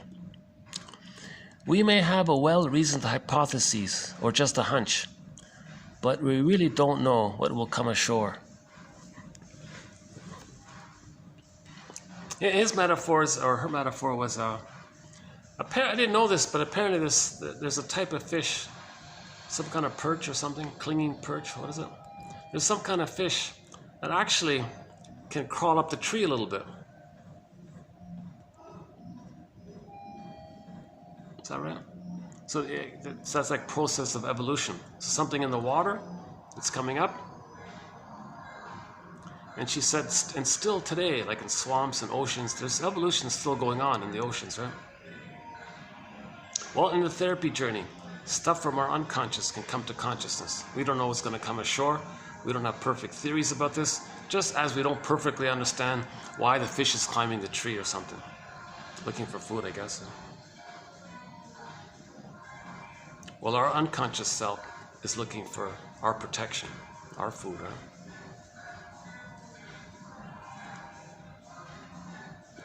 That's a good one, yeah, I like this one.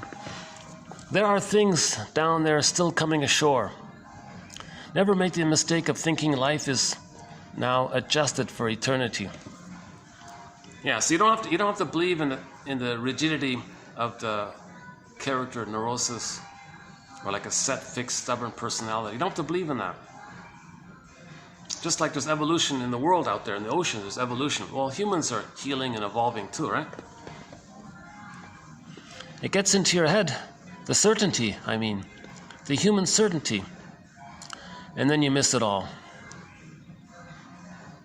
As with the evolution of the struggling fish, there are no preset paths or guarantees in the psychotherapeutic journey. We may have a well-reasoned hypothesis or just a hunch, but we really don't know what will come ashore. So be open to healing. Be broad-minded. Step back and be open to healing. Right? Be broad-minded. Step back and be open to healing. Okay, the last one here is a statement related to Melanie Klein's theory about the transition from the paranoid schizoid position to the advancement called the depressive position. In working through the depressive position, the infant is assumed to learn to accept ambivalence and to acknowledge that good and bad are but aspects of the same whole object, the mother out there in the world, whom the infant both loves and hates.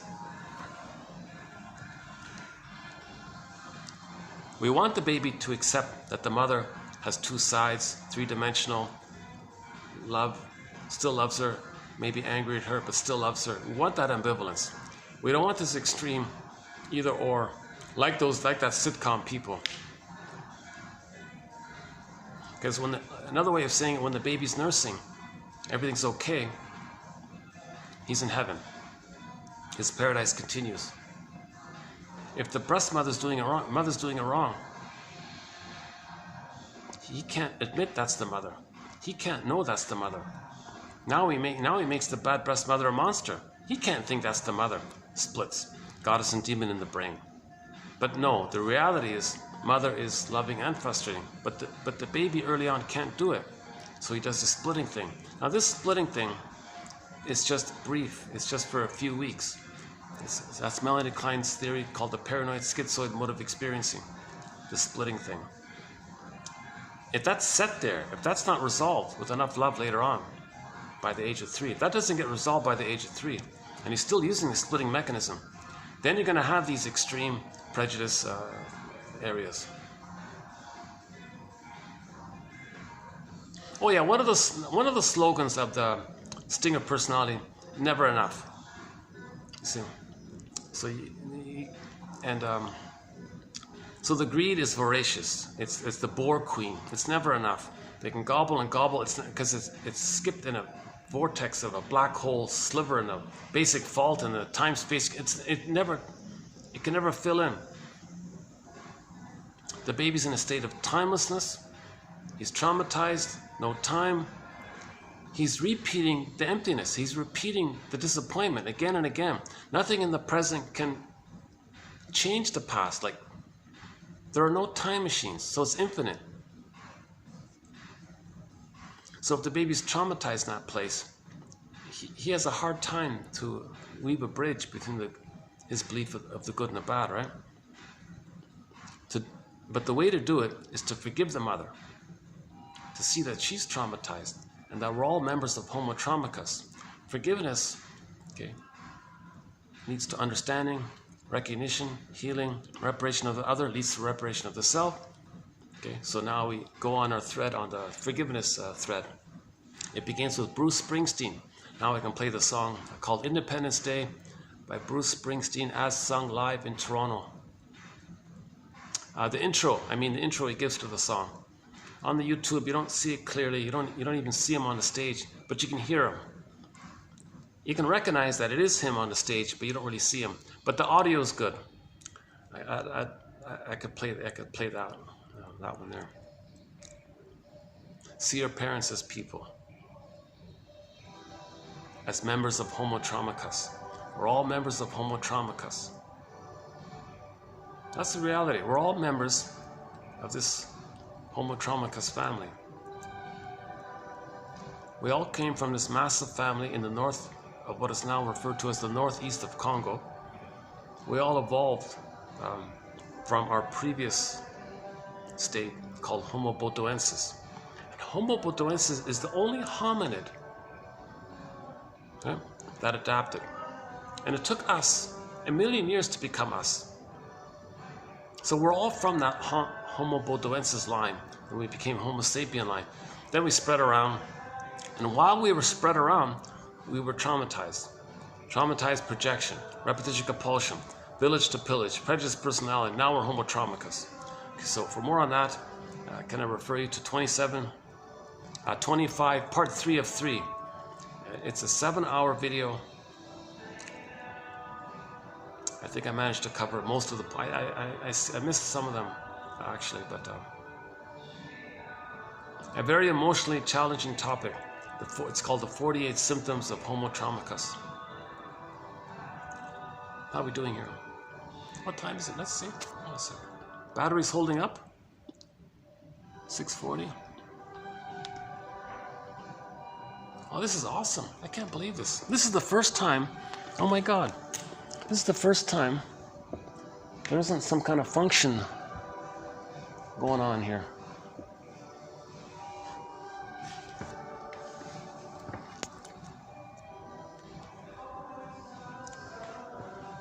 Well, that song's copyrighted, I'm sure.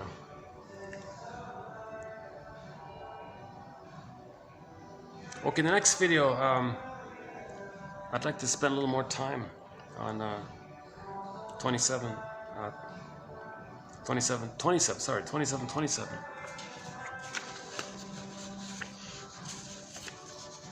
So in this video we did 26, mainly by Rycroft, Anthony Storr, and another one. And we did a preview of a mainly Andre Tridon, 1922 book.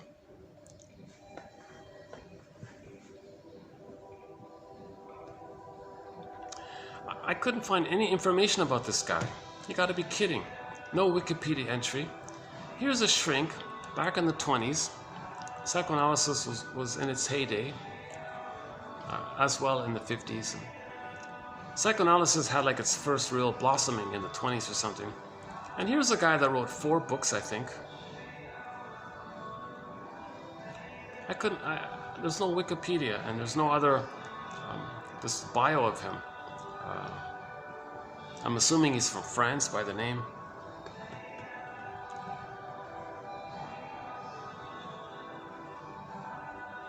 That's funny because I recently did some quotes from Wilfrid Lay, also who wrote in the 20s. So they wrote at the same time. And a lot of the discussion is about this mother-mistress split thing. If the guy has a mother complex, the mother's going to shut down. The wife, being treated like mother, will shut down. Then he goes to the split. Then he goes to the body, meets the body needs, but doesn't see her emotionally.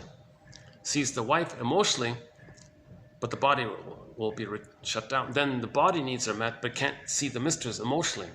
So they talk a lot about this wife-mistress split. In pop culture, it's called the Madonna-whore complex. Yeah, I don't like that phrase, but so yeah, he talks about it here too. One satisfies the body, but ignores and starves the soul. The other satisfies the feelings and the soul, but starves the body. So his point was that this issue of an overemphasis of platonic love has the same kind of psychological splitting effect as the mistress one.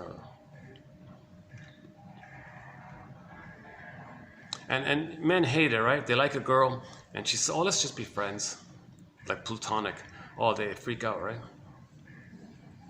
Because that's like a split. They can't do it because that's, in many cases, that's like a split, right? Now, if she's healthy and he's healthy, that's a different story, right?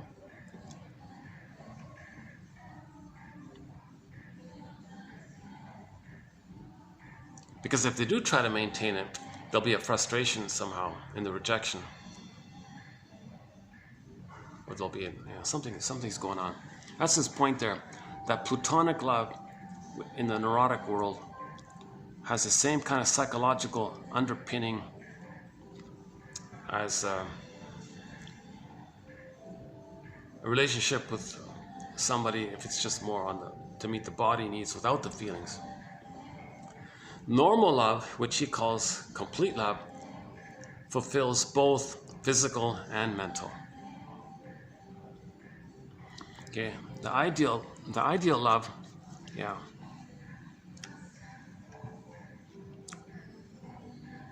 That's also neurotic,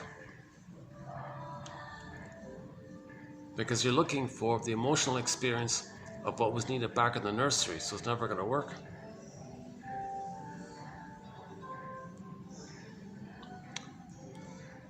Okay, the reaction formation. She didn't want to become a mother, so she overindulged the child. See, the conscious attitude or behavior consciously, that's quite strong, might be a reaction formation for the unconscious reverse. It's called reaction formation.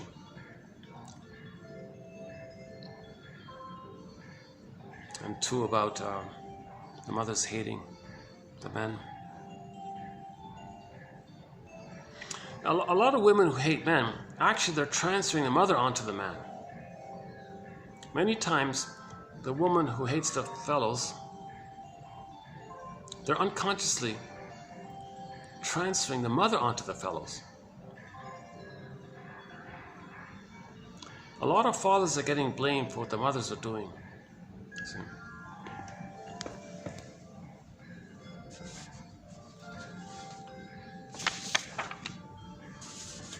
Oh my God! This the Bobcat one. Yikes! Yeah, that's interesting. I think at least now we understand why couples need to fight before they can feel romantic together. Maybe because it's this thing. So obviously, it's very neurotic if a couple needs to fight first before they can feel romantic together. That's a sign of trauma. Yeah, that's the point there. If a couple needs to fight before they can be intimate, that's a sign of trauma. That's what he means here.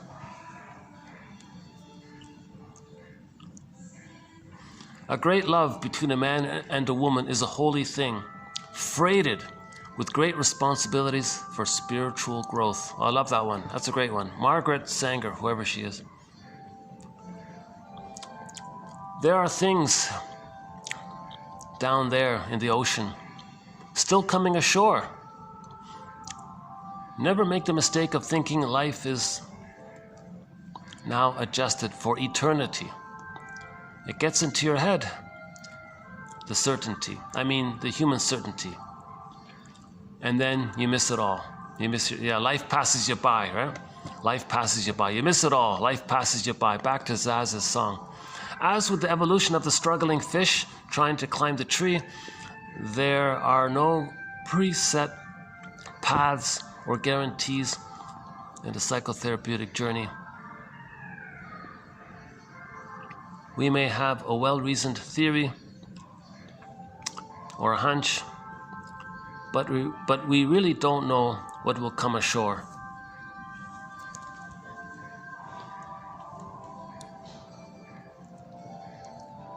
I don't have the quote here, but somebody was saying the therapy journey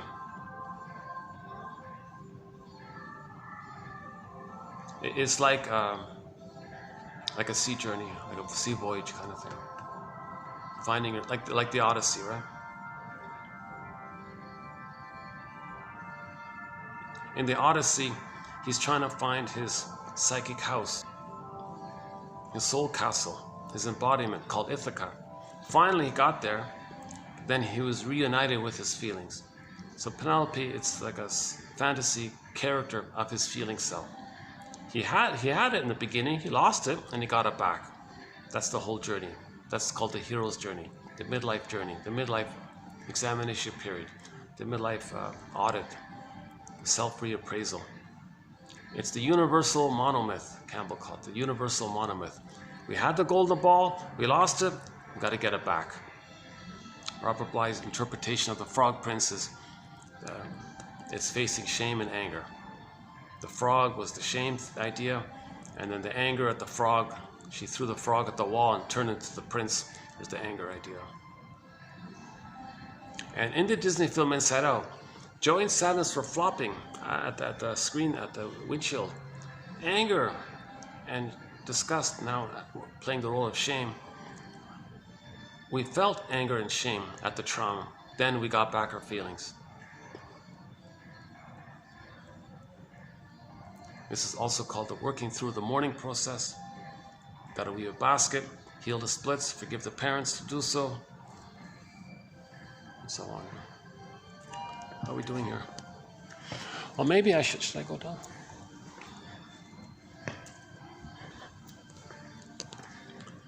Yeah, look at this. This is the first, oh my God. Oh, what a nice room. Yeah, nice room. Look at this. Nice room here, yeah. I once saw the preparations for a really nice wedding here. This is all flowers. Can you believe it? This whole thing was all like flowers everywhere. And a couple had a wedding.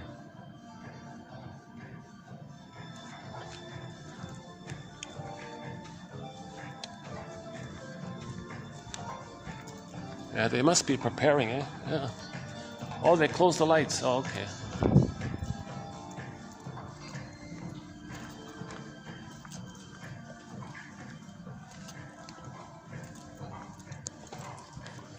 Well, this reminds me on the shoreline. Last summer, I was on the shoreline. I could walk and talk on the shoreline. See, it'd be fun to do it here too as well. I think the guard will come up if I do this too much here. Yeah, real pity, real mystery. I lost my summer videos. I did 17 videos on the shoreline outdoors last summer. Mysteriously lost, yeah. The quotes are saved. That's maybe the most important thing. But they were fun videos. I was outdoors, waves, water, bees and mosquitoes, views, you know, a couple of herons, believe it or not, some loons and seals. It was nice. I enjoyed it, yeah. One was on a field, yeah.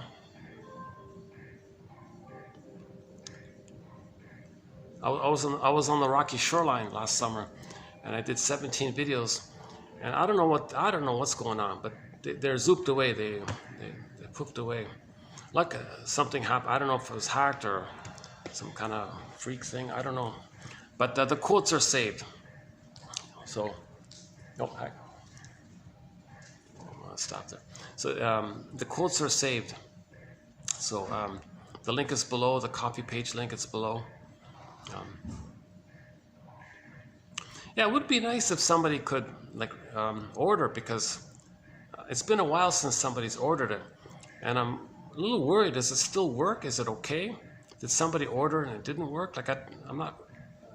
It'd be nice to be reassured that the thing is still working. As far as I know, the thing still works.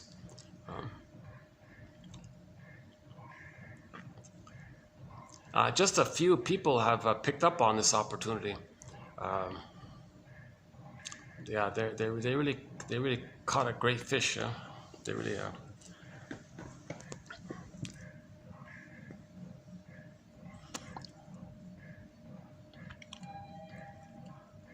Each person is freighted with great responsibilities for spiritual growth, meaning psychological healing. Same thing, spiritual growth, psychological healing, same thing. Everybody is freighted with great responsibilities for psychological healing, spiritual growth. Okay, so we'll do these again tomorrow. These ones here, not now. Let me.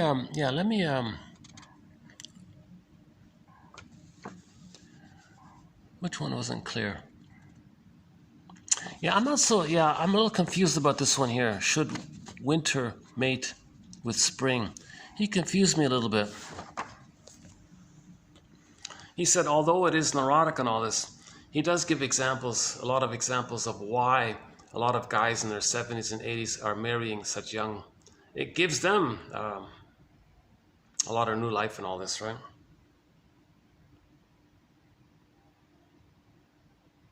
I wasn't clear. First he said it was neurotic, then he's highlighted that maybe older men may want to consider it if they want to live longer, kind of thing. So he confused me about that one. Yeah, let's look at the book is called Psychoanalysis and Love, 1922, by Andre Tridon. I just sort of skimmed it, but as I usually do.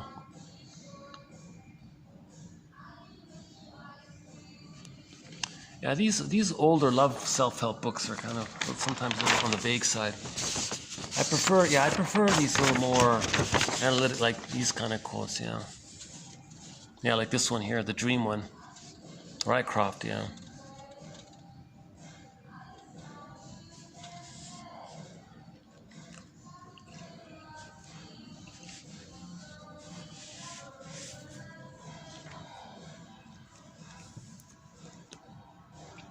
Yeah, I think I'll just end it here. Any final thoughts here? Okay, let's use the music that we're hearing above as our closing song.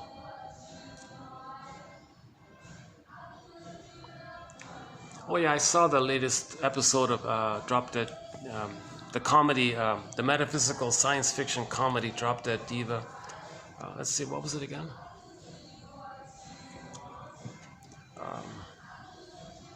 Oh geez, yeah, I wasn't too interested. Let's see. Hold on a sec. It was very soap opera. It was like one long soap opera.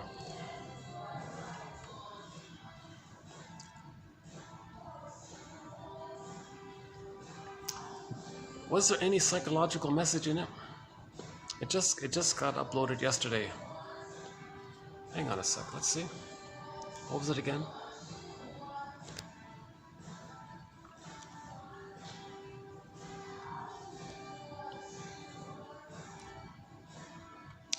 Yeah, some Jane. Yeah, some judge guy is chasing Jane. And first he tried to impress her with how popular he is and showing off and all this. But in the process of doing it, he scared her off. Oh, you just want me to be like a member in your little club or something. There's no like one-on-one. But at the end of the episode, he did like a one-on-one thing.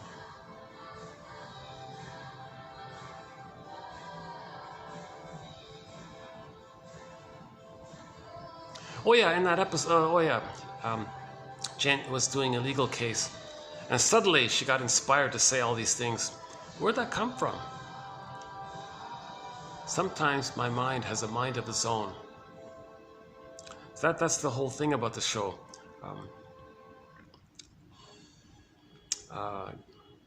Deb has the psyche of Jane. No, hang on.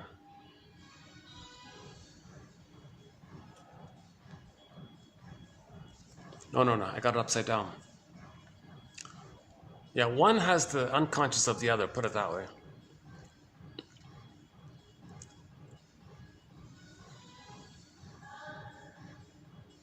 In one body, in the Jane, one woman, there's two minds, right? The empty one, the conscious one, and the richer one, that Jane is, right?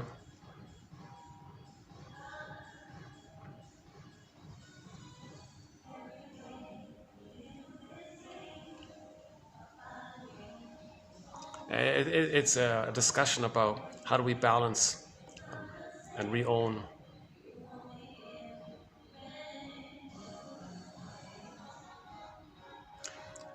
Either it's to balance like the beauty in the brains kind of thing, right? One was the beauty, but no brains. The other had a lot of brains, but wasn't all that attractive or something. Now you take that into one character. You take those issues, those psychological issues, put it into one person. And how are they going to kind of balance it or something? And how do others react to it? How do others respond to it?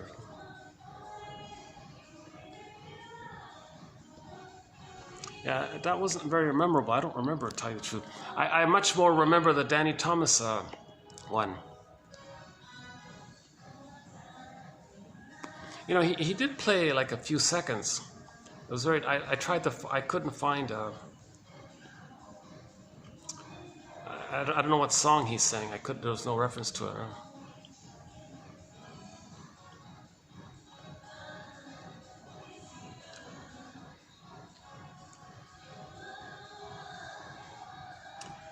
Okay, sometimes this happens to me at the end. I kind of just daydream a little bit and wander a little bit. So why don't I keep that to a minimum this time?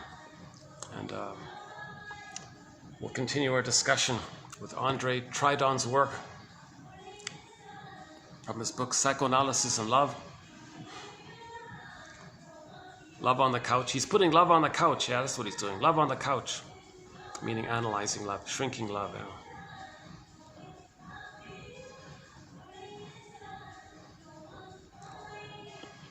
We gotta forgive the parents. Sense of self. Sadness appears. Mourn the loss. Differentiation. Joy is there. The capacities of the real self click in. One of the capacities of the real self is the intimate, genuine sharing and the fusion or the union of body and mind. So you don't have to split it. So if you separate from the mother, you can have normal relationships, genuine, so-called perfect love, he calls it, or complete love relationships, if you separate from the mother. But if the person has a mother complex, it's going to be all split up. Impossible demands on one, strong blaming on the other end. Someone's going to be henpecked or bullied or something. Still trying to control the breast, look for the breast. That's not genuine love if somebody's being henpecked all the time or bullied all the time.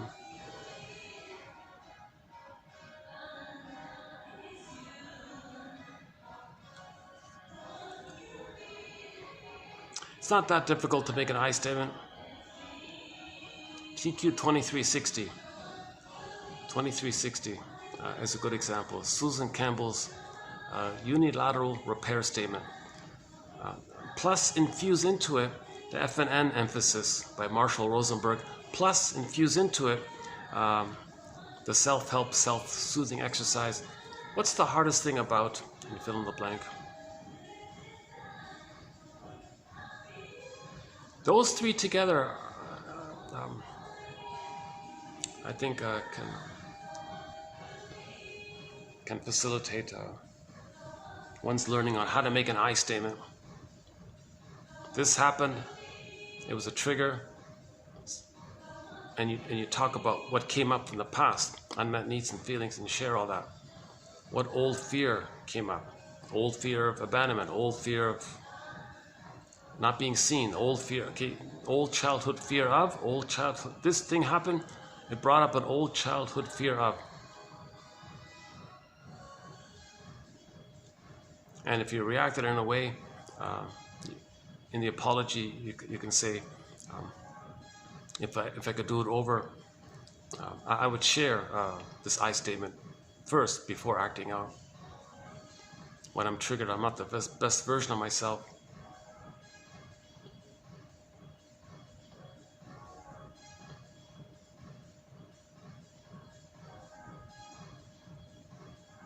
Tell the story of the childhood with the partner.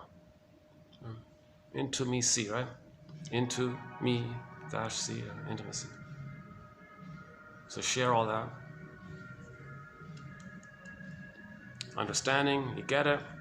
Connection, trust builds, so on. Now, if somebody's triggered by your sharing, you see, then they got to make an I statement. The other one's going to make an I statement.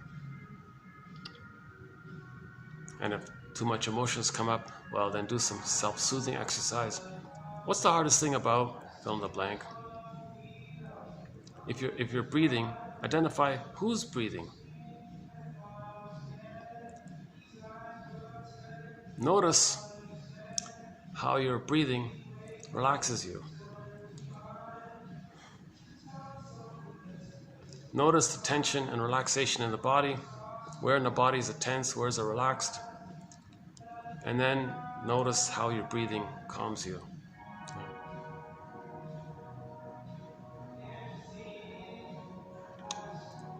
This sounds like a lot of the 80s kind of music, right? Oh, I see some lights being turned off here. Maybe it's, I gotta go here.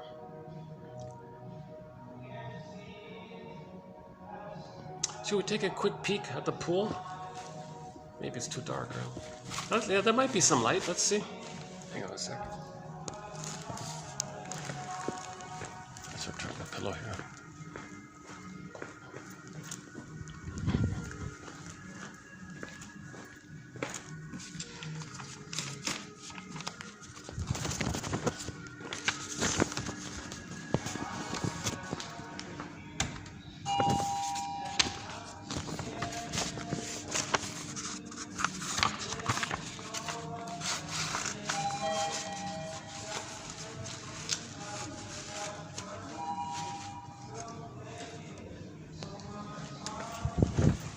Lift กำลังขึ้นค่ะ Going up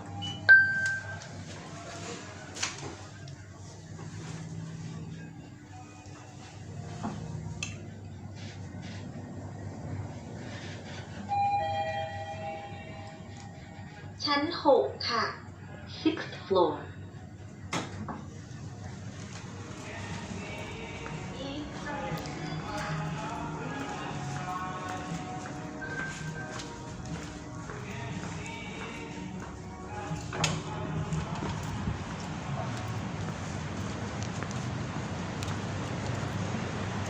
Oh no! Oh, somebody's there. Okay, no, never mind. I can go. Let's go to the other end. Let's see. There's light over there.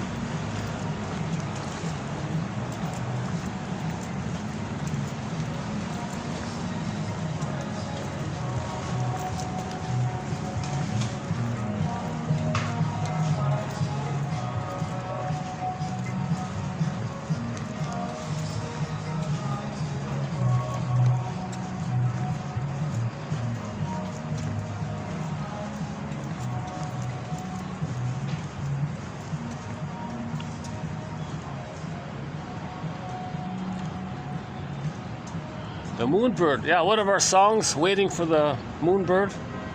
Waiting for the Moonbird, yeah. Moonbird. Oh my God, how's the lighting here? Could I do a video out here? Let's see. It's kind of dark here though, isn't it? I don't know if I can do it out here at night. Let's see. Now that things are cool, there's a little gecko. Hey, all right, there's the geckos. Check out these little guys, eh? Everybody knows a gecko. Oh, let's see. Oh, it's too dark everywhere. Okay. Oh, there's no light here.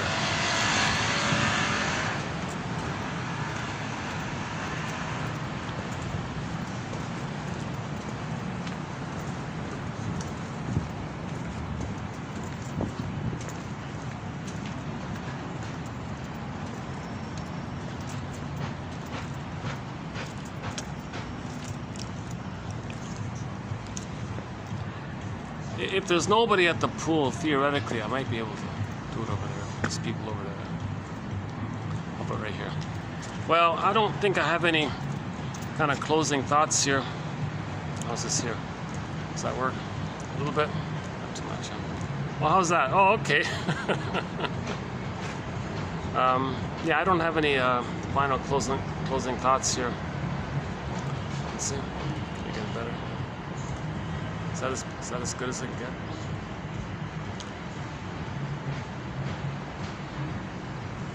Okay, let's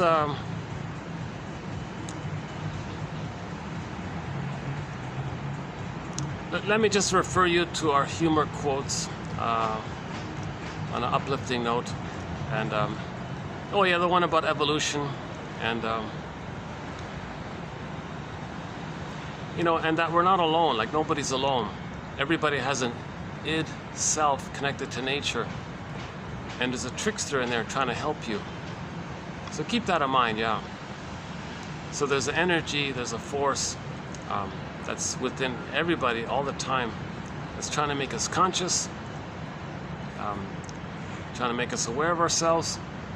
Just see if we can kind of read the messages. It's unclear at first. Okay, so sometimes called the inferring mind. So look for the inferences, questions, hypotheses, speculations, brainstorming, ballpark ideas. Nope. Okay, just that's the idea. Just stick on this kind of, be a detective. Just be a psychological detective. So to that end, we have 10,000 quotes to help one be their own psychological detective.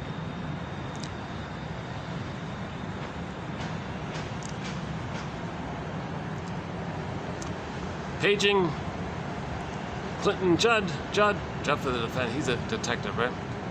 Paging Perry Mason. Paging Columbo. All these famous detectives. Oh, paging Jane Elliott. Yeah. Yeah, paging Jane Elliott. She's an excellent legal detective, right? Loyal. Yeah, paging Jane Elliott.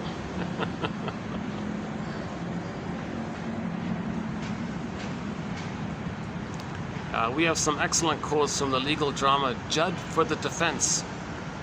A great theme song with the drums at the beginning. A great show. And you know what? They just recently uploaded all of the episodes. It's not very clear. Never mind. Great episodes. Just got uploaded. Just recently. See, 2 seasons worth.